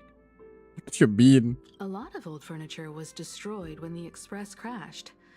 Pom-Pom and I spent quite some time picking the right replacements. Ah, out with the old, in with the new, huh? Well, the Express has been running for years, so it's only natural to have to patch things up every now and then. You must have had a hard time keeping it running. It's not that hard. I'm used to it. Just as I thought. The Astral Express looks amazing inside. These chandeliers. The designer used the skeleton of a void song whale as a reference. They say it's been here since Dolly's days on the Express. It catches the eye of many people who board. It is very pretty. But the light seems a bit dim in here, doesn't it? It's always been this way. Oh, have you tried swapping in a polarized conductor? Or rinsing the light units in an alkaline solution? Are you an artist or an electrician, Dad? Most dads tend to be a bit of an electrician. I am just speaking from experience. Don't forget, your dad was once the one who set up all the lighting in those classrooms. Is it there? Oh, let me see. He's so enthusiastic and cute. If only he wasn't a fucking murderous psychopath. The phonograph also has music from all sorts of worlds, just like the versions I've heard before. It's a shame I didn't get to see the legendary infinite ice cream machine. Dad, you actually believe something like that exists? I thought only kids would fall for it. We do have a big snack machine in the kitchen, though. A long time ago, such a thing did exist on the Express. When the Express passed the desert planet Talon, Granholm left the machine there. Now, it has become a popsicle planet. Conductor! Long time no see. Your fur looks a lot smoother than last time. Really? Thank you very much. Hey, my daughter Himeko finally opened up to having a heart-to-heart with me. What a special moment. Oh, bless. Leave you to it then. Pom-Pom is so clueless. They say family is one of the most precious treasures. Papa believes we should cherish them. See? I told you. This time, Dad wins. Oh, Himeko, you may be a fully capable navigator now, but sometimes experience still beats youth. Aren't you tired of talking non-stop? Some people are just like that when they get excited. I also start being a yapper, Himeko. Please don't judge. Worried about me? I am so touched. Perfect. I'll make you some coffee. Oh. Huh? Oh God. Well, might as well swing by the meeting car to say hi to that, Intellitron. That is the murder threat. Pom-Pom finds Himeko's father very easygoing. Himeko, come on. Let's walk together. You're a little bit too easygoing. Intellitron, buddy! Rumor has it that the drinks in the World's End Tavern are all brewed from jokes. Since we are in plain Arcadia, any single joke before a drink would be second to none. Since there is only a single joke, it is quite literally second to none. Mr. Ryusuke, The tension detected in your micro-expressions has increased by 33% since our last encounter. Oh, nonsense. Himiko is brewing up a cup of coffee just for me. Is there anything in the world more wonderful than that? A swift death. A cup of hot coffee right before the end. This must be what they mean by life is short and bitter. Huh. Well, now I see why they call you Shush. Well, since I'm still among the living, let me tell you a joke for a change. A long time ago, there was a truly terrible nameless. Oh dear. Aboard as a passenger, seeking a certain answer. Now one day, they ordered a drink from a service robot on the express and told it a joke. A long time ago, there was a truly terrible nameless. They snuck aboard as a passenger, It's seeking uh-huh. a certain answer. I have retrieved the same joke from the archived logs. It is indexed under the title, An Unfunny Joke. But did you know, the first time the robot heard that joke, it laughed with pure joy. Don't go filling Shush with nonsense. Its database is already enough of a mess. Dad, here's your coffee. This cup is huge. Himiko, tell me, are you still holding a grudge against me? I love the implication that Himiko just shows that she's upset with people by making coffee for them. What are you talking about? Now drink up while it's still hot. Analyzing components. Results show coffee concentrate, Heldoran butterfly scales, a species of fish from a gas giant, Oh dear. amounts of iron particles, Oh dear. and various other unknown substances. Mr. Shush, you must be exhausted after telling all those cool jokes. How about a nice hot cup of coffee to warm you up, huh? My inspiration circuit is vibrating. My radar indicates that the conductor requires my immediate assistance. Good luck, Mr. Ryusuke. Even robots cannot consume Himiko's coffee. Ryusuke gazes at his coffee with steely determination, as if the liquid swirling within were molten magma from the core of a planet. Oh, Himiko, if I do not make it out of here, please deliver my resignation to Miss Dolly. Tell her I will not be coming in tomorrow, which is really no different from any other day. In the blink of an eye, Ryusuke grabs his coffee and downs it in one swift gulp.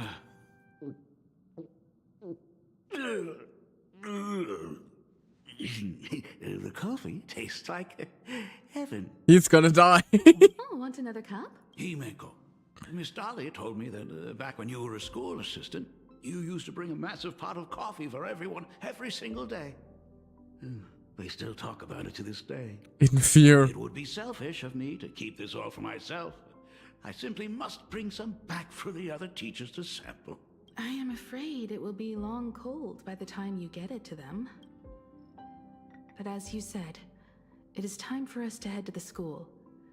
We must return to the source of all these tragedies and put an end to the blood-stained games. Are you truly ready to say your goodbyes? We can stay a little longer if you like. We still have plenty of time. We should go now. I have been ready for 15 years.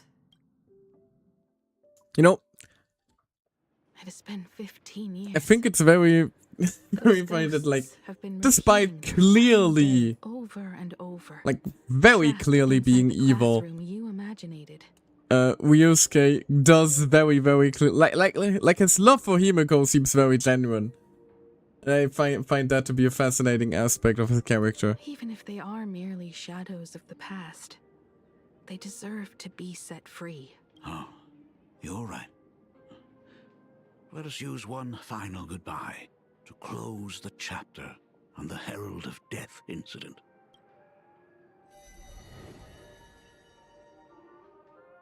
Senior, you are back! We're all waiting for you. Oh dear. Sorry I'm late, everyone. It's okay. Thank you so much for coming. Himiko, we don't have enough time for the lobby. Could you please use your amazing Imagenesis skills to decorate the stage for us? I am begging you. Mia, stop bothering Himiko all the time. If you and the others hadn't slacked off on the rooftop, we wouldn't be in this mess right now. But the school anniversary is tomorrow. If I do not get this done, Ms. Dolly is going to skin me alive. Don't worry, someone else is gonna take care of that one. You should start by tidying up those ribbons. Once we are finished with the classroom, we will all come and give you a hand.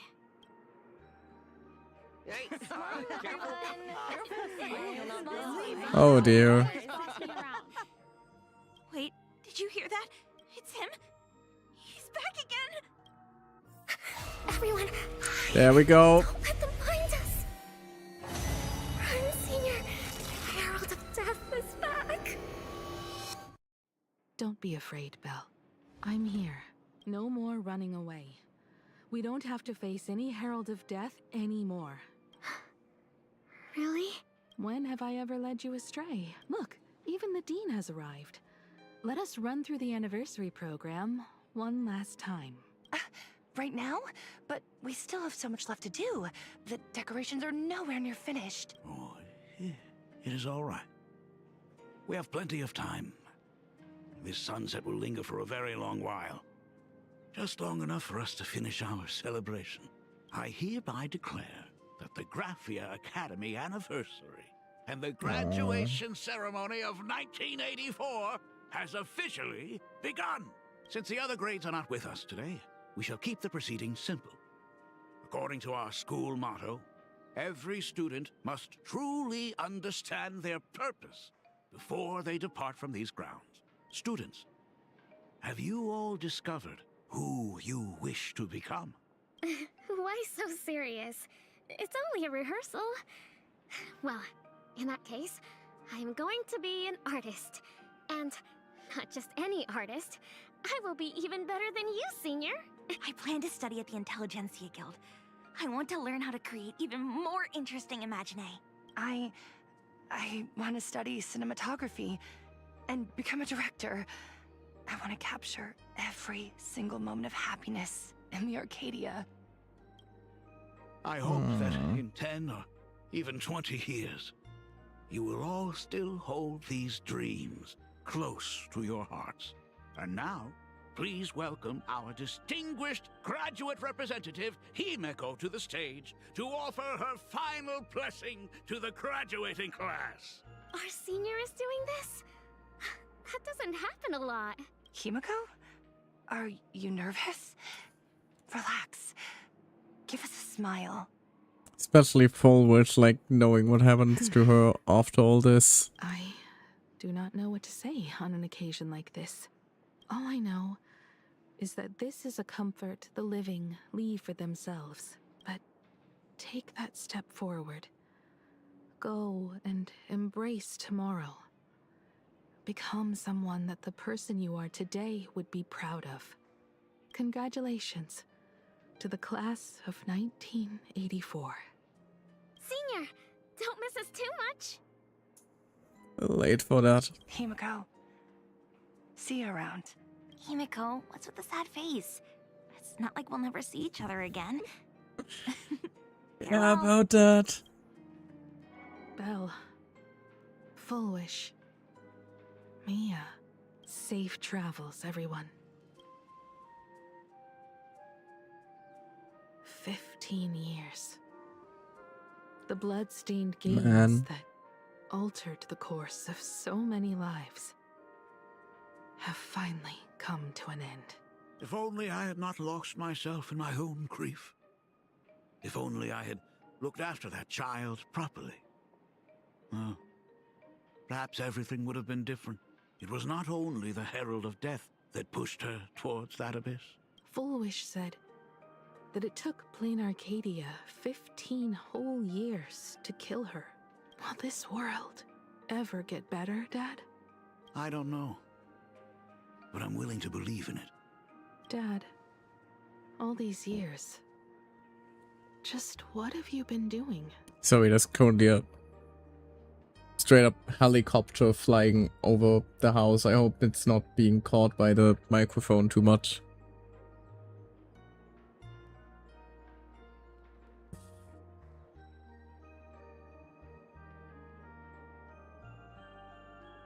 There we go. I think it should be gone now. Is that concern There we go. I hear in your voice? If you say so. After the blood-stained games, I traveled to many different worlds. Every time I set foot on a new planet. And what happened to those worlds, Dad? Care to elaborate? Until one day, I happened to see news about the Astral Express. The person on that screen was so different from the daughter in my memories. I was afraid, to be sure. I did not want to disturb the life you had found. As long as I never saw you in person, I could keep telling myself that lie. My daughter had fulfilled her dreams to soar among the stars. Von Walk? Owenly? New Londinium? Step by step, I made my way into the very bedtime stories you used to tell me. Were they beautiful? In this vast universe, nothing holds more beauty than the lands en route, yet to be reached. En route, you say? You may have been a poor excuse for a father, but even so, thank you for setting me on this trailblazing path. Same here. Thank you for fighting so hard to be here alive. It's still early, huh? Let's have a walk around the campus. I have something very important to tell you. But it can wait. Probably won't be good news, I fear. Something very important? No. Give me just a moment to gather my thoughts. So, honey, I've been spending years destroying planets.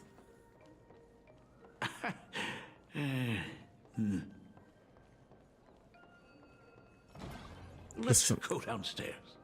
Oh my god, it's her!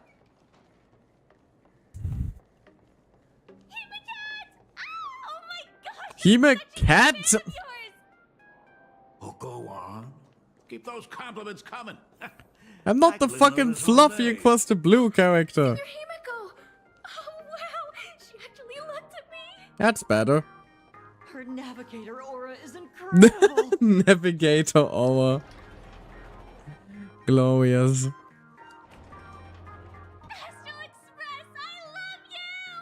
Like a love song, baby! Baseball Raccoon didn't come? Oh, Himiko is so pretty. Once again, women firsting after Himiko, Taylor's all this time. It gladdens me that my daughter is so popular. But you're all supposed to be in class right now. The Herald of Death incident just ended. It is only right to let them breathe and relax for a while. To think that it all happened only yesterday. Young Well, people technically 2 really weeks do have a ago, way but... of returning to their carefree selves so quickly.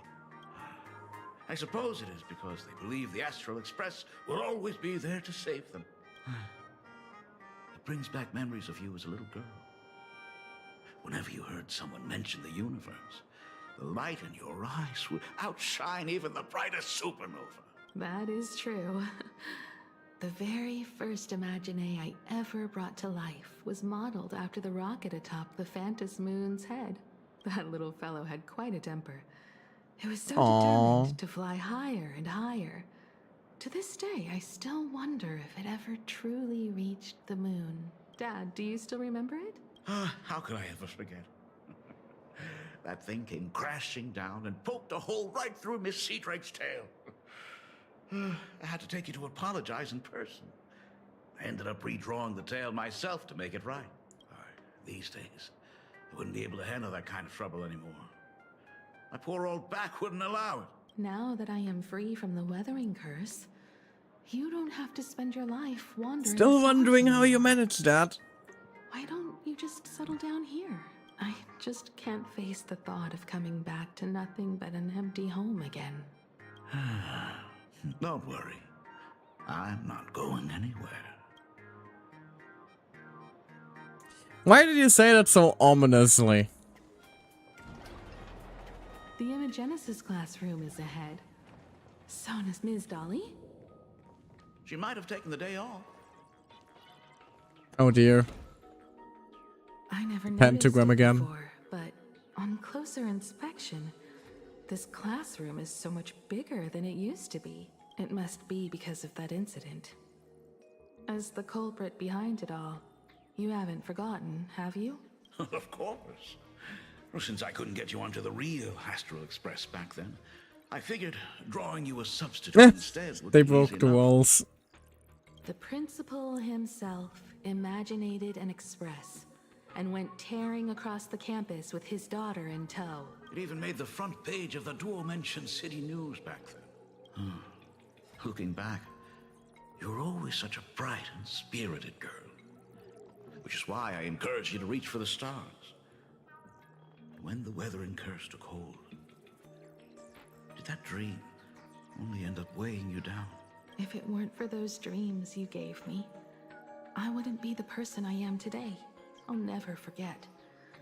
Whenever the weathering curse flared up, he would always sit by my bedside and hold my hand, telling me the stories of Sir Camor.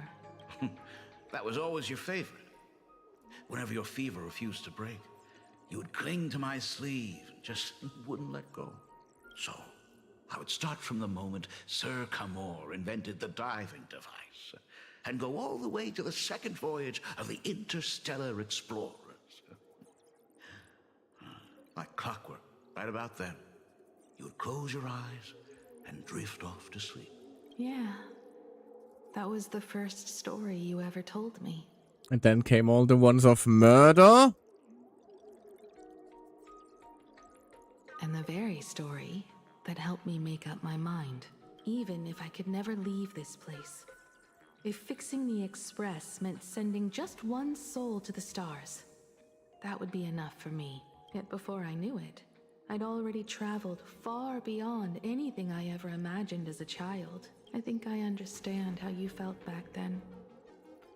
Perhaps one day, I'll set down my duties as the navigator and come back to this place too. Let's hope that's still a while away, though. What about the Astral Express? A crew of the most incredible nameless will keep the express sailing on. Like a teacher watching their student, or a father his daughter. I understand that feeling. Then your dad will always be here at home waiting for you. So, what is this important thing you need to tell me? Oh dear. Yeah. That important thing. Dad, are you hiding something from me? You got no idea, sweetie. I knew I couldn't hide it for long, Himiko. I am sick. What? This isn't the right place for this discussion. He's down with the sickness. Let's go to my office.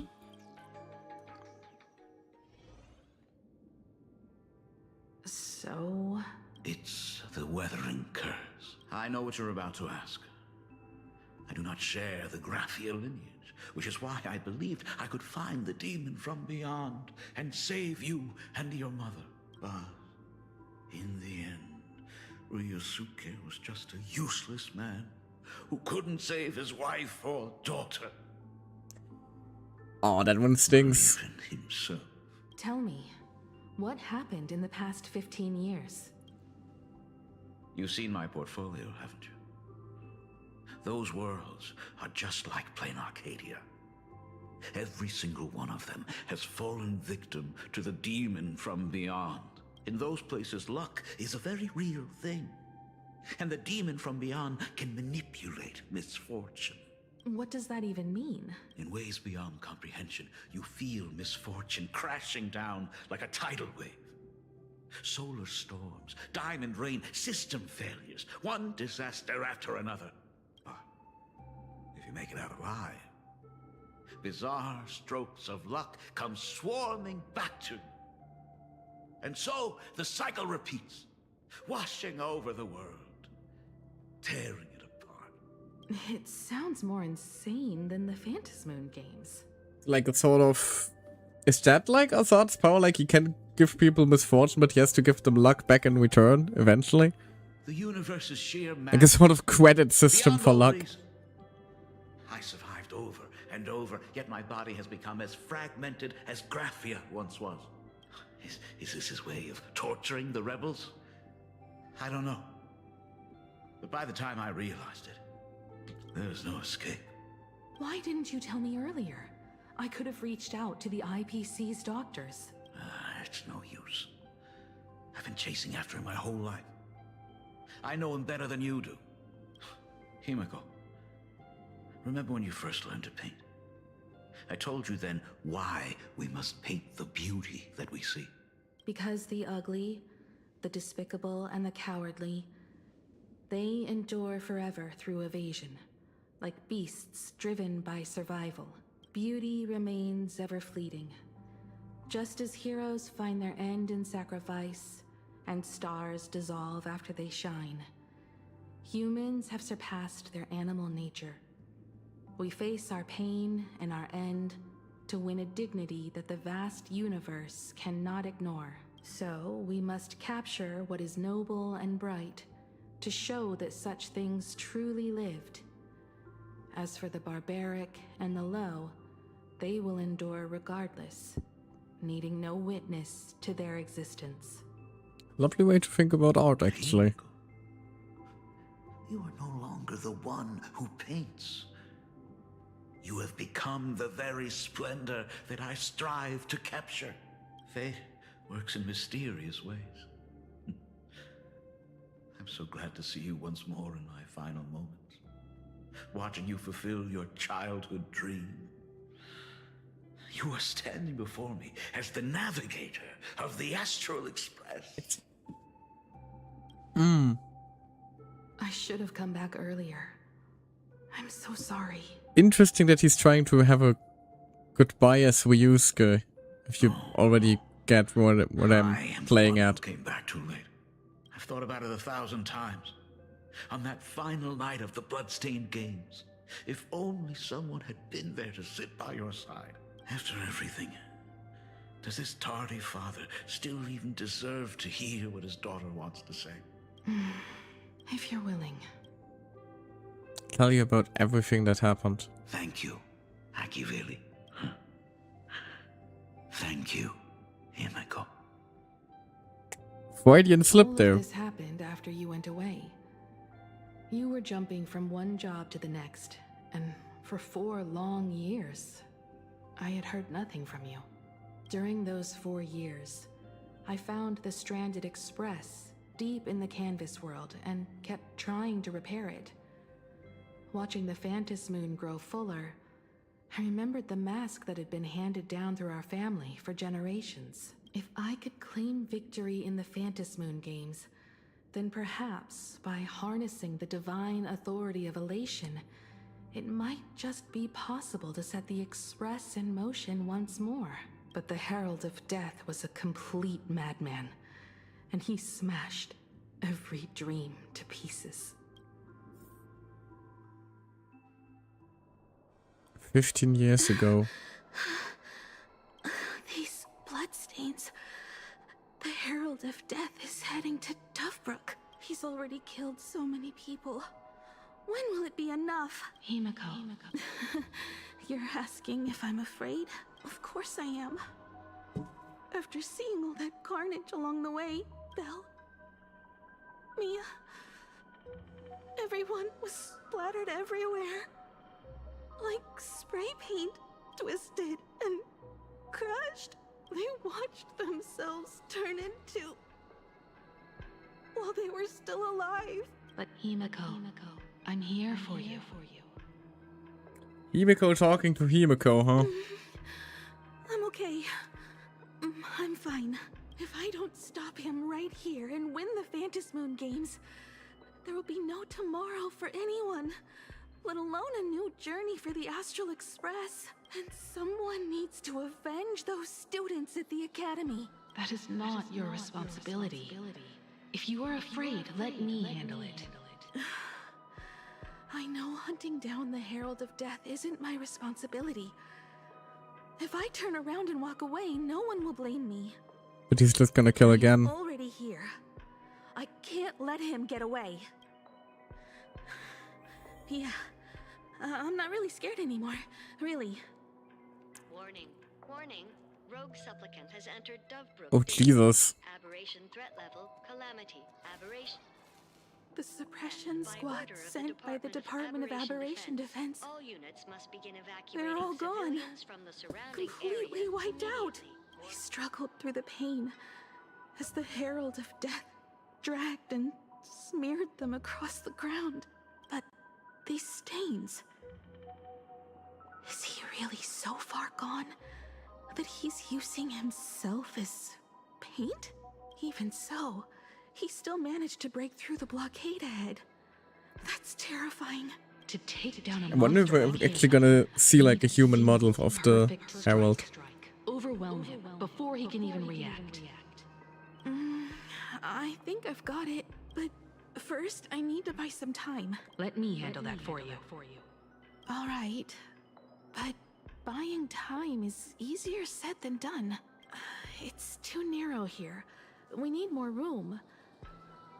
The best bet is to pin the Herald down on that bridge. I'll take all the wish power I've gathered since the Phantom Moon became full, and use it as fuel to paint it into existence.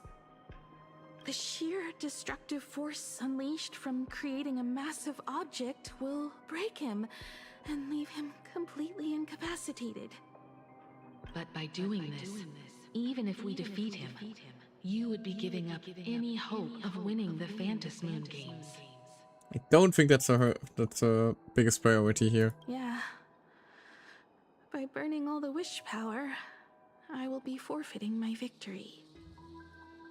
But even if I did win the games and restart the Express, what would happen to this city? To my friends, my teachers, and everyone else? Where would they have left to go? To set the Express in motion with Aha's power, while standing by as innocent people are slaughtered by monsters? To soar into the stars while turning a deaf ear to the screams on the ground? Would be very much in the spirit of the Trailblaze, would it? Someone who does that has no right to call themselves a nameless. I knew I should have stuffed an orbital cannon or a molecular saw into the case, using that bigger on the inside Trailblaze tech, just like the Astral Express. Remember that for the future, then. Also, she used Imagenesis to create like her pizza cutter. Is that it? Right. When this is all over, I will have to give it a try. Another body. Don't think the bodies are gonna Black end. Birch. Guess he was after the Herald as well. Black Birch, the masked fool? The one who turned Gotham City upside down not long ago? Only 2 supplicants are left in the games now. In other words, we are the last hope for victory over him. Just like those No legends I grew pressure. up with. A hero confronting a monster to protect everyone. Now that responsibility falls to me, I will take him down. After that, I will repair the Express myself and see it fly over the horizon and break out of the atmosphere. What a beautiful sight that will be. Then consider this the first world to be saved before the very first Oh, stop. my bad. Sorry. It'll certainly be quite memorable. This Quite a scary final boss for the first trip as well.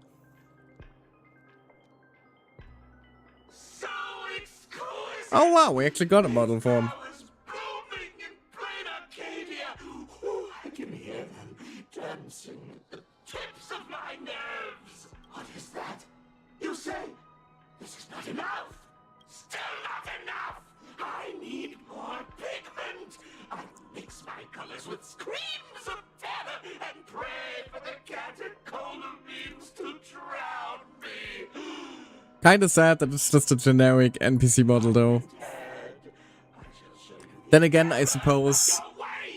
This flesh is the culmination of life. Its own king is right here. The giant tree running through our heartopia. I suppose the idea was that it was, you know, just an IPC guy that got unfortunately possessed by Shuhu. We will be as one. No, I will surpass her. I will devour her and become the one and only existence. Another new shade, dazzling, shattered crimson. Are you perhaps the color I've been missing all along? Step into this masterpiece. Become one. Oh Jesus. What the hell is wrong with the eye?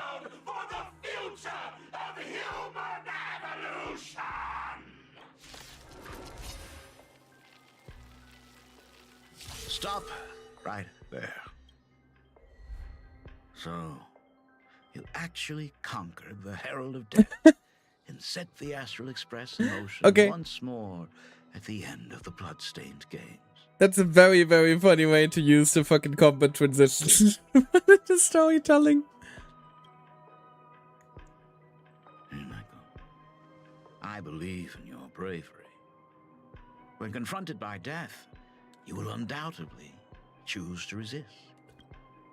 But you were so frail and sickly. How could you possibly defeat the Herald of Death, who slaughtered every single supplicant? And how could you hope to repair such a massive, stranded express? Well, the answer is clear. It would be impossible for you. That is, unless... Haha, just kidding. Unless... helping you. Ah, there it is. Don't deny it yet. I've been tested by you enough along the way. So now, give your father a little room to breathe. While I was gathering your belongings, I found some of the manuscripts you left behind. There were 2 distinct sets of handwriting upon those pages. Every trace in that house proves that 2 people once shared a life there. Legend says that during the Canvas Age, the grand artist Whitebow painted his late daughter onto a scroll and breathed life into her. Suppose, just suppose, that my brilliant daughter created a likeness of herself, a self-portrait so perfect that it breathed and moved with her. So our Himiko is really just essentially a self-portrait come to life. If that is the truth, then every mystery is explained. During that night of the Bloodstained Games, a girl at death's door and an imagination she created followed the trail of the Herald of Death all the way to Dovebrook. As a monster bearing Shuhu's flesh and a supplicant lost to madness, Marcus and Tali defeated the pair before him without lifting a finger. Driven by pure instinct, he slowly closed in on them. He intended Wait, what do you say to about use their very lives as pigment to paint a new bloody bloom. I mean, the implication here clearly is that our Himiko, like the Astral Express Himiko, is basically just an imaginary self-portrait of the original Himiko who ended up dying because of the Weathering Curse. That's like clearly the implication here, given that, you know, it's our Himiko design here currently in the battle. So technically speaking, he wasn't even wrong when he said that Himiko never left plain Arcadia, because the original Himiko died right here, only leaving the Imaginary behind. Little did he know that he was walking straight into a trap of their design. The moment he drew near, a massive iron fist was imaginated from the sky above. It crashed down and crushed into dust. It was the night of July 22nd, 1984 of the Arcadian calendar.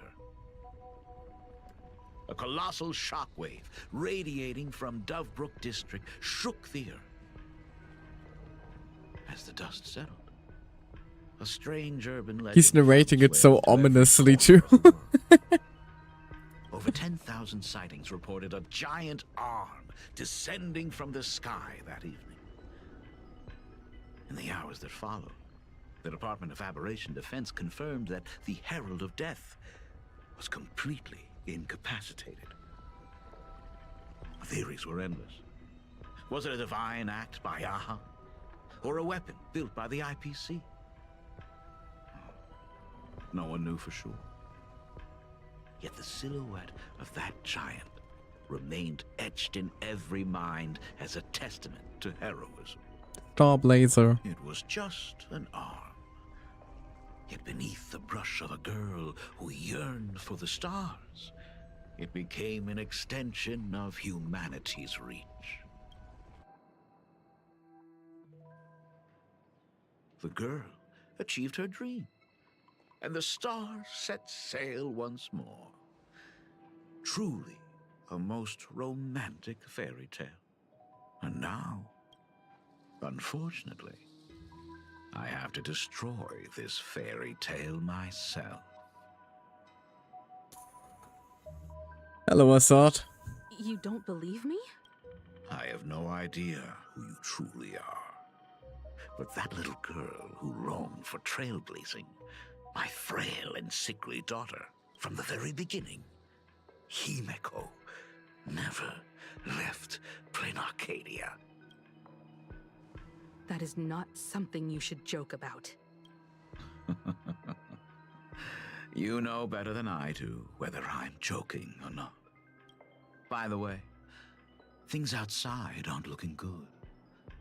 The Arcadia is drowning in problems. Is it really wise to stay here instead of helping the younger crew members? Those kids are all grown up now. They can handle their mission. And as for myself, I am staying right here to deal with the biggest problem of all. Just be careful, please. Oh, come on. Now? Oh no, Wolfie.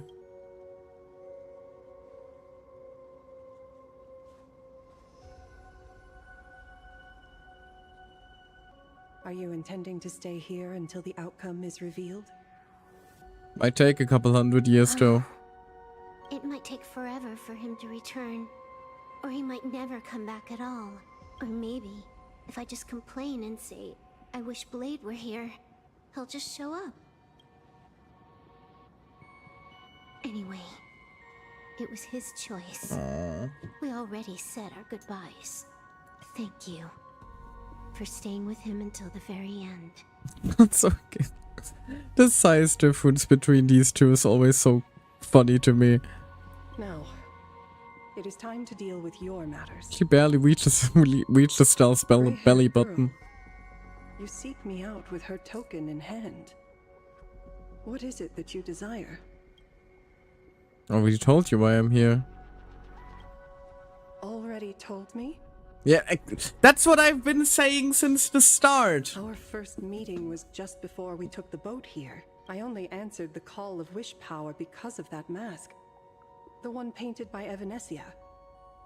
Without it, I would not be here. Yeah, about that. Took you a while, didn't it? So, who is this me you speak of? Me, of course. Hello, Assad. Not you again. A meanie will Called it from the very start. Took you a while to reveal yourself. Asshole. Oh damn, they actually gave him a full model. Misfortune and I share one thing in common. It is... Both enjoy dropping in uninvited. Can we just talk about how insanely cool and yet simplistic this character design is? A reunion after 1,000 Fucking years. hat hand. Graphia, it has been a long time. Asat Pramad. Weepy, yes, but it's so cool. I knew it. This goes much deeper than I thought. Ingford Hermitage, what you heard was only half the story. 1,000 years ago, amidst the ruins of Ahatopia, I found a baby girl on the verge of death. Wait, huh? Her cold, lifeless body reminded me of the legend of Elation. Aha heard an infant cry and burst into laughter. Basically what you're saying is, Assad just can't help himself. He keeps adopting Graphia. He keeps adopting the women of the Murata family. First Graphia, now Himiko. Too bad I never did get the joke. So I came up with a much better one. I infused that child with the power of destruction, giving her the rebirth of a Void Ranger. I taught her to paint her monstrous beasts using the life of the veracity as pigment, all to carry out the Legion's divine will. Oh god, so he originally used her to create his armies. Was your commission to paint the world and carve a trace of our lasting glory just before the world meets its destruction. You were doing so well, right up until you saw that express crash. It gave you ideas, Graphia. Unrealistic, foolish ideas. Since that day, I have had nothing to do with you or your destruction. Your failure began the moment you tried to destroy the Express. Oh! All you did was turn the spirit of the Nameless into a rallying cry for rebellion. So Assad was what made the Express fall initially. I took the power you forced upon me and used it to save the innocent. You commanded me to record the end of worlds, but instead I created a sanctuary. So, you think putting on a human mask makes you one of the trailblazers? How amusing. Look at yourselves. That weathering curse is still eating away at you and your kin.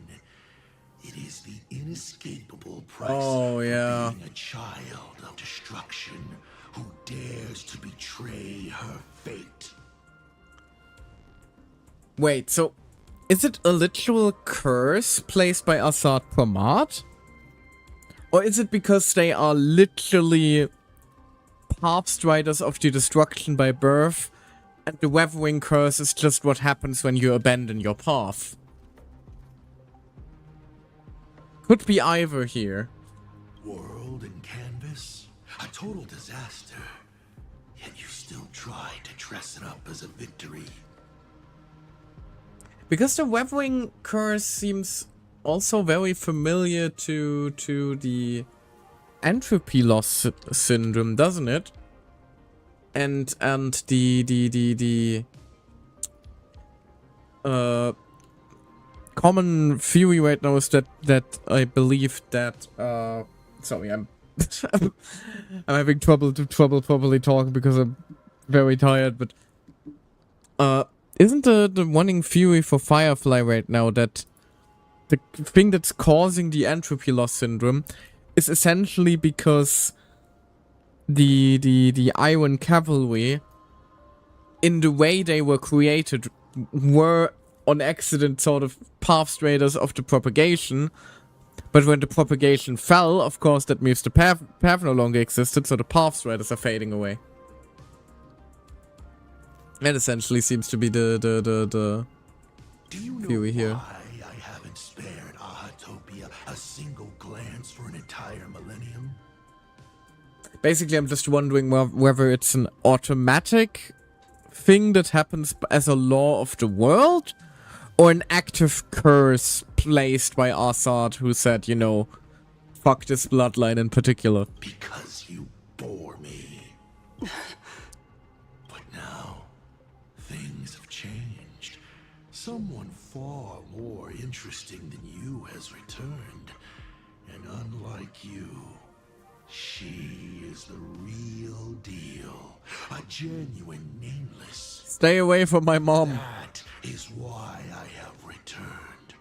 Simply to tell you all this.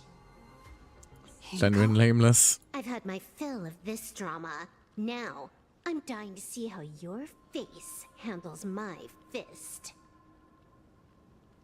That probably would just result in a fist bump, Silverwolf. Yeah, he doesn't have much of a face. For 1,000 years, I have painted them over and over again.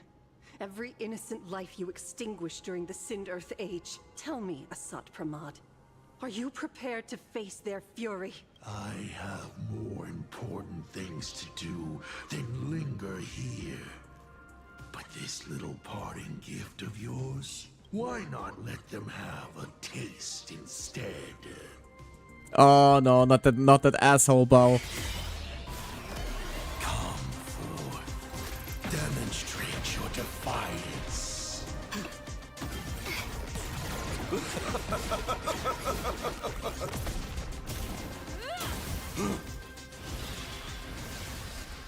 Is it over? Oh dear. Watch out! Pity. Such a clean strike. But the odds of success are 0.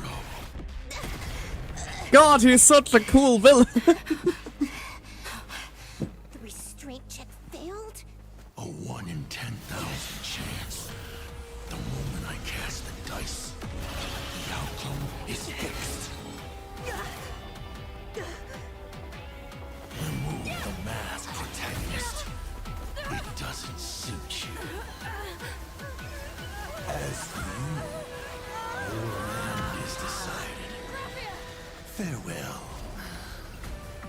Sorry. I have failed. Oh no.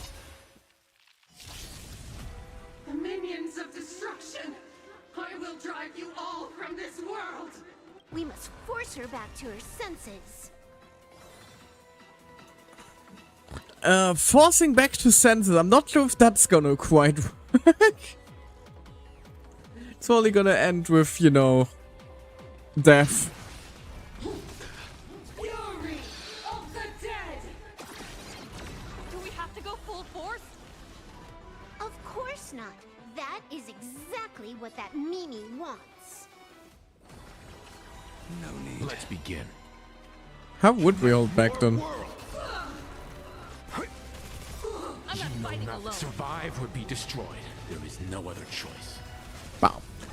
To this day, in my opinion, Welt's ultimate is one of the most badass things in Honkai Star Rail. Let greed devour all! Ow, ow. Ow, ow. I will bury you. Purgatory, take hold. Leave it to me. Toward distant horizons! Blades eternal! Get them! Drive toward new dawns! Absolutely. Okay. Cannot let you touch Yeah. this place. This boss fight is scaled for, you know, very, very easy. So. Ow. We need to finish this fast and catch up to Asat Pramad. Looks like I have to use level 9. No, don't. One more time. Blade very specifically told you. If a sword is needed, let it be mine. Speak of the devil! Hello, Blade. Good timing. Excellent, even. What defines a blade?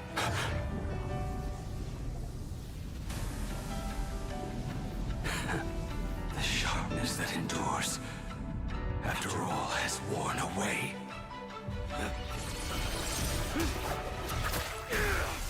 Whoop. I shall take veracity as my forge, and abundance as my iron.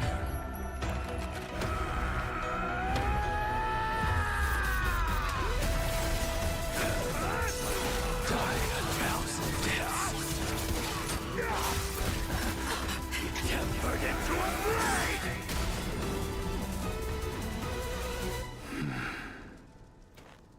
Talk about a violent magical girl transformation. Hello, Blade.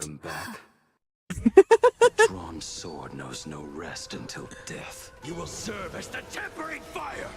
Bomb!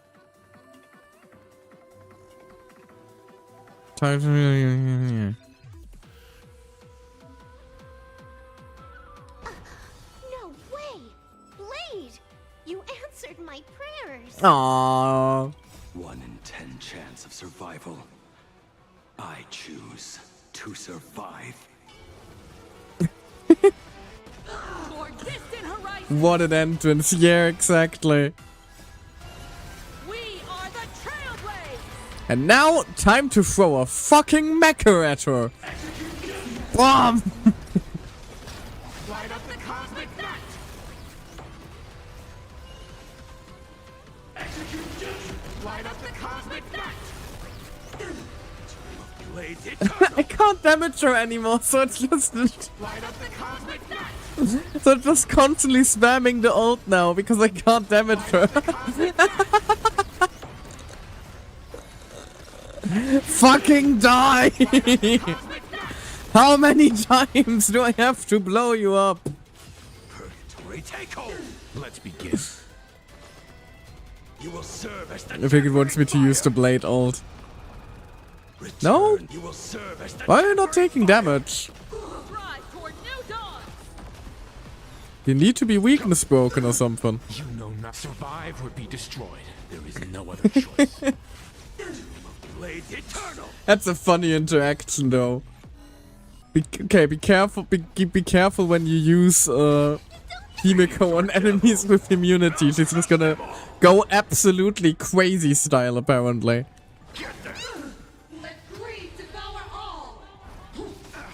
What happened to her? This is Asad Pramad's handiwork. We have to bring her to her senses first. For distant horizons. You will serve There as we the go. tempering fire. Now she's taking damage again. Cannot let you.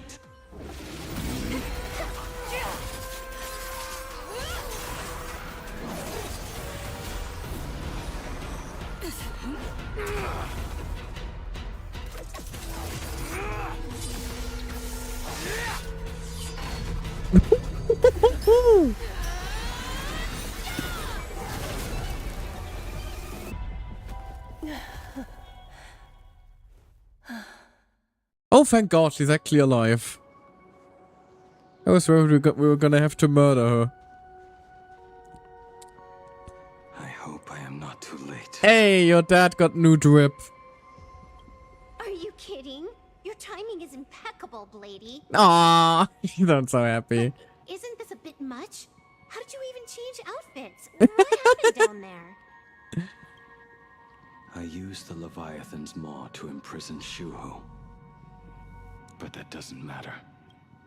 What matters is that you made it out alive and got the job done. Aw, she's so proud of her dad. Not yet. I have made a decision. This time, I will stay and become a supplicant. I am joining the Phantasmoon Games. What? You're going to stay here and poke your nose into this world's business too? I mean, technically speaking, you've already been doing that. Let us settle this first. Are you okay? Thank you. Thank God she's alive. We will stop Asad Pramad. I will do everything I can to help you. As long as the canvas remains, Asad Pramad cannot kill me. You have fulfilled what Evanescia entrusted to you.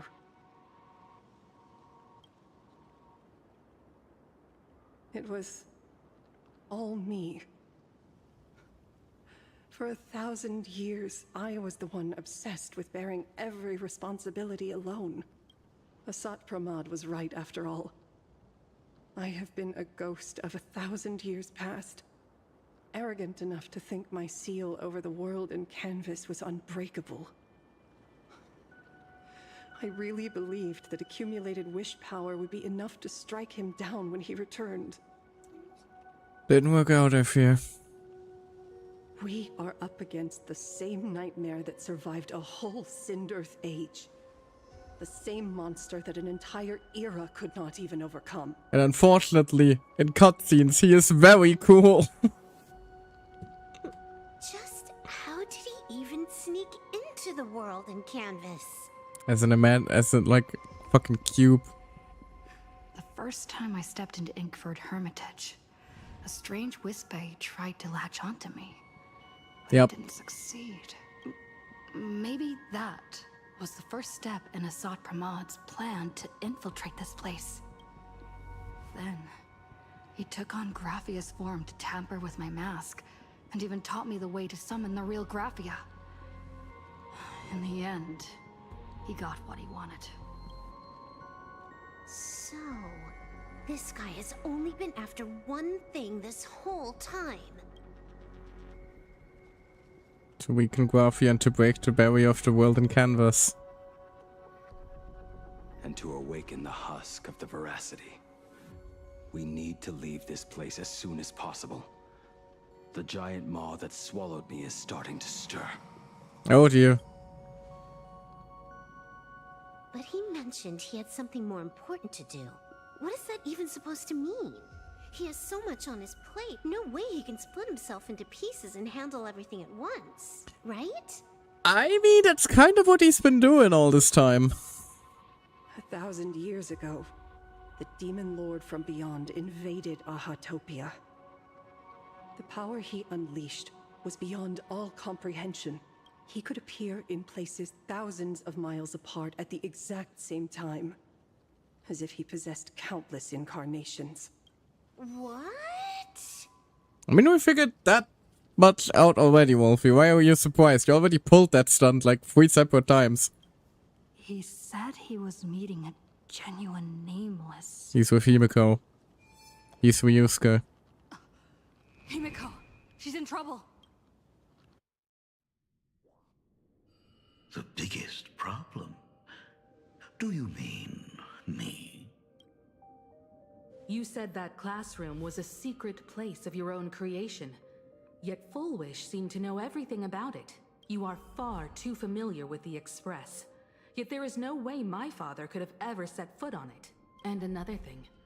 When we first met up earlier, you said it had been 15 years. But my father clearly left much earlier than that.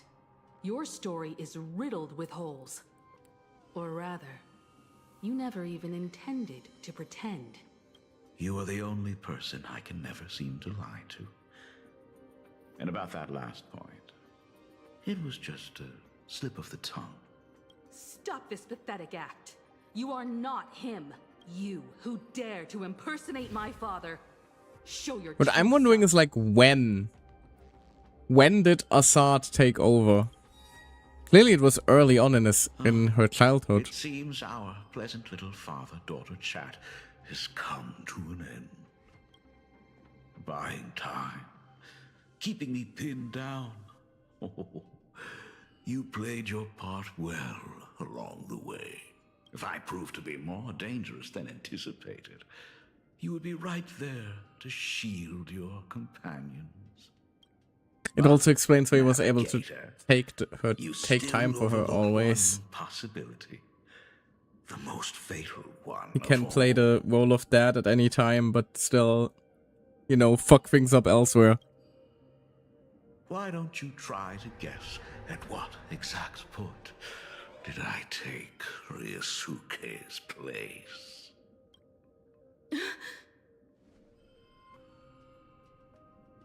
It happened on the day that man, in his desperate search for the source of the weathering curse to save his family, was destroyed by me.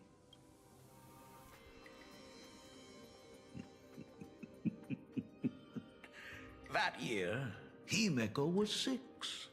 At her mother's funeral, she met her father for the first time. Oh, that's fucked up. That is so fucked up.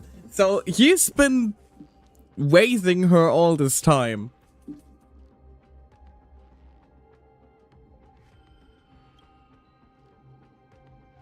You are lying. I have told you only one lie in all these years, my dear daughter. Which makes the fact that what I said earlier, like the fact that he clearly cares for Himiko, all the more fucked up because he does care. It's just a twisted kind of love. Oh, Jesus. Honestly, sorry for getting slightly political, but it's like some of these ICE agents in the US killing fathers and mothers, yet go home and hug their own kids. Oh yeah, I get what you mean. I definitely get what you mean. Nice to meet you. I'm your father, Ryosuke. Oh, you fucked up evil man. All that effort. All those years spent by my side. What are you really planning? Even I find it hard to tell what goes on in this head of mine sometimes. But now, as I look at your face, at that exquisite expression, it all makes sense. I had so much fun playing a father. Oh, you vile fucking creature. You vile fucking thing. Just don't understand the psyche of these kinds of people characters. That's not something you can understand. Any normally functioning human being would not even consider anything like this. And the best part, that was not even the most fun I have had today. Hey, can you hear me? Someone who looks like a Supremod just showed up at the tavern. We are under attack by Assad Pramat. Don Hung and I will do everything we can to cover Yao Guang. I've played along this far, so why not make it interesting? Let us add a dash of red to our little opening act. Sorry. That snarl in the voice? I just want to point out the voice actor here is doing an incredible job making this guy just despicable, yet also menacing, like on an animalistic level. If that makes sense. That snarl just now, that's a fucking insane person. You have proven your theory by tearing off the mask of Ryosuke. As a courtesy, it's now time to strip away your disguise. Like, I love playing villains in my D&D in my D&D campaigns. I wish I could even have a fraction of this voice acting performance when I play my bad guys. I'm getting chills here. The ugliest lie of the Trailblaze. The truth that has been hidden for 15 years. Oh, that's her light cone. When the Phantom Moon is full again, I will be there as I have promised. That's a light cone illustration. I will come back with so many stories to tell you. The girl looked up at the stars, but in her heart, she was terrified. Oh, she also has the web-wing curse here. She was afraid of the universe. And even more, she was afraid of the weight of responsibility. In the end, she left her wishes to someone else. As for her, she chose to lie in a grave and stay in the Arcadia forever. Ryosuke's daughter, Himeko, is long dead. When she saw how vast the stars really were, she ran away, just as the Trailblaze will always converge with the destruction, culminating in awe-inspiring obliteration.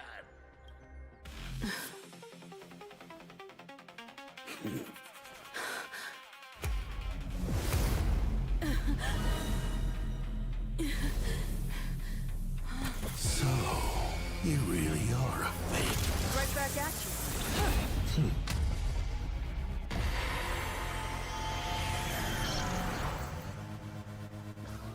O denizens of this Arcadia, lost in its splendor. Once I beheld the Astral Express rise again towards the stars. Since then, you have known 15 long years of unbroken peace.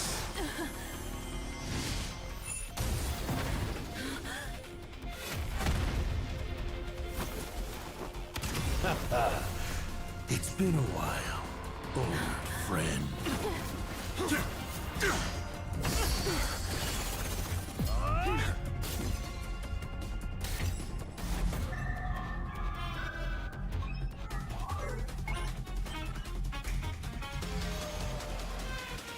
For 15 years it was I, Asakaman, who delivered every promise of beauty to this Arcadia in advance. Now... Please indulge in these long overdue surprises.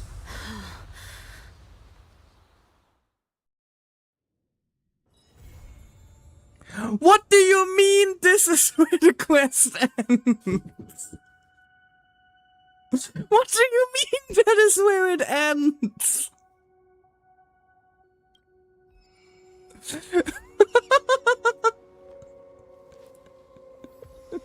What the fuck? What the fuck? You guys really stuck with that ending for 6 weeks? How?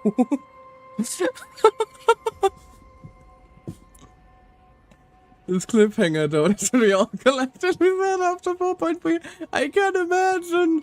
Jesus Christ. At least you can go right into 4.4 now. I can't, I have to go to bed. Earliest I'll be able to stream again is Friday. Star World at least. Worst cliffhanger possible, I'm old, I'm used to waiting. Fair, but still, what the fuck? What a cutscene. I'm gonna have to rewatch that cutscene right after the stream, honestly. There was so much going on in there, I didn't even manage to catch everything. Jesus Christ. But like, oh, I'm sorry, I'm a sucker for a good villain, and like, Assad falls perfectly, perfectly, I can't speak anymore, I'm sorry. He falls perfectly into like, basically the same niche as Lygus, this like, fucking, just twisted master manipulator that for some reason has an ungodly amount of power that he just loves to flaunt. And that makes it such a chef's kiss, that twisted mix of charisma and evil. Mwah. Sorry.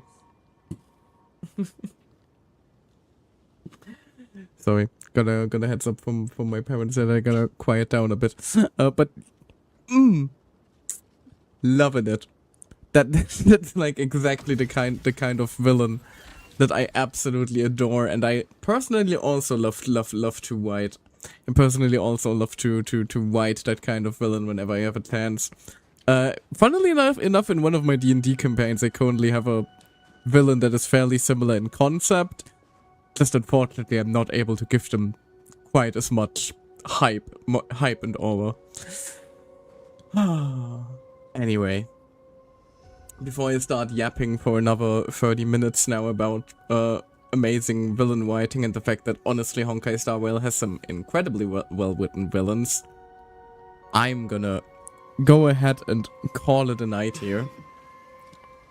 Unfortunately, I will be taking a quick break of streaming tomorrow, just to take care of some stuff myself. And Thursday we will be streaming a mobile game actually. I actually managed to figure out the setup I needed in order to get the new Hololive Rhythm game that I was already talking about running. So we're gonna hopefully be streaming that on Thursday. If I can manage to download it in time, we will have to see. And then if all goes well, hopefully, we'll be dealing with Assad on Friday. Now though, let me check if there's anyone I can wade into before I end here.